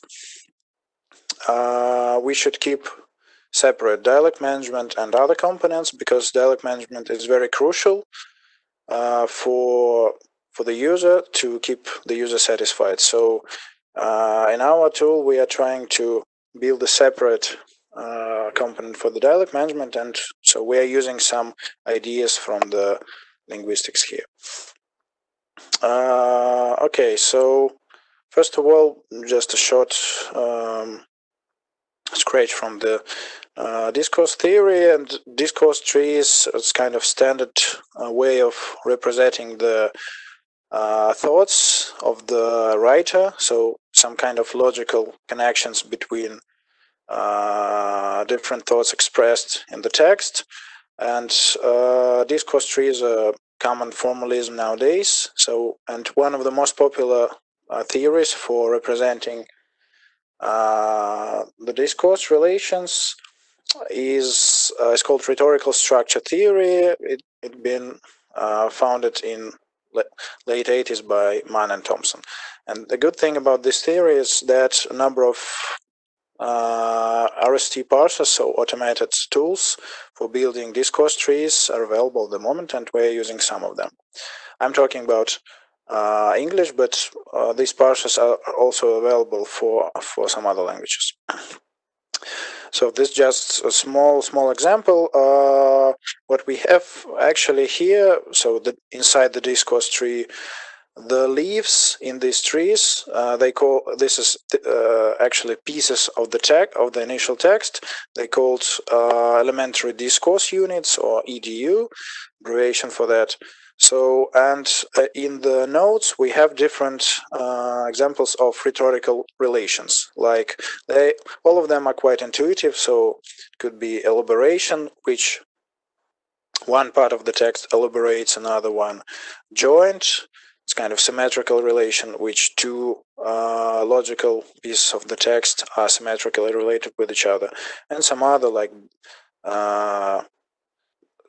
background or contradiction and so on. And interesting thing about discourse trees, that is this is hierarchical structure. So relation could be put one inside other, like here in example. So we have two elaboration, one inside general elaboration on the top. Okay, so this is kind of standard thing for the NLP. And what we are doing in our paper, we trying to extend a little bit this concept, because the main area of discourse analysis is is on the level of paragraphs. So when you want to build a good and well-established discourse tree, you should work with the paragraphs. And when you go to the level of documents, one document or several documents, discourse tree become quite inaccurate. So and also it's an interesting thing. Can we build? It's an interesting question about can we build something like regular discourse tree, but for the several documents, so for the several pieces of information which possibly can be related with each other, but they are not inside one text written by one author. But it's crucial thing for actually it's a crucial thing for navigating user through the relevant pieces of information. So, for instance, we found using information retrieval engine, we found a number of documents which we believe that are related with each other. So when we want to combine them together to provide to the user the relevant piece of information. So actually, this is what we are doing here in this paper. So if we visualize that, can be presented like this. So we have several relevant documents with a number of sections. We build discourse tree for each sections for each section, and then after that try to connect them with each other, building a so-called extended discourse tree. So we're going out of the bounds of a single paragraph.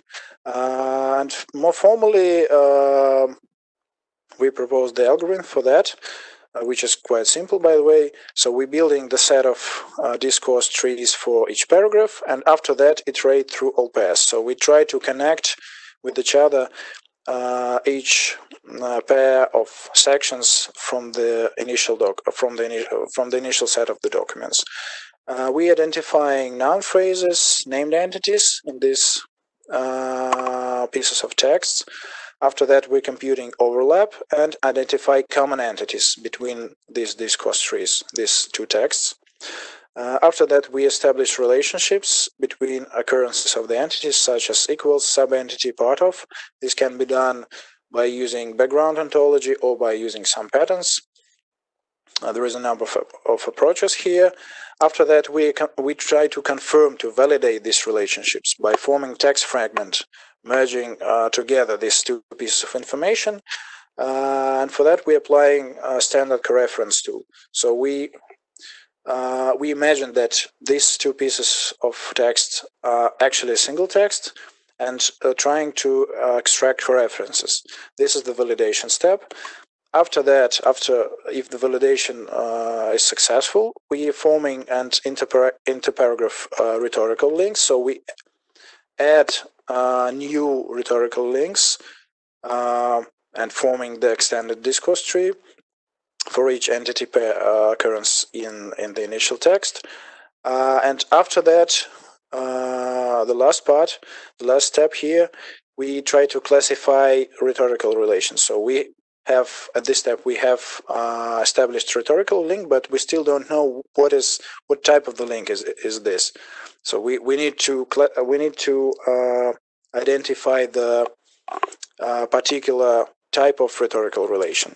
And we're doing this by forming a text fragment. So we merging again, for the second time, we're merging two pieces of text together, building discourse tree, and using the recognized relation label for that.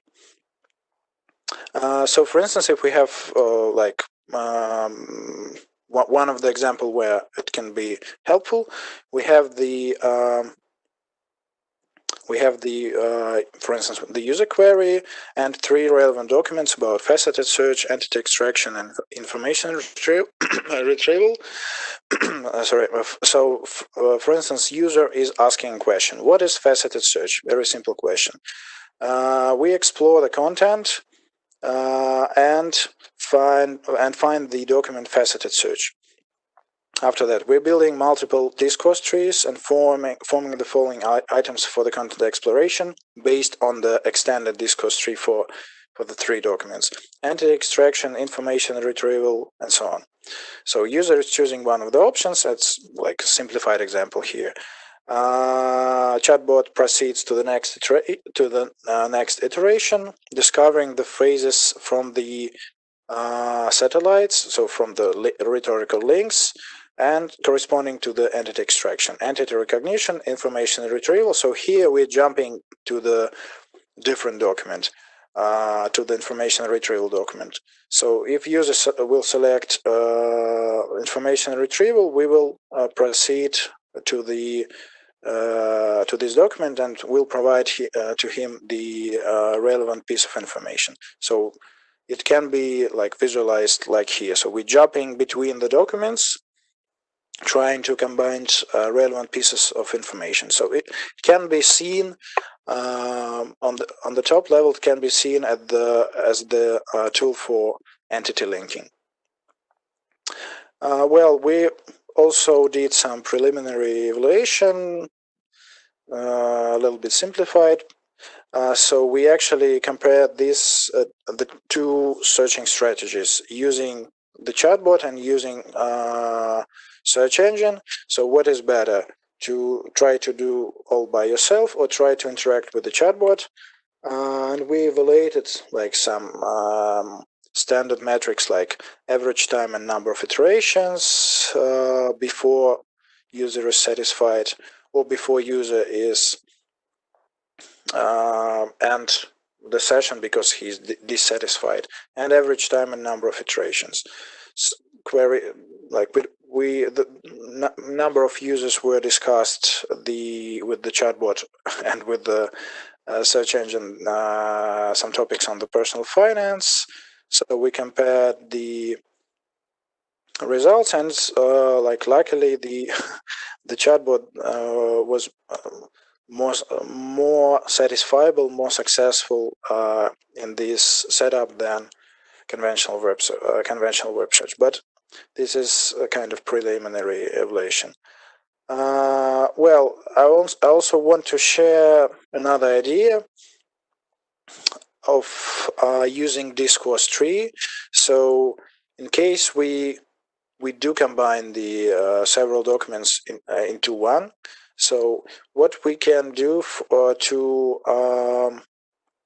force the user to navigate through different aspects of the single topic. So what we can do in case we want the user to explore the topic to the end. So in this case, discourse tree can also be helpful, very helpful, and we also can use some simple but more or less effective ideas. Okay, so formally speaking, let's imagine that we have some text describing the initial topic. We will have the example later. So this text is given. We start with the introduction and the main statement extracted from this text. Then the user can choose some of the following options related with the exploring the topic. Ask for more details about introduction, disagree with the main statement, or ask a question on a topic outside of the scope. So we are using discourse tree of the initial text for all of these cases. If the user asks for more details, we try to provide the piece of information that elaborates initial statement. We're using the rhetorical relation elaboration. If the user disagrees, we try to find the pieces of information that explain or that explain somehow the main statement. Once again, we use the special type of rhetorical relation. If the user asks a different question, then we try to answer this question, but still we are trying to keep to turn user back to our topic, putting the some piece of information that elaborates our initial statement at the end of the bot's answer. And another option, if the user doubts about the validity of a claim, then we try to provide some additional information. some additional attributes of this claim to make user believe that this claim can really be true.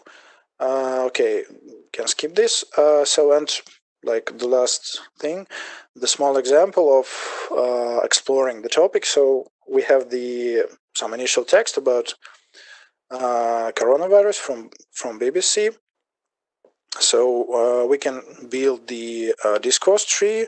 This is the example of the discourse tree with the different rhetorical relations. And that's the discussion with some technical details marked with blue and green. So bot is making the initial statement. China has rejected calls for an independent international investigation into the origin of the coronavirus. User is asking, why would they do it? Don't believe that. So bot is detecting the doubt about main statement. It's trying to find the attribution for the statement China has rejected.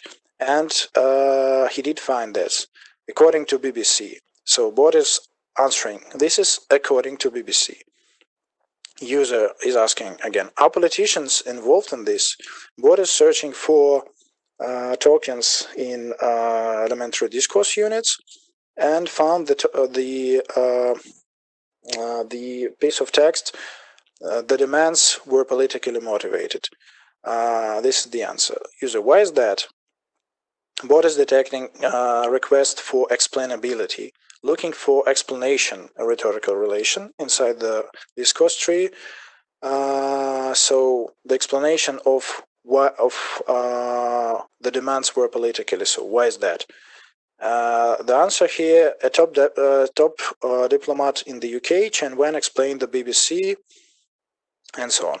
User, who is Chen Wen? So this question is about an entity from the answer, but foreign to the thread. So so bot is trying to search on the web and then continue navigation through the initial text.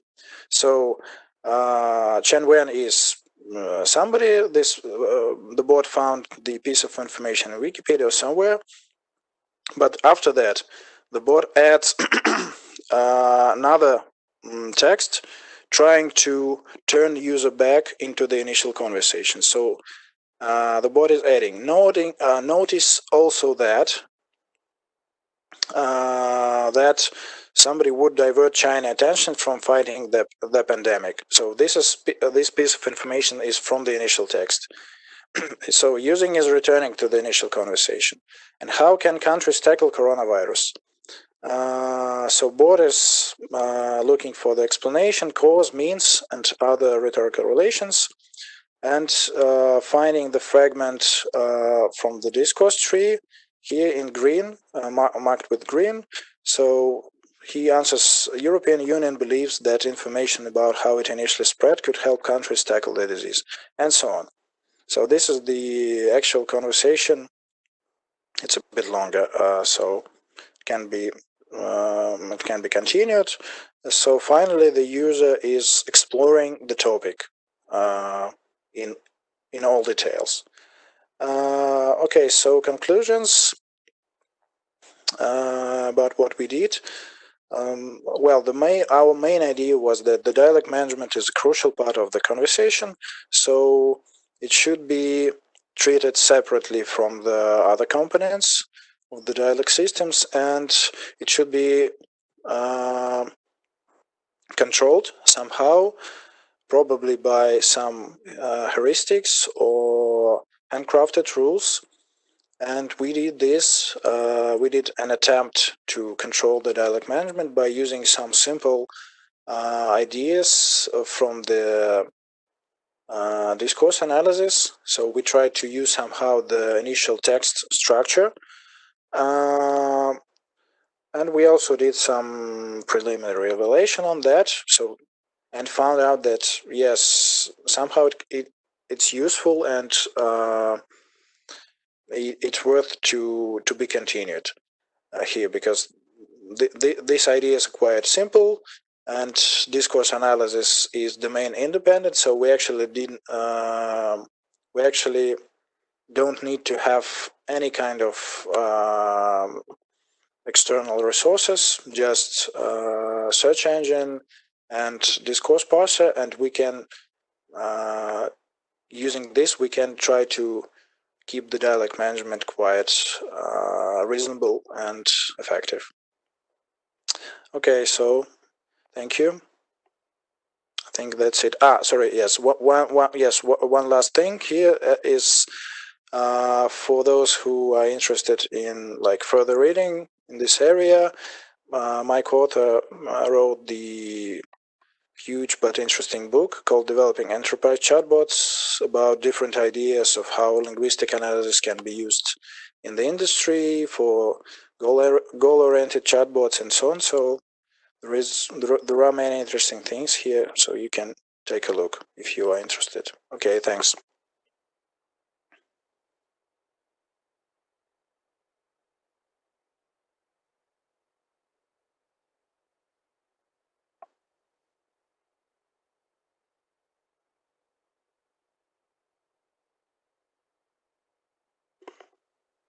I think that I didn't hear the question.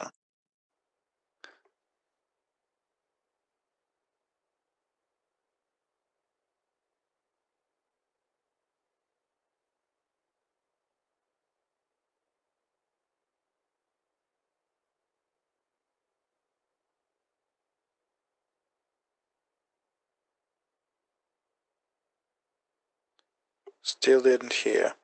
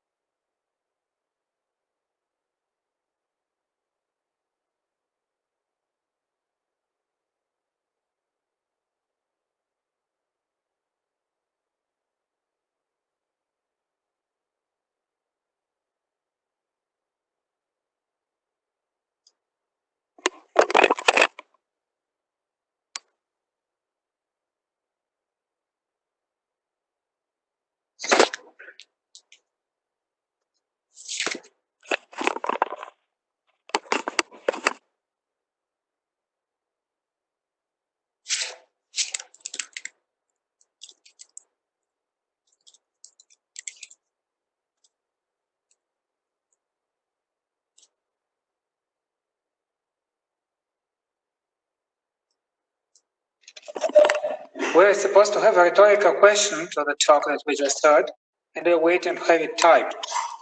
It's taken a very long time. Okay, yes, good. So in fact, maybe if the next speaker is ready, maybe we should move on with our schedule. Yes, I'm ready here. Okay, well, in that case, let's move on. So I need to share my screen.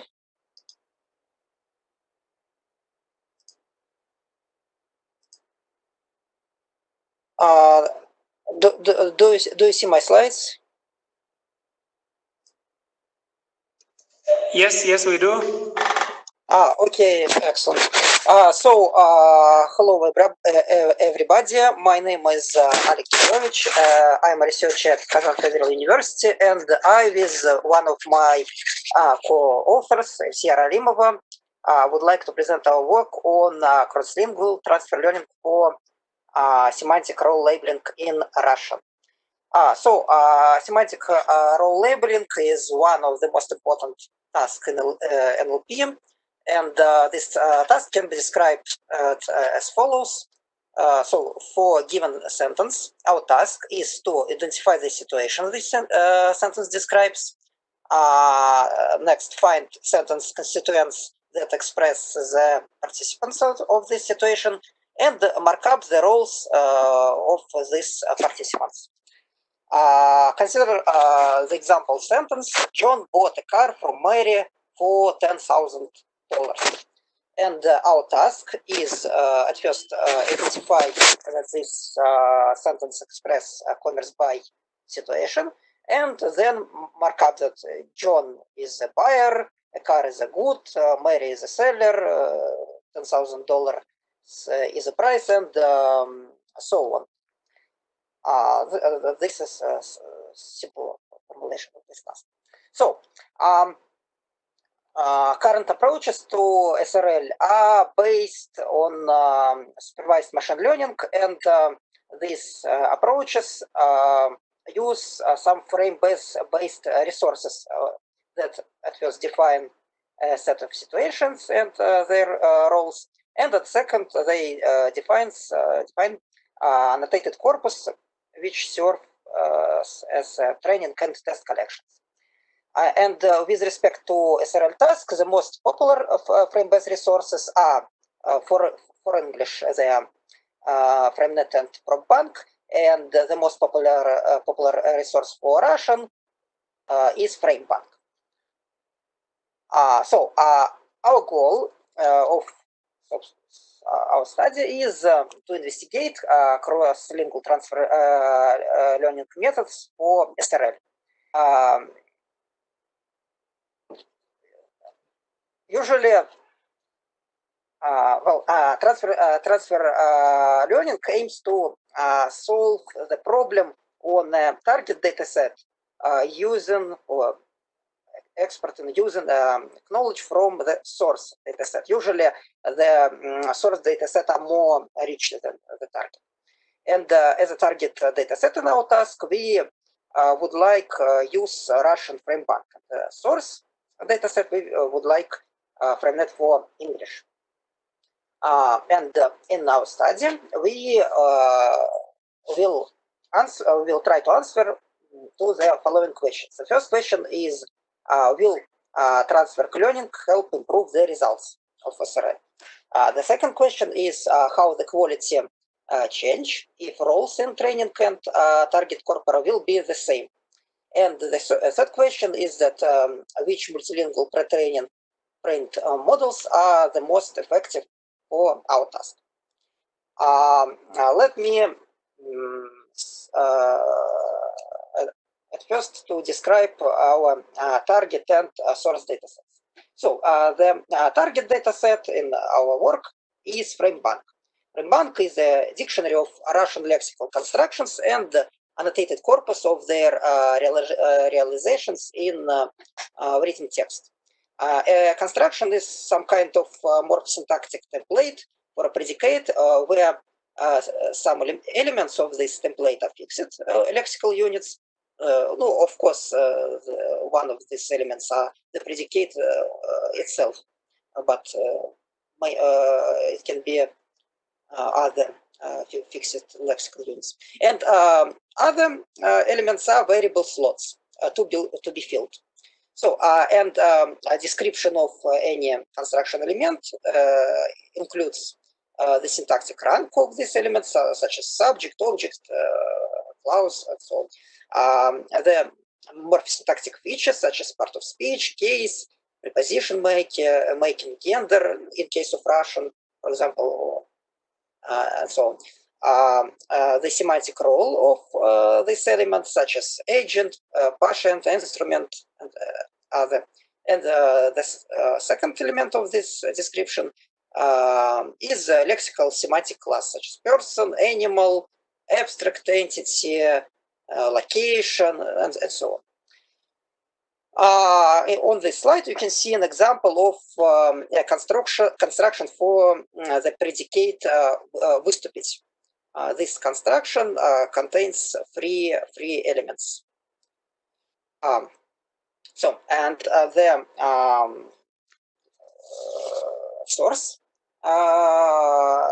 resource in our study is FrameNet, a very well-known resource for English. It consists in a network of frames complemented by the corpus of annotated sentences. A frame can be considered as some kind of abstract or description of abstract situation and its participant. The participant are called frame elements. And any frame is linked to lexical units, namely disambiguated words invoking this frame. And the frames are related with each other by some set of relations such as inheritance, perspectivon, subframe, and etc. And on this slide, you can see an example of a commerce by frame and its frame elements, buyer, good, and other elements. Here you can see the relations of this frame and its lexical units with other frames. For example, you can see that commerce by frame inherits from getting. And here you can see an example of annotated sentences. For example, in the first sentence, the predicate is marked by black, subject is buyer is marked by blue, and so on. With respect to SRL tasks, there are several differences between FrameNet and FrameBank. At first, in FrameNet, the frames are defined as generalized language independent situations, while in FrameBank, constructions are defined for particular predicates. The second difference is that the roles of FrameNet or frame elements of FrameNet are defined locally for each frame, and the roles of FrameBank are defined globally for all constructions of this resource.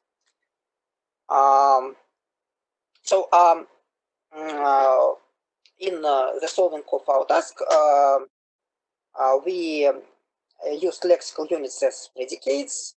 Words are annotated in the corpus with FrameNet elements as arguments and frame elements names as roles. And in our study, we define two setups. The first is the full setup, where we use the full data of FrameNet to train our model. And the second setup, called reduced, we left examples with roles present in the FrameBank corpus and excludes all other.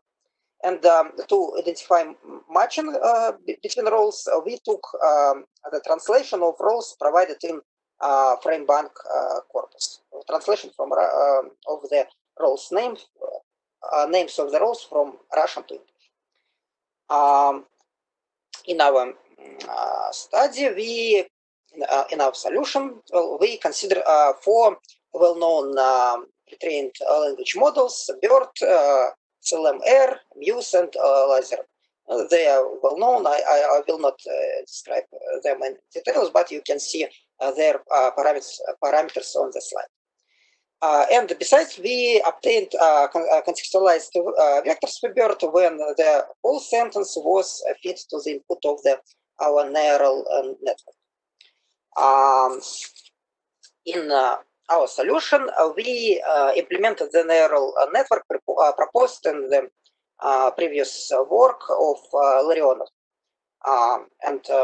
This network contains three input layers, 1, 2, and 3.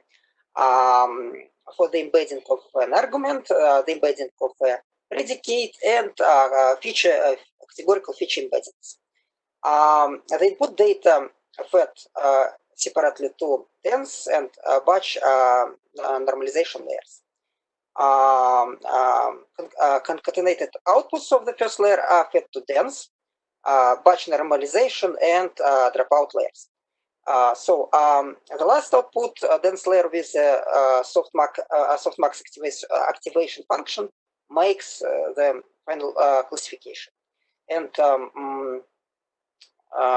our model take as input various features such as morphological features, position, syntactic features. You can see these features on the slide.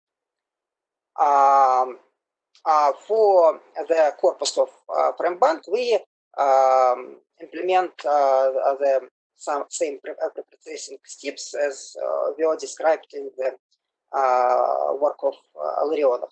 So we filtered the data set keeping only predicates with at least 10 examples and drop and infrequent rows. And to obtain features, we implemented the standard preprocessing styles such as tokenization, lemmatization, part of speech tagging, and syntax parsing. The syntax parsing was done. Was implemented by my STEM library, and so the results of our work is represented on this slide. We to obtain this result, we compare all the models in terms of precision, recall, and F measure. These results can be summarized as follows. At first, our results demonstrate that models pre-trained on full setup of FrameNet and fine-tuned on FrameBank obtain higher precision and F-measure scores. But from the other side, pre-training on English data only for SRL decrease precision. The reducing number of FrameNet examples improves result for the model with BERT context embeddings, only for BERT context embeddings. So, as a conclusion, we can say that we contribute to transfer learning research by providing for our knowledge the first study on exploitation of English semantic role labeling data to boost Russian SRL performance.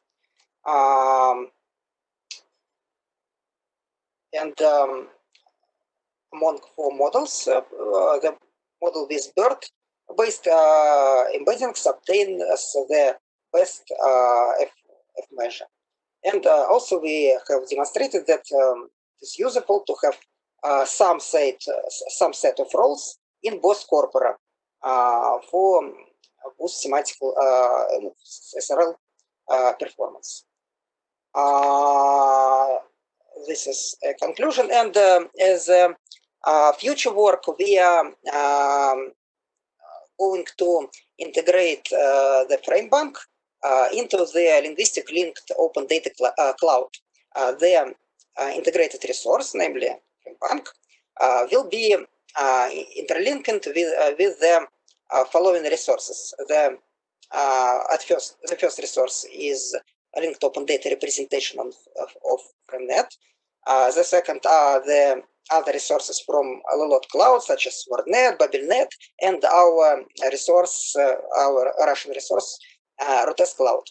And the second and the third are extra linguistic linked open data knowledge base bases such as DBpedia or maybe more domain specific resources. After this interlinking, we would like to retrain our model on the newly obtained links. And our hypothesis to be proved or disproved is that these links can improve the accuracy of SRL against the baseline that I described and presented in our paper and our presentation. So that's all. And I, with LCR, would like to answer your questions.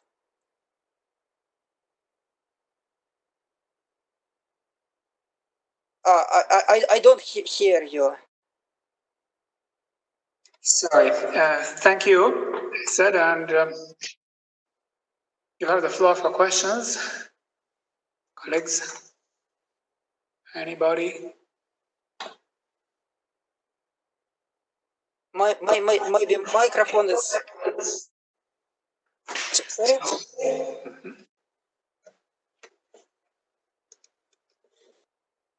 So not at the moment, it seems. Thank you again, and maybe we should move on with our schedule. I can close my translation, yes?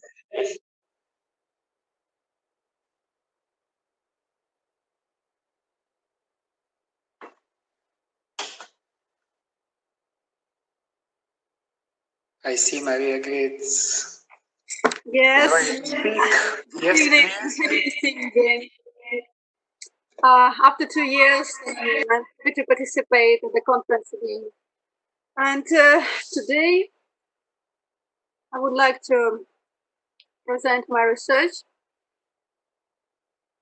As during the previous conference, it's dedicated to description logic-based formal representations, but now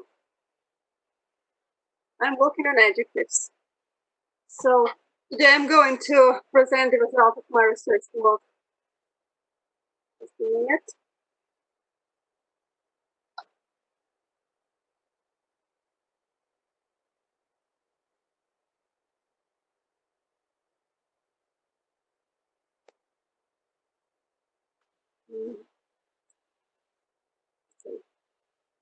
So let's start. This research is intended to provide a comprehensive system of rules designed for formal representation of adjectives, semantics, using description logic. The system is supposed to account for both attributed and predicated adjectives involved in different syntactic relations. The resultant system is supposed to be integrated into the system aimed at semi-automatic production of description logic definitions, DL definitions, as I call it for short. And these definitions are supposed to be applied to represent query semantics in the process of question answering, also to specify lexicon unit semantics through interrelated ontology units, and to bridge gaps within class and property taxonomies of domain ontologies. For the purpose of formal representation, we implement concept and flow constructors that are applied in solid and soft description logics. We adhere to this formalism since they are compatible with web ontology language standards. And compositional type theoretic semantics are implemented in order to obtain formal representations of adjectives and to introduce them in DL definitions. Three type combinations are utilized. The first one here is reserved specifically for a phrase introducing a defined term.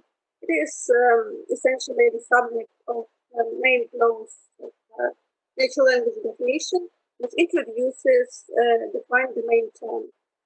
The second and the third are reserved for ordinals of the syntactic tree of the natural language definition.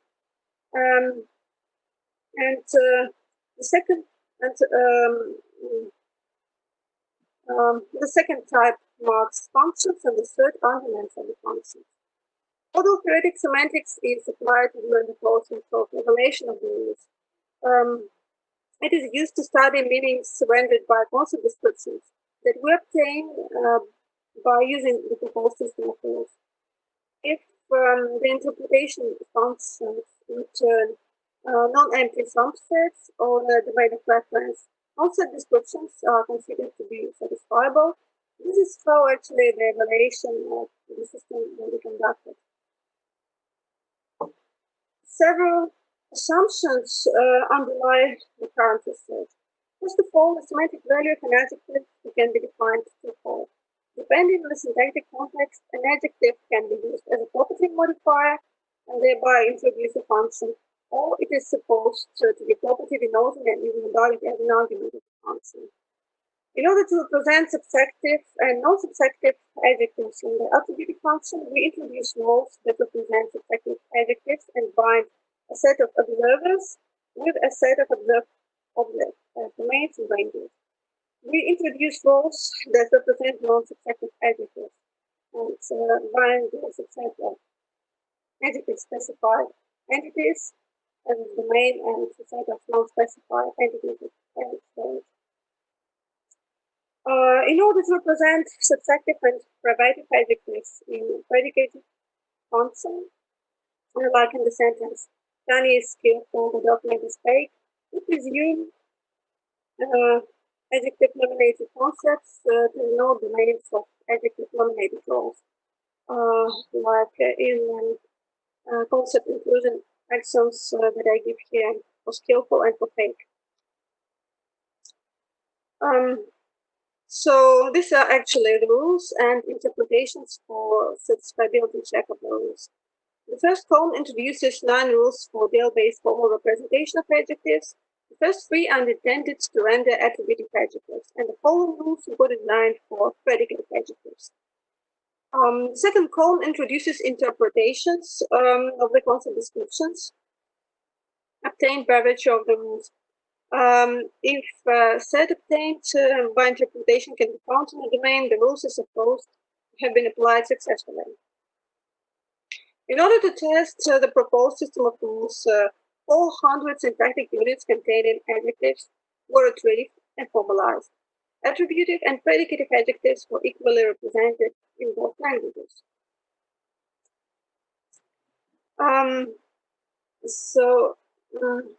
The precision of formalization rules for both attributive and predicative adjectives is high. It means around 90% and above.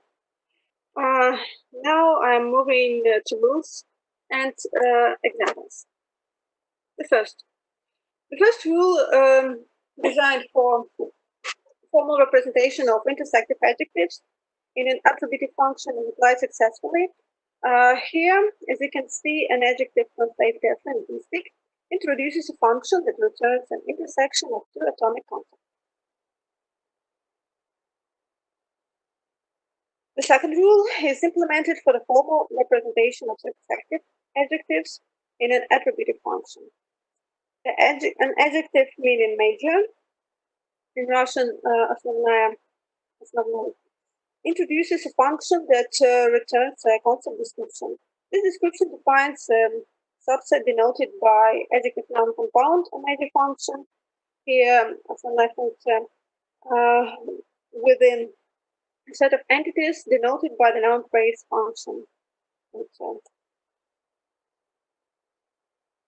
The third rule is used for formal representation of non-subjective adjectives. We use it for plain non-subjective adjectives like alleged and privative, such as fake. An adjective meaning erroneous represents a function that imposes an existential restriction on an adjective nominated role by virtue of a concept represented by a modified noun, impression. And even though the rules made for description logic-based formal representation of attributive adjectives may appear to be flawless at first sight, here there are some problematic cases and some mistakes. The subjective adjective adjacent yields a binary relation between entities of a set denoted by a modified noun position. So when we speak about adjacent positions, we mean to say that there are at least 2 positions that are adjacent to each other. But if we use this very rule, it seems that we correlate some kind of observers with a set of positions. And this is why this rule actually fails. Now we move to the rules designed to represent predicative adjectives. Rule 4 provides a formal account of the predicative adjective, translated as identical. Within the example, the adjective requires a semantic value of an argument, and the function is introduced by the head of the verb phrase.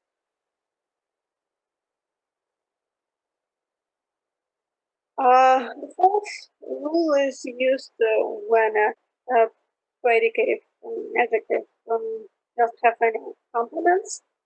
And the fifth rule binds a predicative adjective feasible with used within an open predicative complement.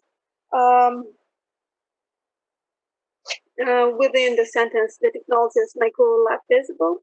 Rule 5 labels the adjective with the role of a function that returns an inclusion action, and this action defines a subset denoted by the noun phrase. rule life in the set of feasible entities. Rule 6 represents a predicative adjective clause related to a noun phrase with a noun phrase case assigner used as an oblique argument. The adjective introduces a function which applies the noun phrase case assigner as an argument. The argument that imposes an existential restriction on the role nominated by the adjective clause. It is necessary to emphasize that the noun phrase is introduced within a prepositional phrase, and the head of this prepositional phrase, the preposition to, undergoes concatenation with the adjective in the process of formalization. That's why we actually have this nomination close to instead of just close. The predicative adjective, translated as exact, is used in the predicative function and attaches an open predicative adjunct within the sentence. The writer is exact, describing the heroine. Rule 7 introduces the adjective as a function that returns an intersection of the atomic concept nominated by the adjective and a concept description represented by the related verb phrase describing the heroine. This verb phrase is related to the adjective as an open predicative adjunct. The predicative adjective sufficient governs an open predicative complement. Within the sentence, the degree of aperture is sufficient to produce air turbulence. The open predicative complement to produce air turbulence has its predicate expressed by which of the verb produce used in the infinitive form. For this reason, Rule 8 is applied to render an atomic concept sufficient, subsumed by the concept which is introduced by the verb to produce air turbulence. The predicative adjective slow governs an open predicative complement within the sentence. Separation is slow to produce audible friction. The open predicative complement to produce audible friction has its predicate expressed by virtue of the verb produce used in the infinitive form. For this reason, the atomic concept slow is supposed to be subsumed by the verb phrase introduced concept description. But Rule 9 is applied here to add negation constructor in the resulting description, because the adjective slow is used to mean that agent characterized by the adjective, this is separation, does not perform the production of audible friction.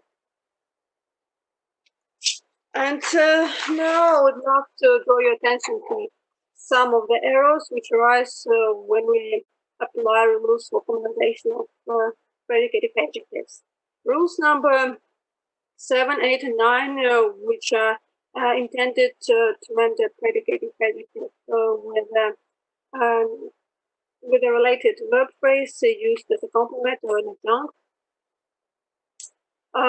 They fail to produce valid concept descriptions in case predicative adjective and predicate incorporated into the attached verb phrase imply different agents as their arguments.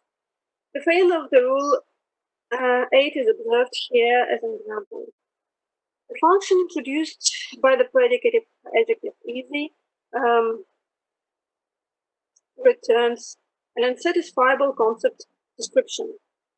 The members of the set of affricates characterized as easy cannot make a subset of the domain of the relation denoted by the verb define.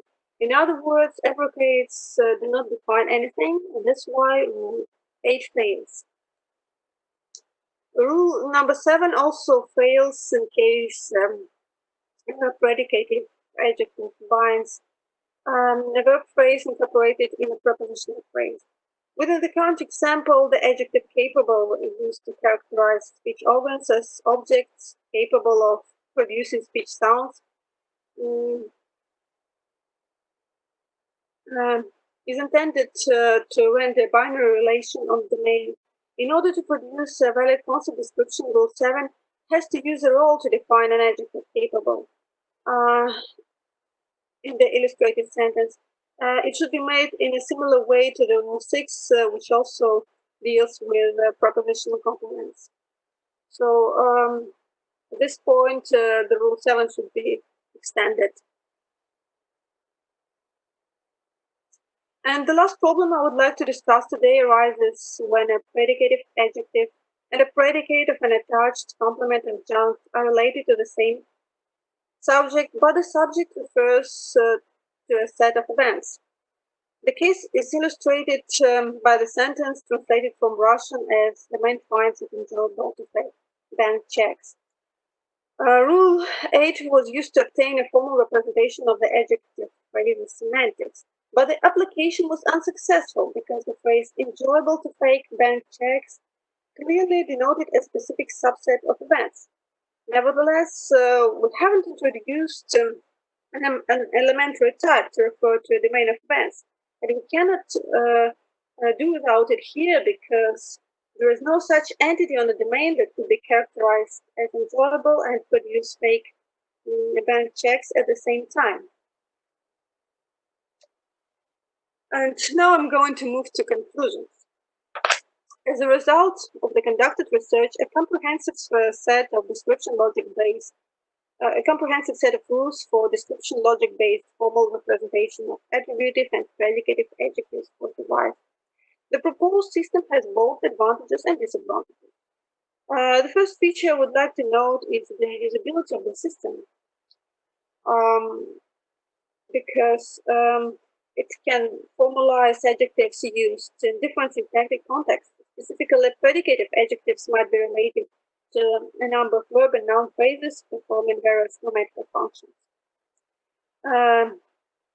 Secondly, it should be mentioned that a novel technique for subjective and non-subjective adjective formalization was introduced when existential restrictions were implemented, on roles were implemented for the representation of attributive adjectives. Finally, the flexibility of the system should be emphasized since both concepts and roles are used to represent adjective semantics regarding the syntactic context at hand. On the other hand, we should bear in mind that the proposed system was initially intended to provide satisfiable descriptions of subsets denoted by defined terms within description logic-based definition, rather than to provide accurate formal representations of all the possible syntactic structures applied in natural language definitions that we analyze. Therefore, the devised system of rules has to be augmented with the formalization solutions introduced for specific syntactic structures that cannot be handled otherwise. That's all I was going to say today, and I will readily answer all the questions if there are any. Thank you very much for your attention. Thank you. Questions? Anybody? I have a question. Okay. Can I answer it? Can I ask it? Yes. Yes. So, thank you very much for your presentation. It's really great that you can implement adjective semantics by such formalism as description logic. And my question is there any lexicon that or ontology that implement your system for a particular adjective for some language, or you have only just a set of rules, not lexicon? Oh, I didn't hear you quite well. Could you repeat the question, please? It's noisy. Yeah, it's noisy.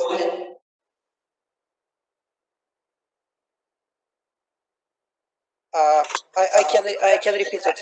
Yes, please. Please turn off microphone. Somebody. So I can repeat. I said that it is very good that there is a system that formalizes adjective semantics by the formalism of description logic. And my question is there any ontology or lexicon that implements the system you described, or there is not any implementation and there is only a system of rules? No, there are no practical implementations yet, because I have just developed this system and represented today. And I think this is yet to come, because apart from some solutions for presentation of adjectives, I also need to put in a lot of efforts to devise the whole system for description logic based definitions, and only the whole system can be implemented to enhance some lexicons or domain ontologies, I mean. And of course, I hope that the system of formalization will be introduced in some lexicon models, such as Ontolex Lemon, for example, because it still lacks comprehensive description logic based definitions of semantics. So they introduce semantics only by mapping lexicon units to units of an ontology. This is one-to-one correlation, actually. And I hope that one day description logic based definitions will help to introduce semantics more accurately and more comprehensively by mapping a lexicon unit to a network of interrelated ontology units. So that's. I hope I've answered your question. Yes, thank you.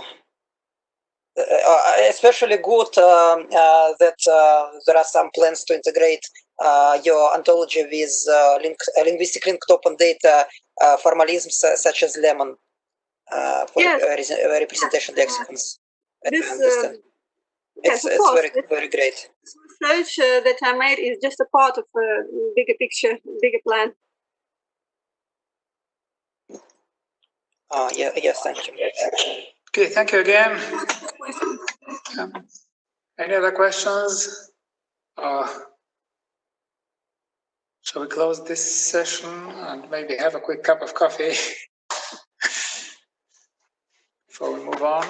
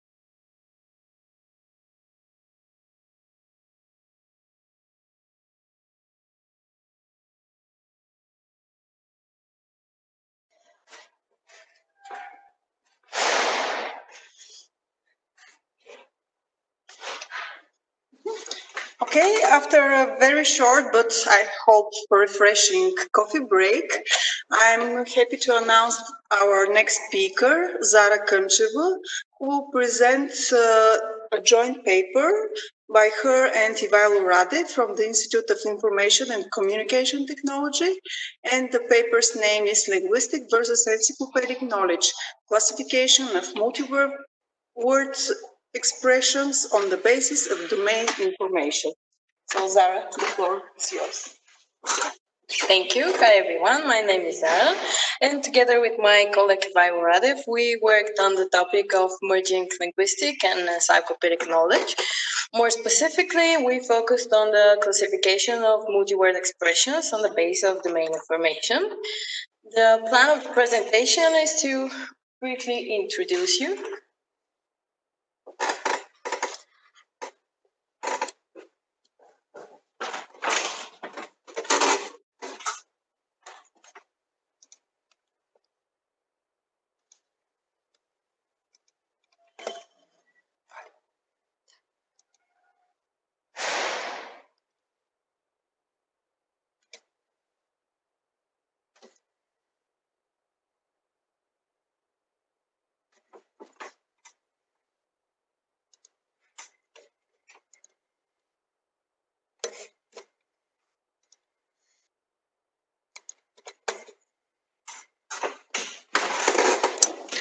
I will continue. I will briefly introduce you to the topic. I will share a few details about the Bultri Bank WordNet and the Bulgarian Wikipedia. Then I will show you details about the extraction and classification of multi-word expressions, what were the results of the research, and what were the conclusions and plans for future work. Our goal is to set the initial work for the creation of linked data by merging linguistic and encyclopedic knowledge. For this purpose, we decided to map the Bultri Bank WordNet with Wikipedia articles, and this way to expand the WordNet with word knowledge. As a part of this process, we classified the multi-word expressions that are found in these articles. There are several similar works that are related to the merging of two types of knowledge. For example, the BabelNet, UB, FrameNet, VerbNet, and also the mapping of the Princeton WordNet with the English Wikipedia and the mapping of the Polish WordNet with the Princeton WordNet. The Bultri Bank WordNet currently has 25,000 synsets, and it started as a translation of the core WordNet in Bulgarian. Then it was expanded with concepts from the Bultri Bank and with a frequency list with Bulgarian Wiktionary, and most recently it was expanded with concepts from Bulgaria Wikipedia. This way, we managed to expand the WordNet with 15% from the mapping with Bulgarian Wikipedia. In the process of mapping, we use 5 types of links between the concepts in these two resources. The first link is exact, when one synset matches to exactly one article. We also have the broad link, when several synsets match to one article, and the opposite, narrow link, when one synset matches to several articles. We also have a related link, in case that we have a relation, but the concepts are not the same. And of course, we have the unmapped link, in case that there is no possibility to perform the mapping. The Bulgarian Wikipedia is currently around 260,000 contained pages, which makes it around 23 times smaller than the English version. But it's still valuable and beneficial for our work because, as you may know, it's free to use. And most importantly, it's constantly expanding with new articles. Bulgaria Wikipedia includes data for concepts, which makes it similar to WordNet, and also instances of concepts, such as named entities for people, location, and events. What are multi-word expressions? There is a variety of definitions and classification for these expressions, but maybe one of the most clearest definitions is this one, that they are combinations of 2 or more words that are typically used to express a specific concept. Multi-word expressions, depending on the classification, could be verbal idioms, like the example kick the bucket. They could be metaphorical expressions like as sure as X is X. They could always also be proverbs like a bird in the hand is worth two in the bush, or routine formulas as good morning. But due to the specifics of Wikipedia content, only a few of these types will appear in the extracted data. So from more than 14,000 Wikipedia pages, we semi-automatically extracted 13,000 pages. And from them, we manually selected 2,187 true multi-words, true multi-word expressions. By true, we mean that we exclude several categories, like person names, annual events. By this, we mean that we consider Summer Olympics multi-word expression, but not all of its editions. We also exclude titles of movies, titles of books, music albums, and songs. We also considered the multi-word expressions by their phrase type, and we observed that most of the multi-word expressions were constructed of an adjective and a noun. Only a few of them are constructed of two nouns or of a numeral and a noun. We could also sum up that most of the multi-word expressions found in Wikipedia are proper names, mainly for famous people and locations, but it's also very rich of terms from different scientific fields. We know that proper names are not of the greatest interest for linguists, but in this research, they are valuable data for us. The manual processing of the multi-word expressions was done with the Clark XML editor. You can see how it looks like. And also in the same picture, you can see our attempt at using Wikipedia categories for the classification, which proved to be tricky and not the best decision for our research, because there are thousands of categories in Wikipedia, and they tend to specify rather than to generalize the concepts, so they were hard to use. And very often one article and one concept this way was available at several categories, which is again hard to use. We decided to use our own classification. So these are the 6 domains of the multi-word expressions. As you can see, the chemistry domain appeared to be the smallest. We only have 30 multi-word expressions in this domain. And the largest domain is the social one with almost 1,000 multi-word expressions in it. When I show you examples for the domains. For the chemistry domain, we observed that most often the multi-word expressions here are having two components, and we could say that the most specific thing for them is that there are lots of compounds, but also terms for chemistry principles and laws, which usually include the name of the inventor, and could also include numerals. This is a common feature for with the second category, which is physics and astronomy. Here, as you can see in the examples given, we actually see a name of a planet or a comet, I'm not sure, which includes a numeral, and also this physics principle, which includes the name of its inventor.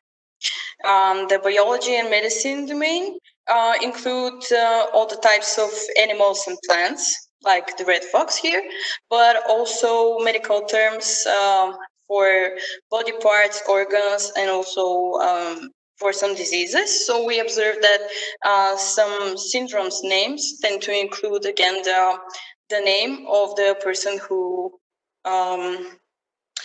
explored them. The geography domain is very productive too, with a lot of multi-word expressions in here. It includes terms for the types of climates, landscapes, for natural phenomena like hurricanes and earthquakes, and also it is very large of very rich in terms for countries, villages, and cities. In the social domain, we include the terms from the sports and arts fields, but we also include philosophy and psychology terms. As the examples given here, we include movie festivals, their only addition, and we observe that some of the longest multi-word expressions here with the most components were some administrative departments or international contracts names could be very long too. In the other domain, we included terms for food and drinks, but also for devices and machines. And we observed that in Wikipedia, there is a lot of information about different types of weapons, as the missile here in the example. And we could say that they also typically include some serious number in their name and also could include the name of their inventor. As a conclusion, I would firstly say that the idea to expand the multi-bank WordNet with multi-word expressions from Bulgarian Wikipedia proved to be very beneficial, and with more than 2,000 new synsets, we managed to expand the WordNet with around 15%, which is a very good result. Secondly, about the manual classification, we can say that it is very time-consuming, but it proves to be more beneficial than the automated classification would. Regarding the domain distribution, we observed that the social sciences, sport, art, and geography domain are the most numerous, but also we can add that we could expect from the physics and astronomy domain to be very productive in the future also, and to be a constant source of new concepts due to the technology improvements and the inventory of new devices. And last but not the least, the next step in our research is to automatically create synsets that are related to Bulgarian named entities. Thank you for the attention. Thank you for this very concise presentation.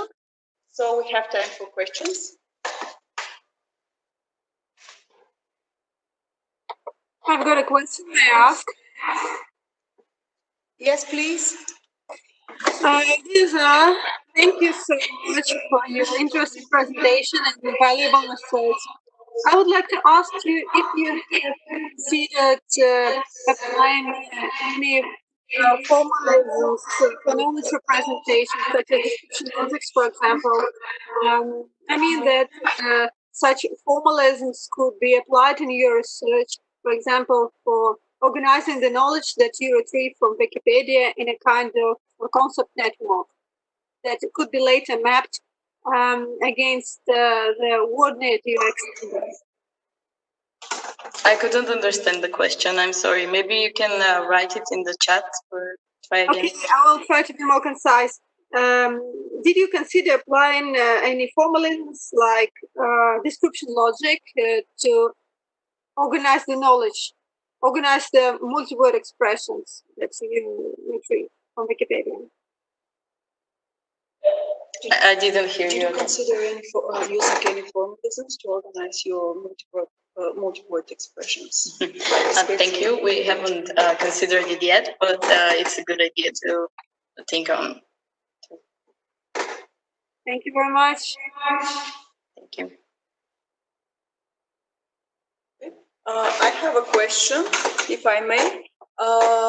You said that there is not enough data for Bulgarian in Wikipedia for automatic categorization.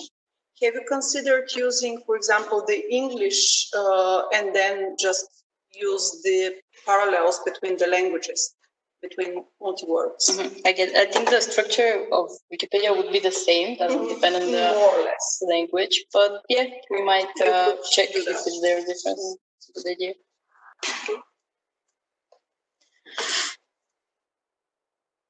Any more questions? Okay, let's thank you. There is someone. I have a question. as if I understand correct, your ultimate goal is to build linguistic linked open data cloud for Bulgarian, yes? Is it correct? Yes, this is a step of. Yeah, and if it's true, so my question: are there some Bulgarian resources already integrated on this cloud? Especially Bull3 Bank, is it integrated to the linked open data cloud? And if it is, what model is used for this integration and representation? I'm sorry. Is Bull3 Bank integrated in this cloud? Do you know? Still not integrated, but these are the future plans. And I didn't hear the second part of the question, I'm sorry. If it's integrated, what's but it's not. Are there some resources, some Bulgarian resources that have already been integrated to Lilot Cloud? Any other Bulgarian resources besides for Bulgarian? I'm not sure how to answer to this question, and I think that it will take too much time, so I'm sorry, but I don't know what to say. Okay. Thank you. Okay. Okay, let's thank our speaker. And I would like to invite our next speaker. Prepared. Svetla, which will present a joint, who will present a joint paper by her and Evelina Stoyanova, and the paper's name is very interesting. It takes two to tango towards a multilingual multi-word expression resource. Okay, the floor is yours. So this is a joint work with our colleagues in Bucharest who meant to come, but understandably didn't manage to. And it is part of a long-standing relationship tango work with them on again on multilingual resources and again on multi-word expressions. Thank you. So this is our work is particularly focused on verbal multi-word expressions, and in Bulgarian and in Romanian with a recourse to English, but mainly focused on Bulgarian and Romanian. And our goal is to create a linked multilingual resource, bilingual and possibly multilingual resource of verbal multi-word expressions and their derivatives in other parts. And to this end, we may mean to use a unified and possibly a language independent, to an extent, of course, system of features that describe the multi-word expressions. BullNet and RAWWordNet have been developed since 2001, and they follow the expand method for building. So actually, they more or less mirror the structure of the Christian WordNet, and of course, they have certain language-specific syntax and features, but more or less follow this structure and the hierarchy of preservation principle and the conceptual density principle. Currently, these are the numbers for the two resources, and as you can see, quite a good amount of data are multi-word expressions, quite many literals multi-word expressions in both languages. So we would like to link those resources by introducing, first of all, introducing a lot of information, which is extracted from the two WordNets and possibly from other resources. Okay, so probably most of you, or if not all, know that WordNets treat single words and multi-word expressions on a part. They are both integrated in the structure of the WordNet. And here is an example for single words in Romanian, Bulgarian, and English, and for multi-word expression, which are of course parallel, read between the lines. This is the second one, which is parallel in Bulgarian and in Romanian. And below is the gloss in English. Okay, so in previous joint work, we have undertaken some comparative analysis of verbal multi-word expressions in the two WordNets. And as it seems, there are quite a lot of them, I already told you, but 944 are the synths that are common for the two languages. And so we based our, again, expand resource on this overlap of synths. This is an overview of the classification of verbal multi-word expressions using the parsing typology. And these are verbal idioms, light verb constructions, causative light verb constructions, reflexive, inherently reflexive verbs, and inherently adpositional verbs. The last are not annotated in Romanian, although there are some. There are some in Bulgarian as well. But as you can see, the major overlap is in the area of in inherently reflexive verbs and in the verbal idioms. The most interesting from our standpoint, however, are verbal idioms and light verb constructions, because they are very pervasive in the languages. Okay, so each synthesis is to which a multi-word expression belongs is associated with a lot of information. Of course, the semantic description expressed by its clause, semantic relations with other literals in the synths, synonyms, and semantic relations with other synths and lexemes. And there is, because of the alignment between the WordNets, there is a multilingual correspondence. The description that we have undertaken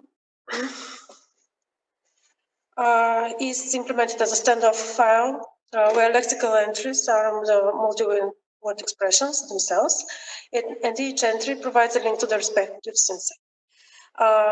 There are several levels of information, starting with technical details, lemmatized forms, morphological, syntactic, semantic, derivational features and information. So the first level, the technical one, is in fact the synthetic information and a unique verbal multi-word expression ID, which makes it possible for us to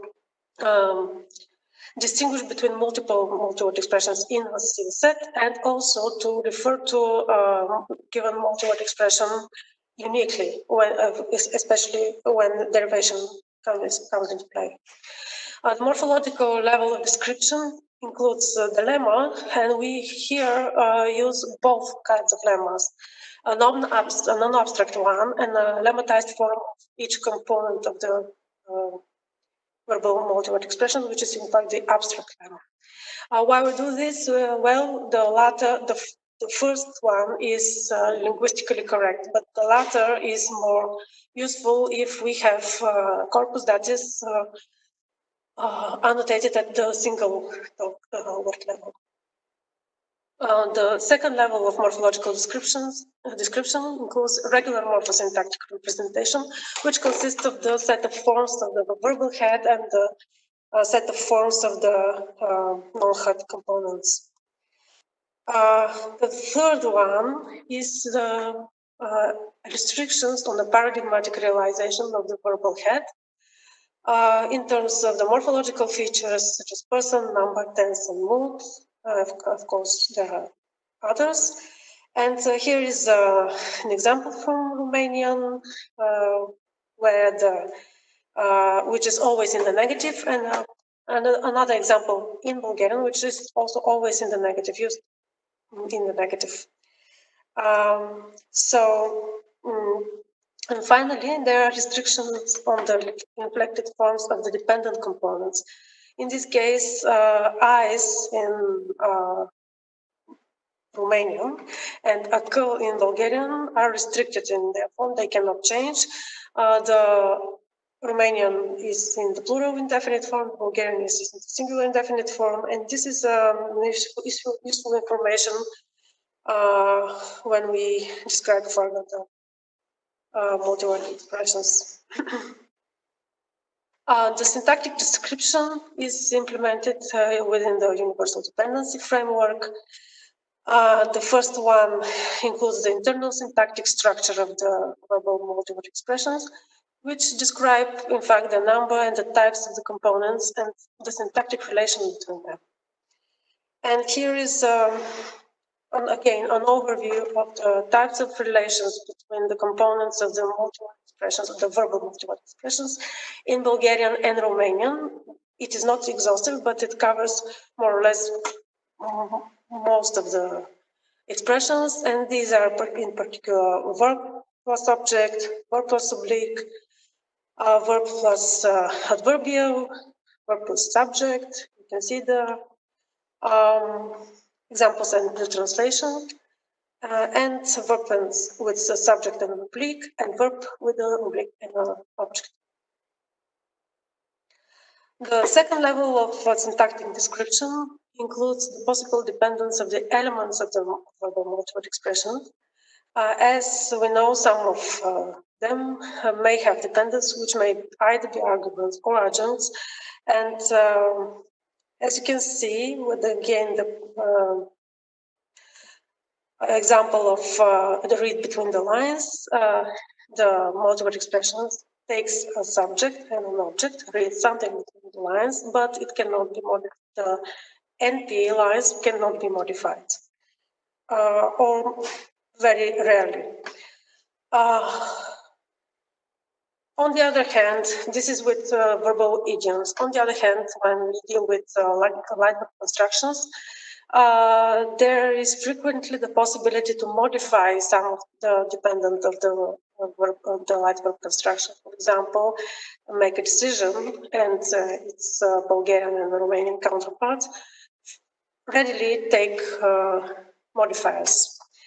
And keeping track of these usually intervening dependence provides information about the distance between the multi-word elements in running text. So it is important to keep track of this feature.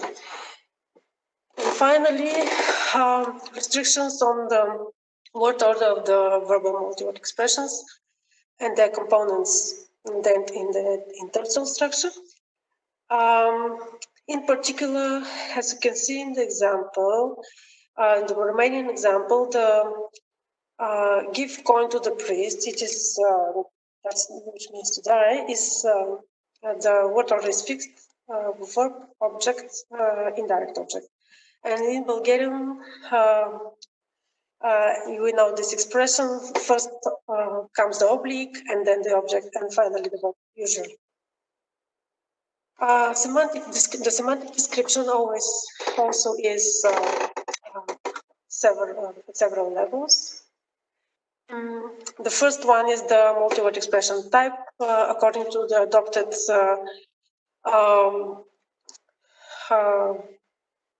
classification in Parsim. And it is important to have this type encoded because it gives us information about some of the properties of the multi-word expressions, if their elements can be modified or they are not likely to be modified, etc. The second level of semantic information is the wealth of conceptual knowledge that comes with every synset. And which is accessible through the linking tool, of course. The third one is usage and register information, including examples and restrictions on the usage of the verbal multi-word expressions. Many idioms are marked for formal usage or figurative usage, etc. And this is where the Bulgarian WordNet comes into play, because we have a very developed classification of features on the register of the different synsets and literals in the synsets.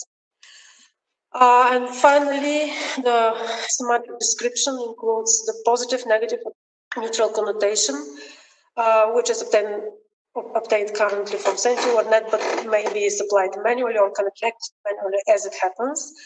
And this, as you can see, these corresponding synsets are assigned both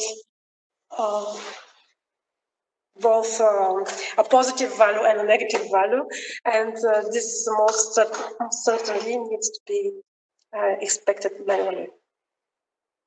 And finally, the derivational level of description. We adopt a verb-centric approach, regardless of the actual direction of the derivation, and thus we try to describe what kinds of derivational relations do verbal multi-word expression participate. And the derivational information is presented as a list of derivatives for each verbal multi-word expression in the lexicon entry. Okay, so this is again another example of the English counterpart. In fact, is a one-word compound, brainwashing, but the Romanian and the Bulgarian are multi-word expressions. And if the derivatives are not implemented yet, the idea remains specified. So what we do to build this, how do we extract information and how we integrate it? We use a series of automatic procedures and heuristics. Currently, we keep to this 900 plus synsets, which have quite a number of literals. And part of them are also matched in the English WordNet, although less than, probably a third of them, 340. First, we implement automatic tagging and morphological analysis. The multi-word expressions in the three languages are post-tagged using available programming tools. And the tagging was used then for the grammatical descriptions of the multi-word expressions, which identifies the post-tags of the components, the abstract lemma, the lexicogrammatical and grammatical features, such as verb aspect in Bulgarian, number indefiniteness for nominal components, etc. And we also identify at this level default restrictions on the head and on the dependents, as identified in the non-abstract lemma, the lemma that is given in the WordNet entry. For example, if we take Zatvaram si uchite, we here set as a default restriction for the noun chite, eyes, to turn a blind eye. We set the noun to be plural definite, and we presuppose that it cannot be changed from this form. It is restricted to this form. If it was in its citation form, in the form which is found in the dictionaries, then we would set as a default its full paradigm, although it should be, of course, manually inspected. Okay, so we derive at the syntactic level, we derive the linear order of the components from the morphosyntactic tagging and identify the internal structure, again, the head and the dependents. Also, we make certain inferences about the possible modifiers of the components.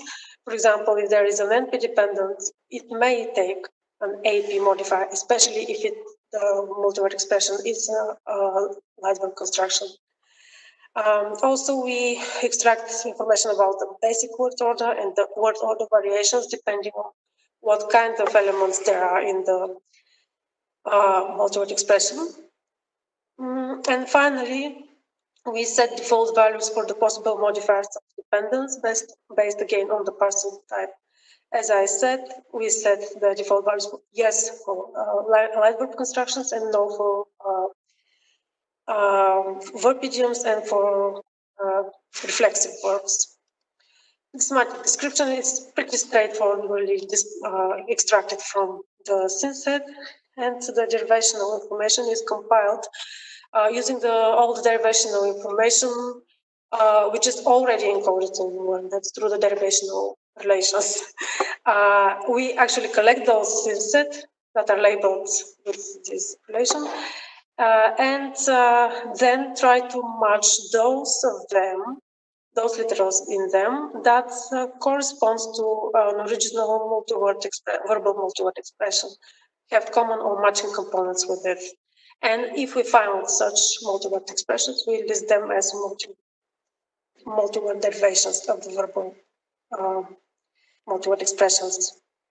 And this is how an automatically retrieved parallel entry looks like. First is the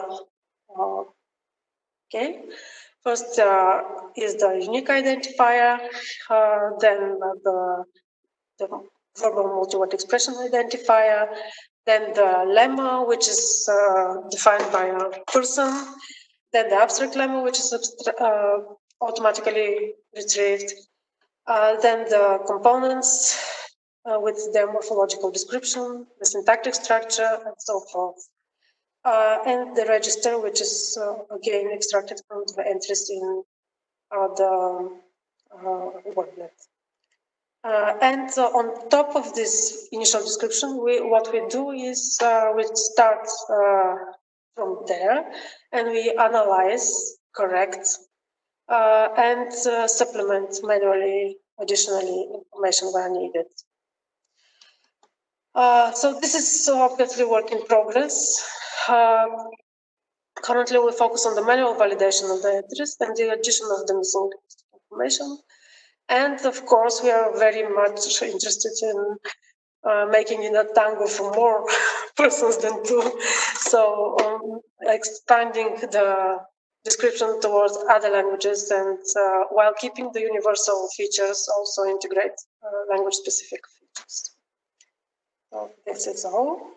And this is a part, actually, of a bilingual project between the two academies, the Bulgarian Academy of Sciences and the Romanian Academy. Thank you very much.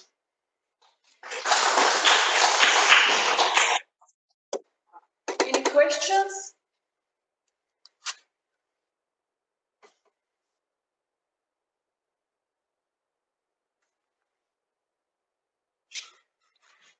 Yes.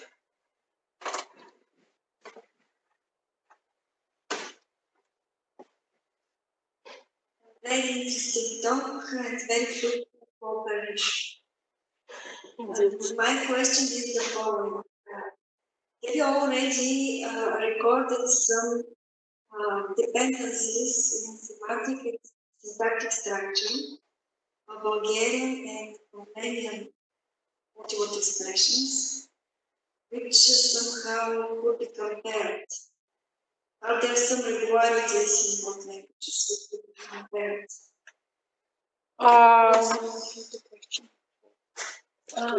So the question is whether there are regularities and dependencies that we have already identified.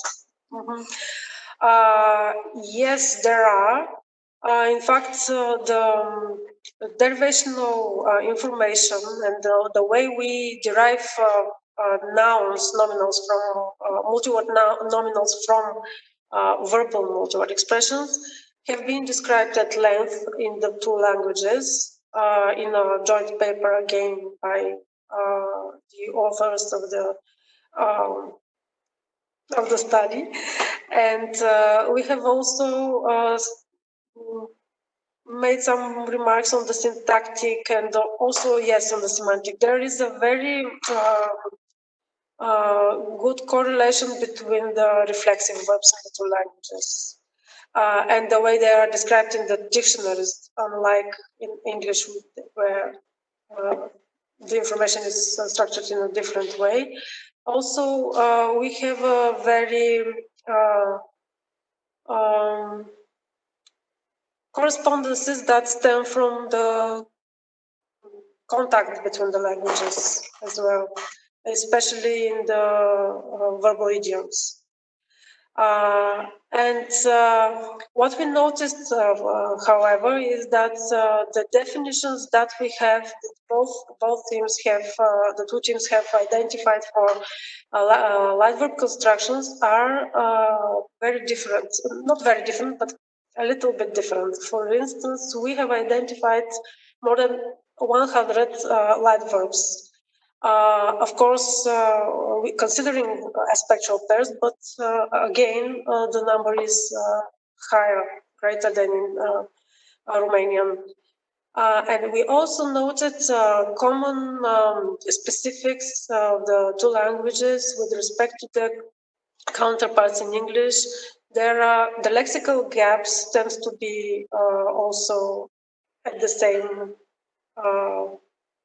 In the two languages, there are lexical gaps where in English there is a synset. Yes, different lexicalization patterns which are common for Bulgarian and Romanian. But deeper semantics and syntax, I cannot say right now. Okay, thank you. I would like to thank our speaker and, of course, her colleagues for the joint work. And we hope that you invite more languages to tango with you. So, yes. Okay, thank you. And our next speaker is Ivan Berzhansky, who will present a joint paper by himself and Milena Beneval, titled Generating Natural Language Numerals with TEC. Thank you.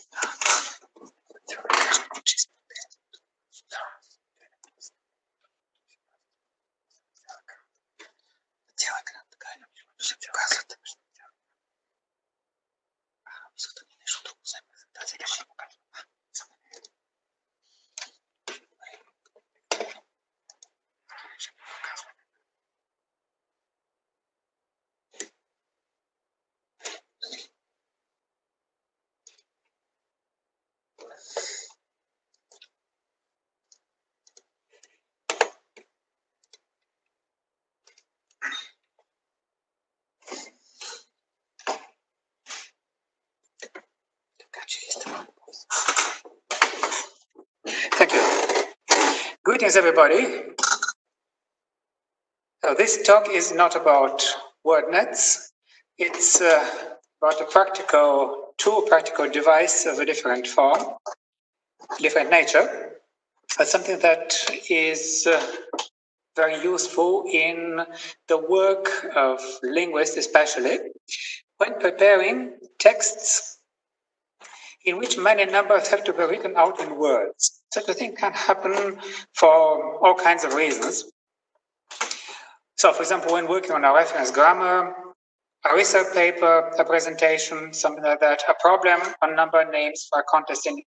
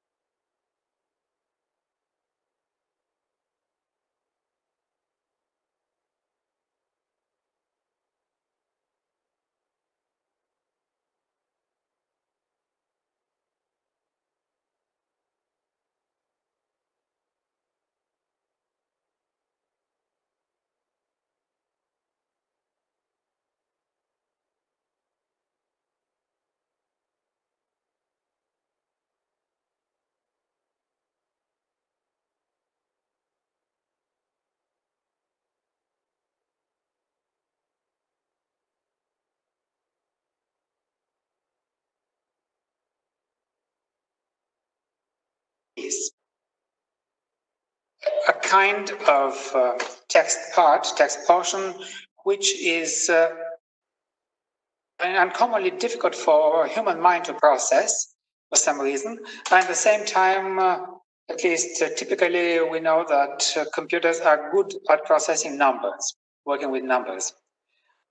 So, as I said, it is a good idea to leave this part of the effort to the system. The human effort, in this case, is of course not reduced to zero. It is concentrated on composing a grammar which describes the feature of the number system in the language, but the bulk of the typing and the proofreading is done for us automatically. Tech does it. Tech is actually a text processing system, a text generating system, but typesetting with tech is akin to writing a program in several ways. First, because it relies on designing macros using macro definitions.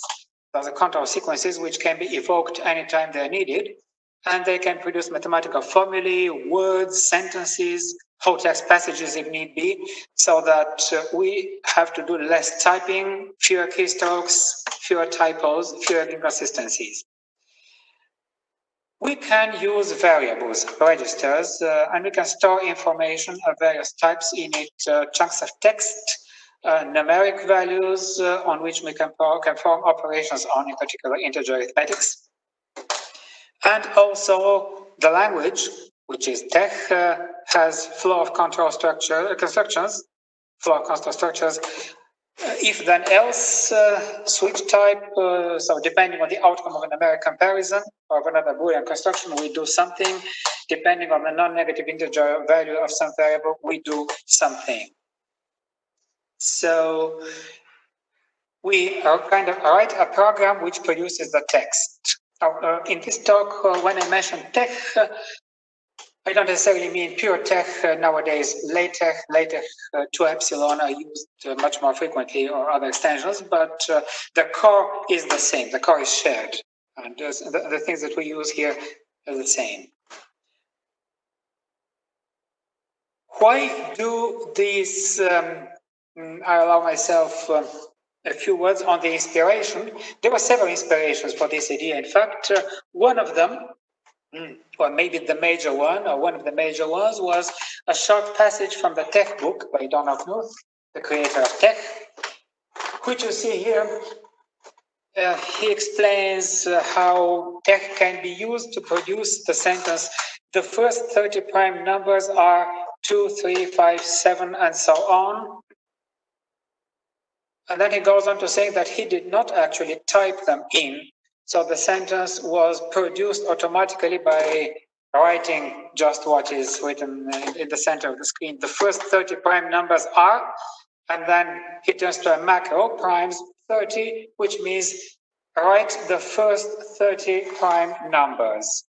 So the macro is responsible for calculating the numbers and typesetting them in a sentence, or putting a comma between each two successive numbers, putting an and before the last. And also the fact that Tech can write a thing in two ways in a sequence. So for example, in Arab Tech, a package, an extension on Tech for writing text in Arabic, which was designed with my modest participation back in the 1990s, at a time when typing in text in Arabic script, or basically anything else than plain ASCII Roman, was difficult.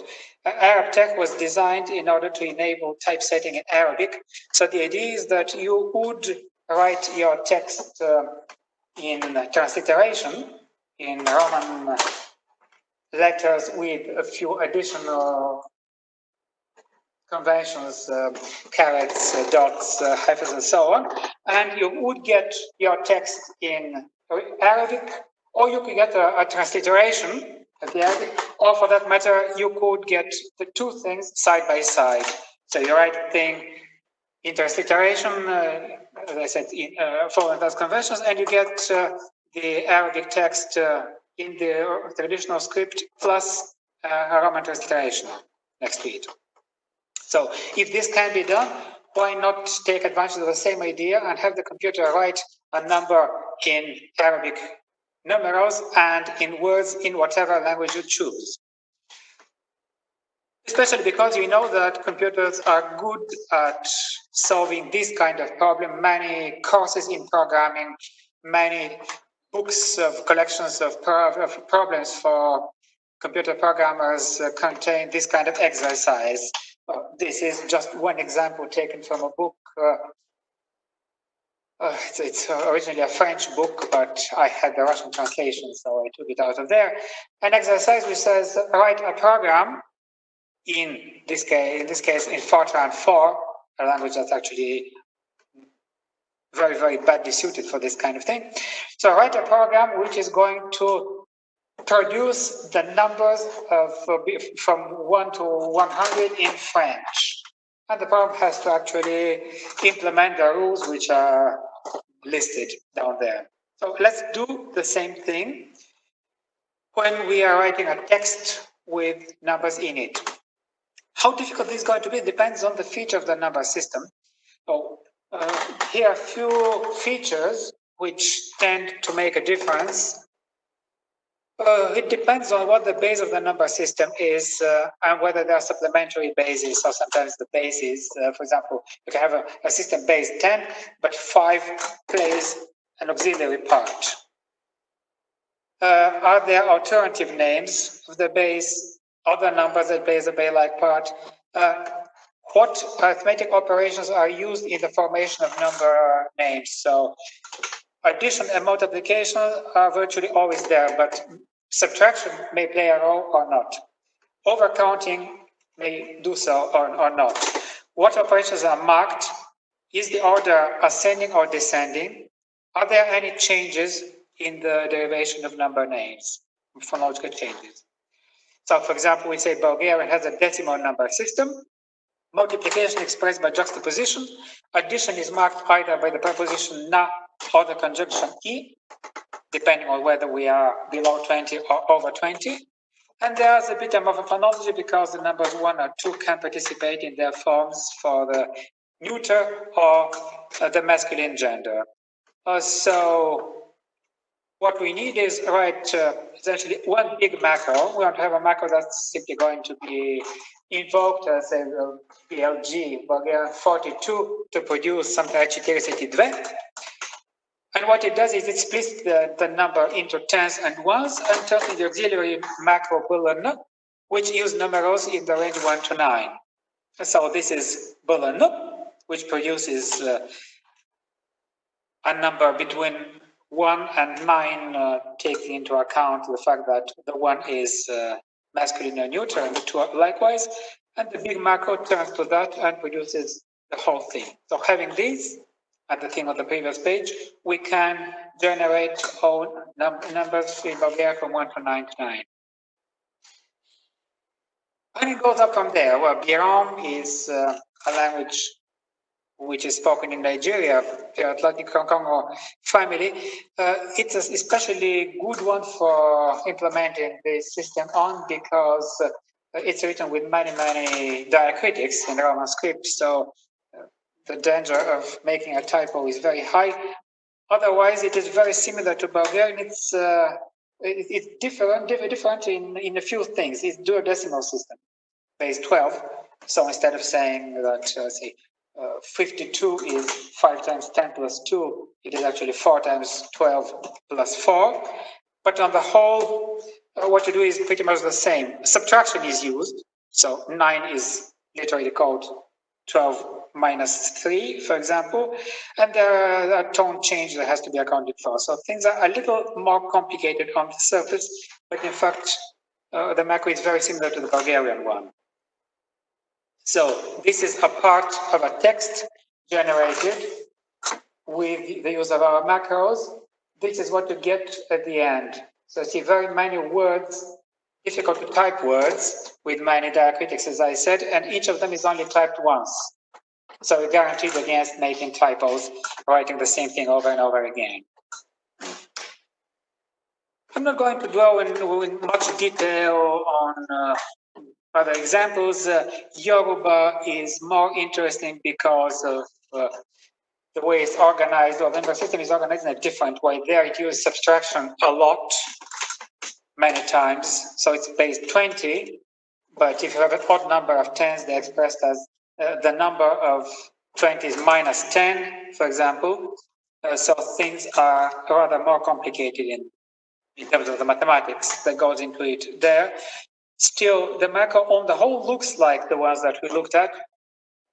And this is a part of a text.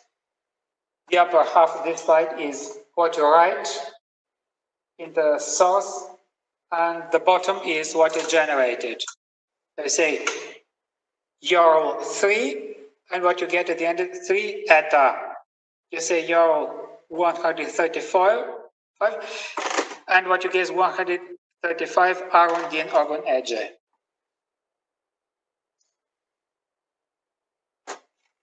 The language, yes, the language Umbu Ungu from Papua New Guinea is base 24, and 4 is a secondary base.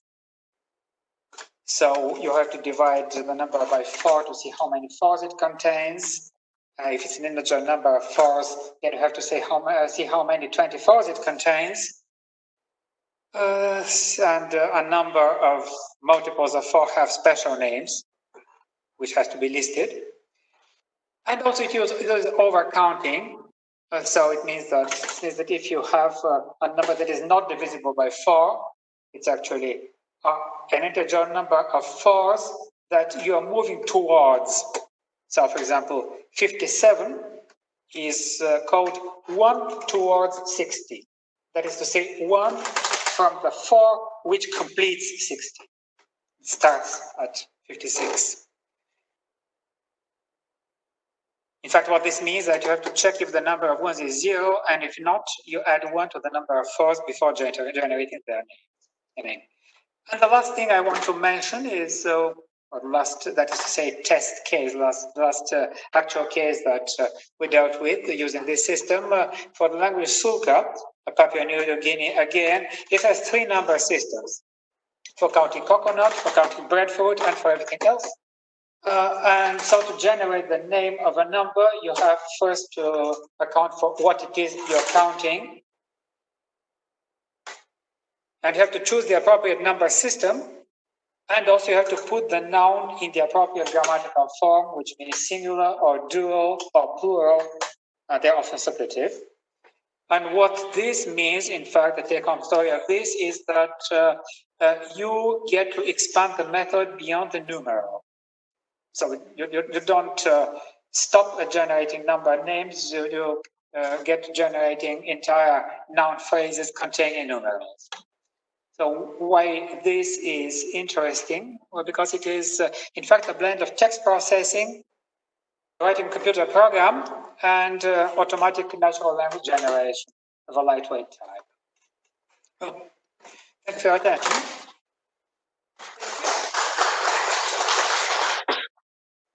Any questions?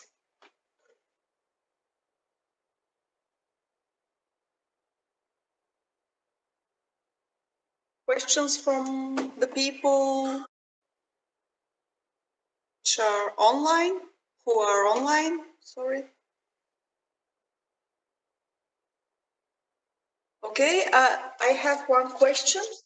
Have you thought about using this for applications, for example, for text normalization, for, let's say, text-to-speech applications? It would be a very good thing. It could, yes.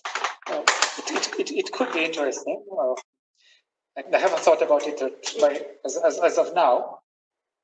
That's what I thought while I was looking, besides linguistic problems. It could have potential. Okay, thank you. Any other questions? Let's thank our speaker again.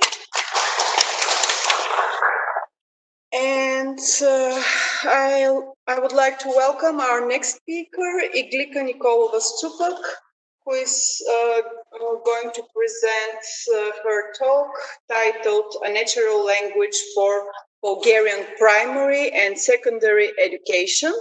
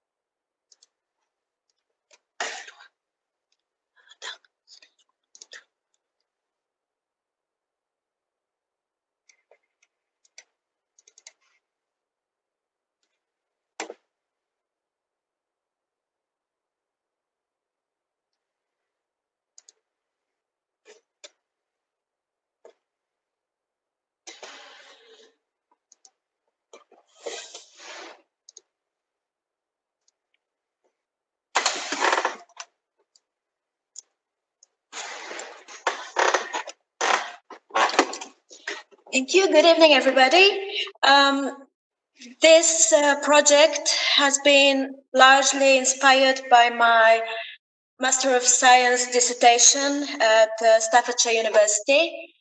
And it is of special importance to me as I have a child who is a young student, and also as I happen to be familiar with the educational system in several different countries. What you see now is the abstract of my paper. This paper examines the qualities and applicability of a provisional programming language, 1GL, especially designed for use by beginner-level students in Bulgarian primary and secondary schools. The necessity for such a language is investigated and its features are defined. Then, a survey is conducted to test young students' interaction with the language, and the latter's advantages and limitations are listed and discussed. This is a short view of the contents of the presentation. Firstly, let us look at the context that led to this project. Computer studies were first introduced in Bulgaria as early as 1959 in the University of Sofia and under the course name Computational Mathematics and Cybernetics. The subject became mandatory in 1986, starting from grade level 6, and the language logo was the one most commonly used in the next few years. In 2008, a survey was carried out among high school teachers of mathematics and science, revealing a common opinion that computer studies were integrated way too late into the Bulgarian curriculum, especially given students' contemporary experience with technology. In order to address this issue, computer education is currently being redefined and popularized, and that is both inside the classroom and in the form of extracurricular activities. As of the academic year 2018-2019, the subject became obligatory in the context of primary education under the name computer modeling. It does not come as a surprise that the described young curriculum is still largely imperfect. Its gaps have become especially clear following this unprecedented reliance on online education that we have faced during the academic year 2019-2020. Computer equipment is quite scarce. As of 2013, the average in the country is one computer for every 11 students, as compared to a European average of one computer for 5 students. And finally, but very importantly, no programming language has been established that truly reflects the Bulgarian cultural and educational context. The international visual language Scratch is most widely used, and specifically in its partial and imperfect Bulgarian translation. Relevant international trends. An important general trend in programming languages today is the quest for natural language. And natural languages are especially praised when it comes to child or beginner programmers. Stefik and Siebert show through an experiment that inexperienced users work much better in established languages like Python as compared with a made-up language called Randomo, which does not seek in any way to imitate human speech. To go further, researchers tend to agree that the naturalness and intuitiveness of a programming language is highly enhanced if programmers can conduct the programming work in their native language. For instance, this opinion is supported by the designer of Russian educational language Kumir, Dr. Leonov, and by Baron et al., who are active participants in the definition and popularization of the French syntax language, LSE. The Japanese educational language Kotodama on Squeak, in turn, is a perfect example not only of native syntax, but of culturalization, as not only does it translate a more traditional language, but also it makes sure it appeals to an audience that that values literary and aesthetic language. There are no abbreviations, and sentences are grammatically correct as well as even varied as structure. The last feature specific to educational languages that I'm going to mention is their involvement in a particular school curriculum as opposed to isolated years. The skills developed in a computer course can naturally be applied to other aspects of academic life, such as general research, the completion of homework, and the assimilation of mathematical skills and notions. Research design. Secondary research for the current project encompasses sources related to the educational and cultural context at hand, as well as to applicable international practices and trends concerning natural language programming. Primary research analyzes the development and application of the described provisional language, 1GL. The language is tested by way of a survey issued among students, and its discussion aims at constructive conclusions pointing at further work. Taking into account the importance of using the language even in the absence of a computer for every student, as mandated by current restrictions of equipment, the survey was printed out and completed in pen. For the language full syntax specification, please refer to Appendix D. The appendices of this project have been posted online and are also present in the references page. The survey was distributed to 20 children from a Bulgarian primary school, aged between 9 and 12. Their prior experience with programming was minimal, and their level of English was basic, with the exception of one child who was bilingual in English and Bulgarian. Data collection. The survey consists of 3 tasks. The first one is conducted in the Bulgarian version of 1GL, the second one in the English version of 1GL, and the third one is conducted in Logo, which is the English-based educational language that has historically been used in Bulgarian education. No prior knowledge is required on the side of participants, as there are explanations and examples of all utilized constructions. Each exercise includes a few visual commands in its first part, and the use of a simple loop in its second part. The students were asked to record the time it took them in minutes to complete each task, and they were also asked whether it was easier for them to program in their native language, and they were also asked to identify the task that they deemed most difficult. Here you can see a little snapshot of the survey. For the complete version, please once again refer to the appendices, Appendix A. Via quantitative analysis, the survey seeks to achieve the following goals. Examine the types of language-related mistakes committed by students and their occurrence. Compare the number of non-language-related mistakes in 1GL and Logo. Determine whether programming in Bulgarian was easier for the students, and correlate the timing of completion of the 3 exercises. Results and data analysis.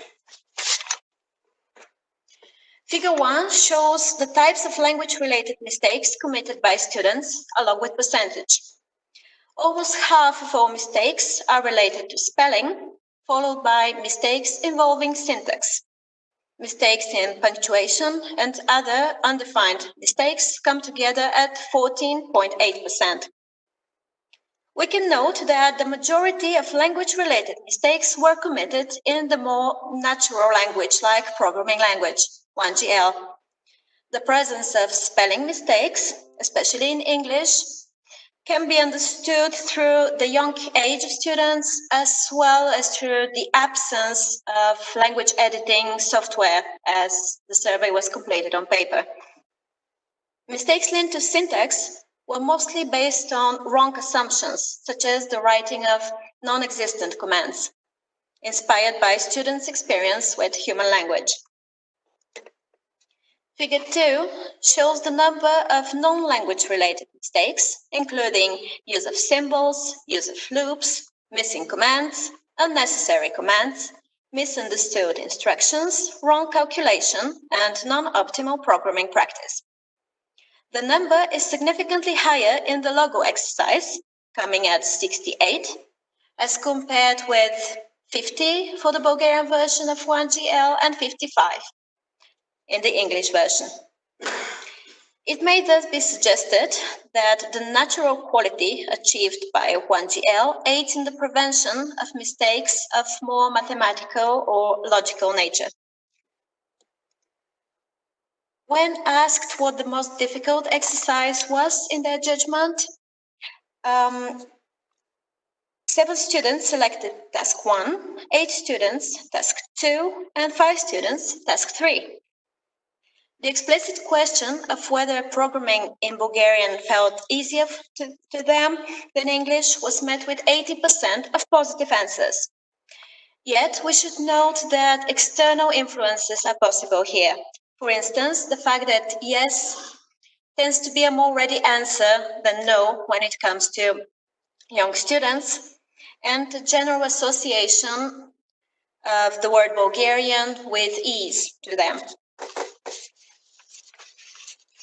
To further test the students' honesty and validity of their answers, at answering this question, cross-tabulation was performed, correlating the answers provided with the number of language-based mistakes that they actually made in the 2 versions of 1GL.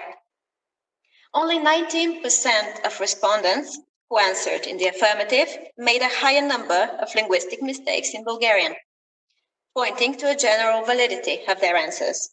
Also, 50% of respondents who answered no actually made more mistakes in Bulgarian, despite the overall lower number of mistakes in the language, showing again that judgment was mostly accurate. Table 2 shows the time for completion of each task. Only 2 students were faster in the English version of 1GL than in the Bulgarian one of them notably being the single bilingual child. The logo exercise took longest to complete for only 2 of the participants, and it was shortest to complete in a whole 50% of cases. Discussion. Code accuracy. First of all, we saw that non-language related mistakes are likely to be reduced in 1GL due to the language's intuitiveness. However, in contrast, 1GL may introduce mistakes that are not common to languages with less natural or non-native syntax.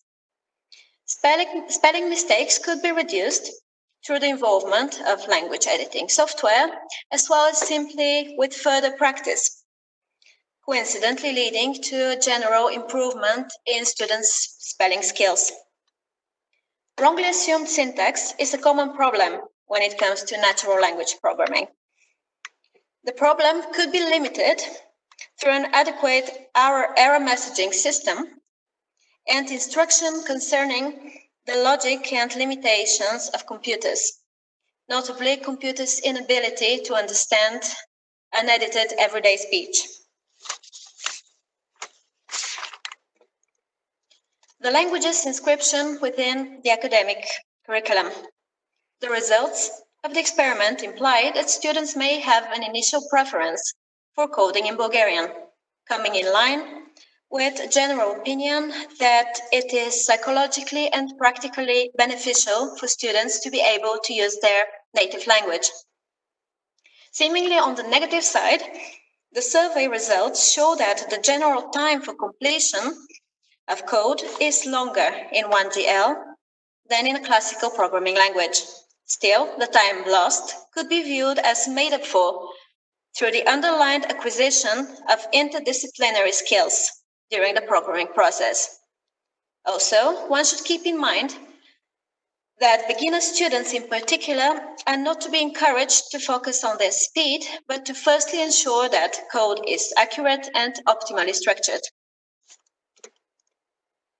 Research limitations and suggestions for further work. Very importantly, not all features of the proposed language have been tested by the survey. Rather, the focus has been on natural language programming, and content has been adapted for use by students with no programming background. In terms of the structure of the survey, there has been difficulty in differentiating between mistake types. For instance, if a student fails to color the path taken by an actor, does this imply missing commands or prior misunderstanding of instructions? An important suggestion for any further work related to the project would be to increase the sample size. With this increase, the age range should also be increased, as well as variance within the level of experience with programming among students. Finally, I will note that the logo task has been perceived as rather simple by participants as compared to the other tasks, and should thus be modified, such as through the inclusion of several figures rather than just one that needs to be drawn by users. Because this simplicity may be interpreted as being related to the programming language at hand when it is not necessarily so. What you're seeing now are the references. To conclude, young students are the main target group of users to rely on natural human-like programming as well as on native syntax when it comes to programming at school. In particular, the Bulgarian national education, in its extending and increasingly early focus on computer studies, is in need of unified and systematized programming practice. This project evaluated the potential benefits of a proposed programming language for beginner students with dual Bulgarian and English syntax. Ideally, the study will proceed to further development of the language characteristics, accompanied with gradual analysis of its reception by Bulgarian students. Thank you for listening, and please do not hesitate to ask questions if you have any.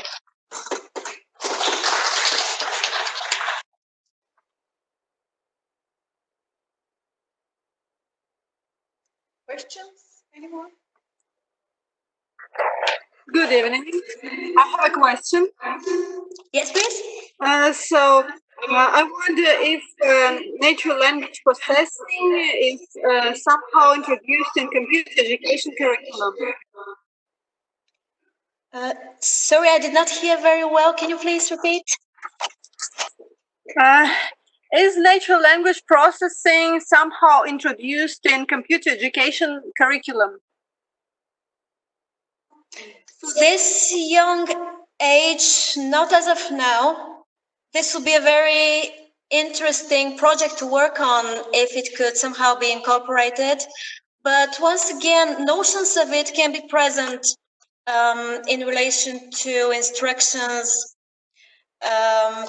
comparing the logic process of computers to that of humans. Thank you very much. You're welcome. Thank you.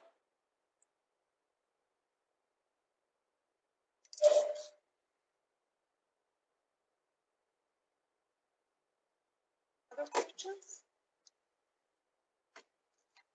Then I would like to say that as a mother of a 10-year-old programming freak, it's a very interesting project, and I would be happy to see it how it develops. and I think maybe you should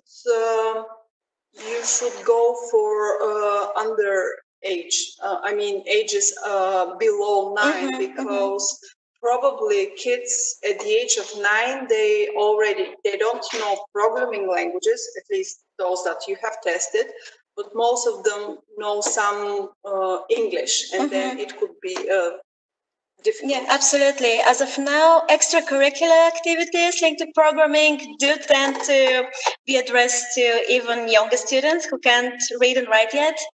But in school, yeah, that's a problem at school. Maybe they should assume some kind of prior knowledge. But then again, it wouldn't be the same among students. So yeah, really something to think about. Yes, because if they have already had knowledge of programming, especially programming in English, then it would be difficult for them to just more difficult. Yeah, absolutely. Bulgarian. Yeah. Okay.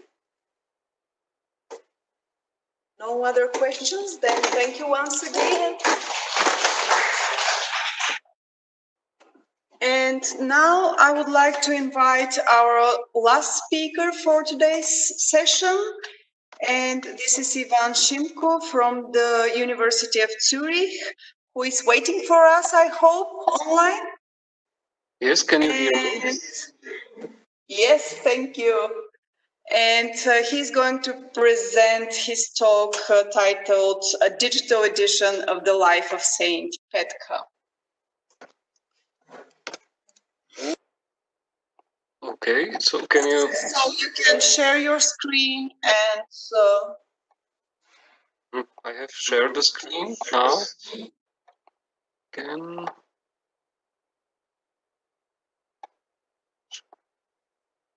Okay, I guess now you see the screen. Can you hear we me? do. Yes, we do. We see your screen and we hear you. Okay, so the topic of this paper is the construction of our website containing 2 versions of Life of Saint Petya, a historical text relevant for diachronic studies of modern Bulgarian. I will send the link to the chat if I'll be able. No. So it should be there, so if you open the chat you will see it. First I'll describe the context of the project, the collection of data for examination of the spread of Balkan RL features. Then I'll address some problems affecting the construction of a diachronic corpus, considering the transitionary character of the studied language. Then I'll explain the relevance of this text, the Life of Saint Petya, for the study, as well as particular versions chosen for the website. And finally, I'll shortly describe the process and tools themselves used to construct it. So our project studies the spread of Balkan RL features, especially among the Slavic varieties. The researched features are absent in Church Slavonic sources, becoming frequent on later. For example, obligatory definiteness marking or evidentiality marking too. Our, so to say, general question is when and where did these features develop? On the synchronic level, our research focuses on dialects in Macedonia and in the Torlak area on the Bulgarian-Serbian border. And on the diachronic level, we concentrate on texts from the Ottoman period, which are mostly so-called Damaskini manuscripts containing lives of saints and sermons written for the mass public, spreading by transcripts in Bulgaria from the 17th century onwards. And we compare them also with Church Slavonic and modern Bulgarian texts. Or modern. There are also some dialectal sources, but only from the 19th century, not older. Typical Balkan features are already well developed by then. As we try to employ quantitative methods, the choice of text is limited because most of our sources are only transcripts from each other. And if not, and due to their specific genre, they tend to preserve the grammar of the source. If they and sometimes also receive consciously edit archaisms. And this creates a certain bias, which we can avoid only by selection of works from various translators or editors. Which is also hard with earlier texts because then the original editions are usually lost and their dialectal localization is controversial. Also, the language of these Damaskini usually also doesn't follow a stable norm. They generally adopted the orthography of the Church Slavonic, the so-called Tresava redaction. And from the viewpoint of modern Bulgarian phonetics, it has many redundant rules. As for example, here we can see all the variants of E. And it is also not suitable for other ones, like the writing of the middle vowel,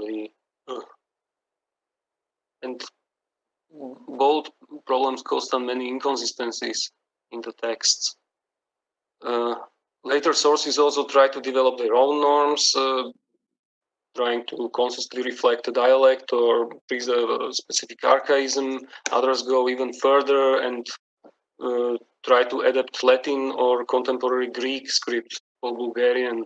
And for these reasons, our sources show considerable variation both in grammar and orthography. And this gives us quite some challenge both for their transcription and annotation. The transcription of such sources is tricky, as they contain many archaic characters and writing practices. For example, such superscripted letters, which are not reflected in usual present-day character sets. And when we try to customize them, then the compatibility is lower. So we prefer simply to transcript everything into Latin.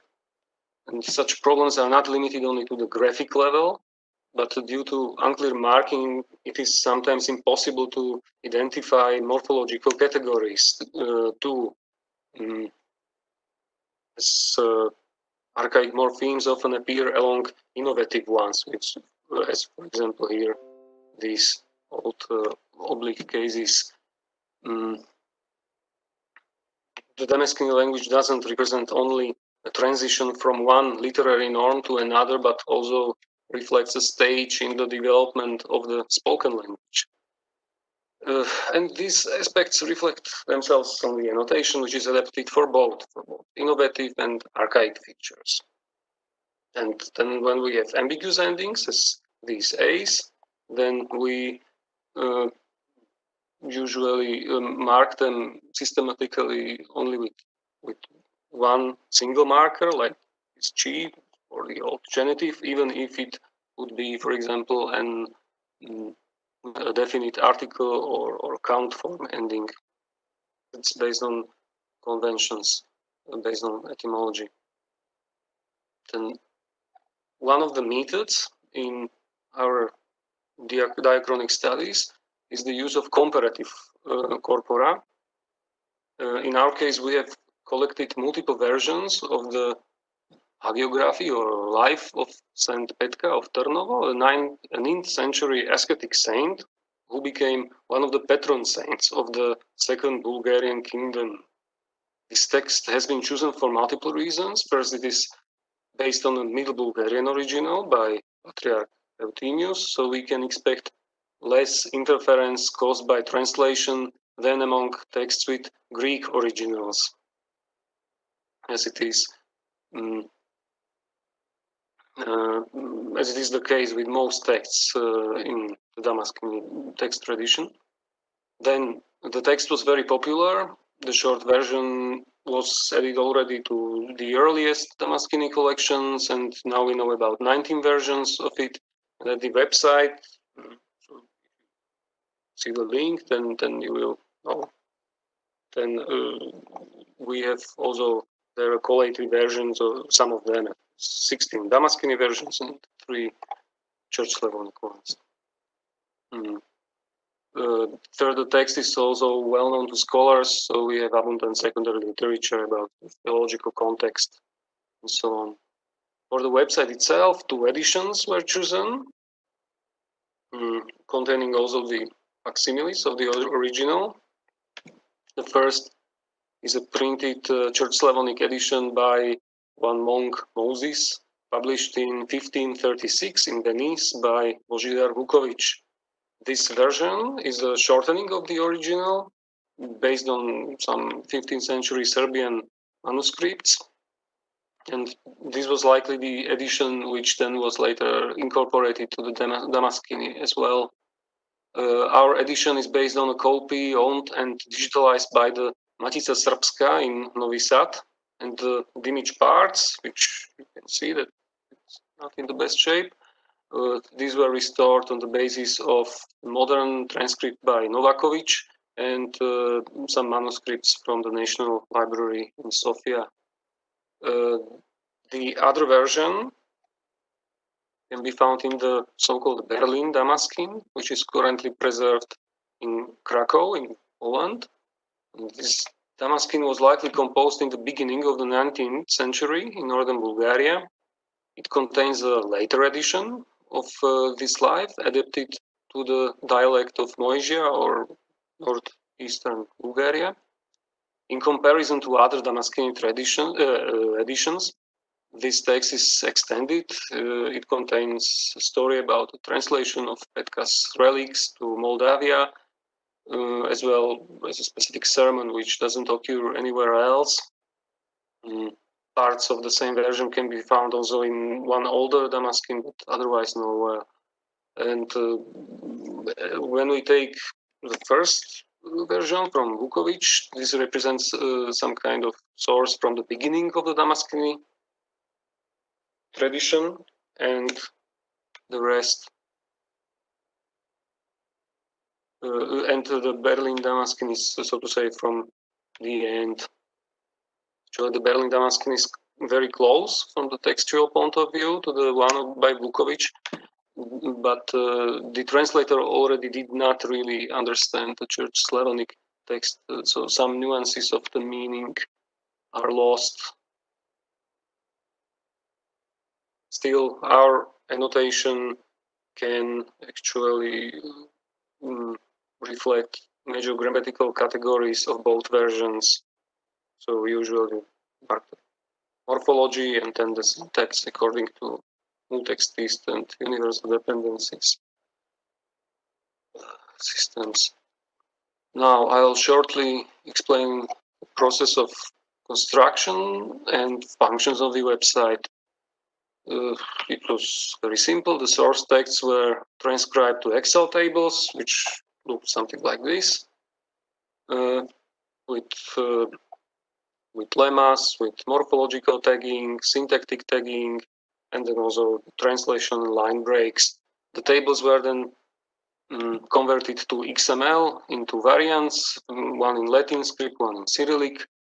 And from this, I've generated an HTML web page using the Oxygen editor and uploaded it. The transcript is aligned with the scanned page.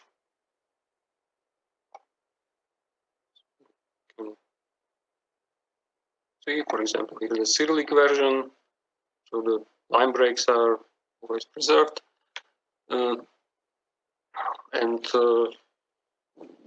you can see the translation when you point at the first word of a sentence.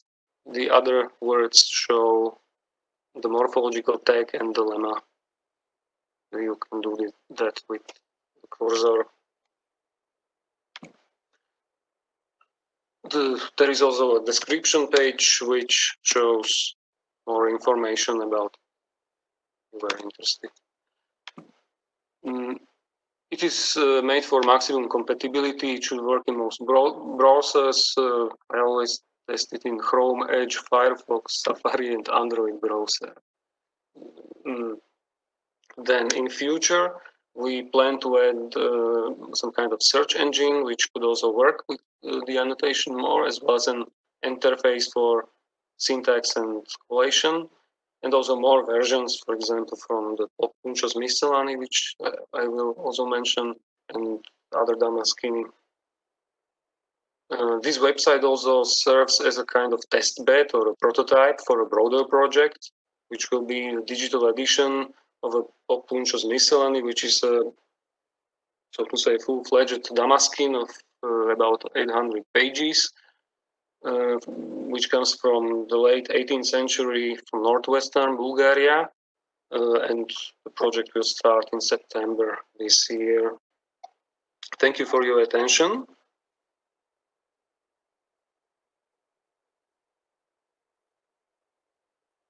Okay, thank you. Now there is time for questions.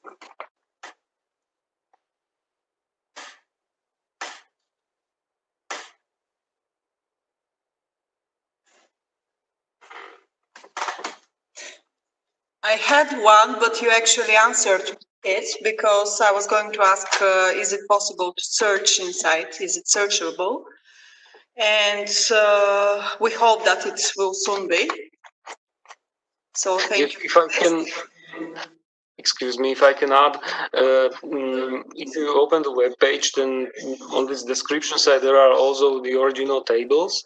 So if you want to, so to say, work with the code, with the annotated corpus, then you can do it already now. Okay. Simply with Excel or another simple table editor. Okay. Questions from the audience?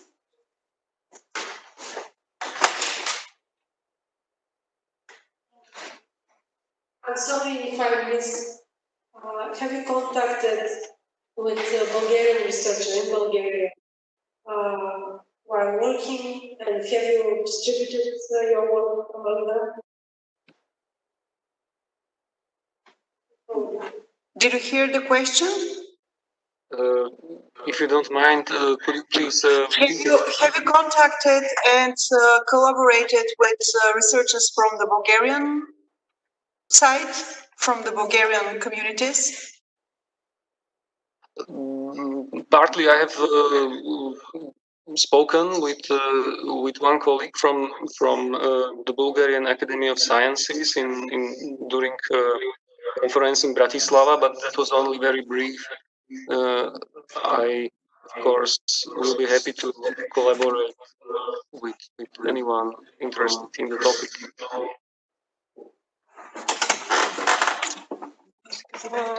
Hi, I just wanted to comment on your work. Probably you should distribute what you have done to among colleagues in Bulgarian, because they will be very interested, I think, in the digitalized edition of the Life of Saint Petya.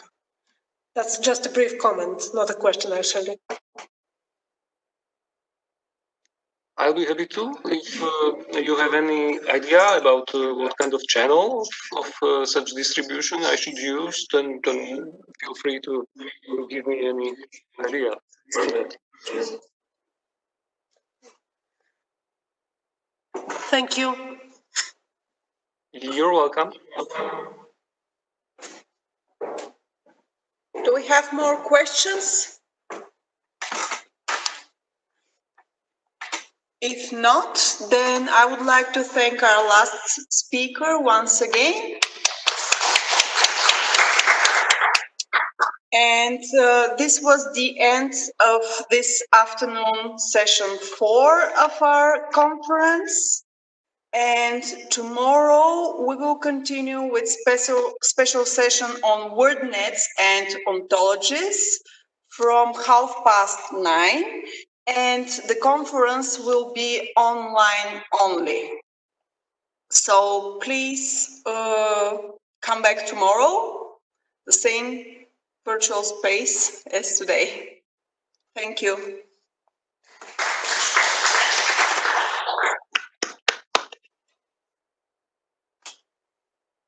Okay, that's it for today. Thank you very much.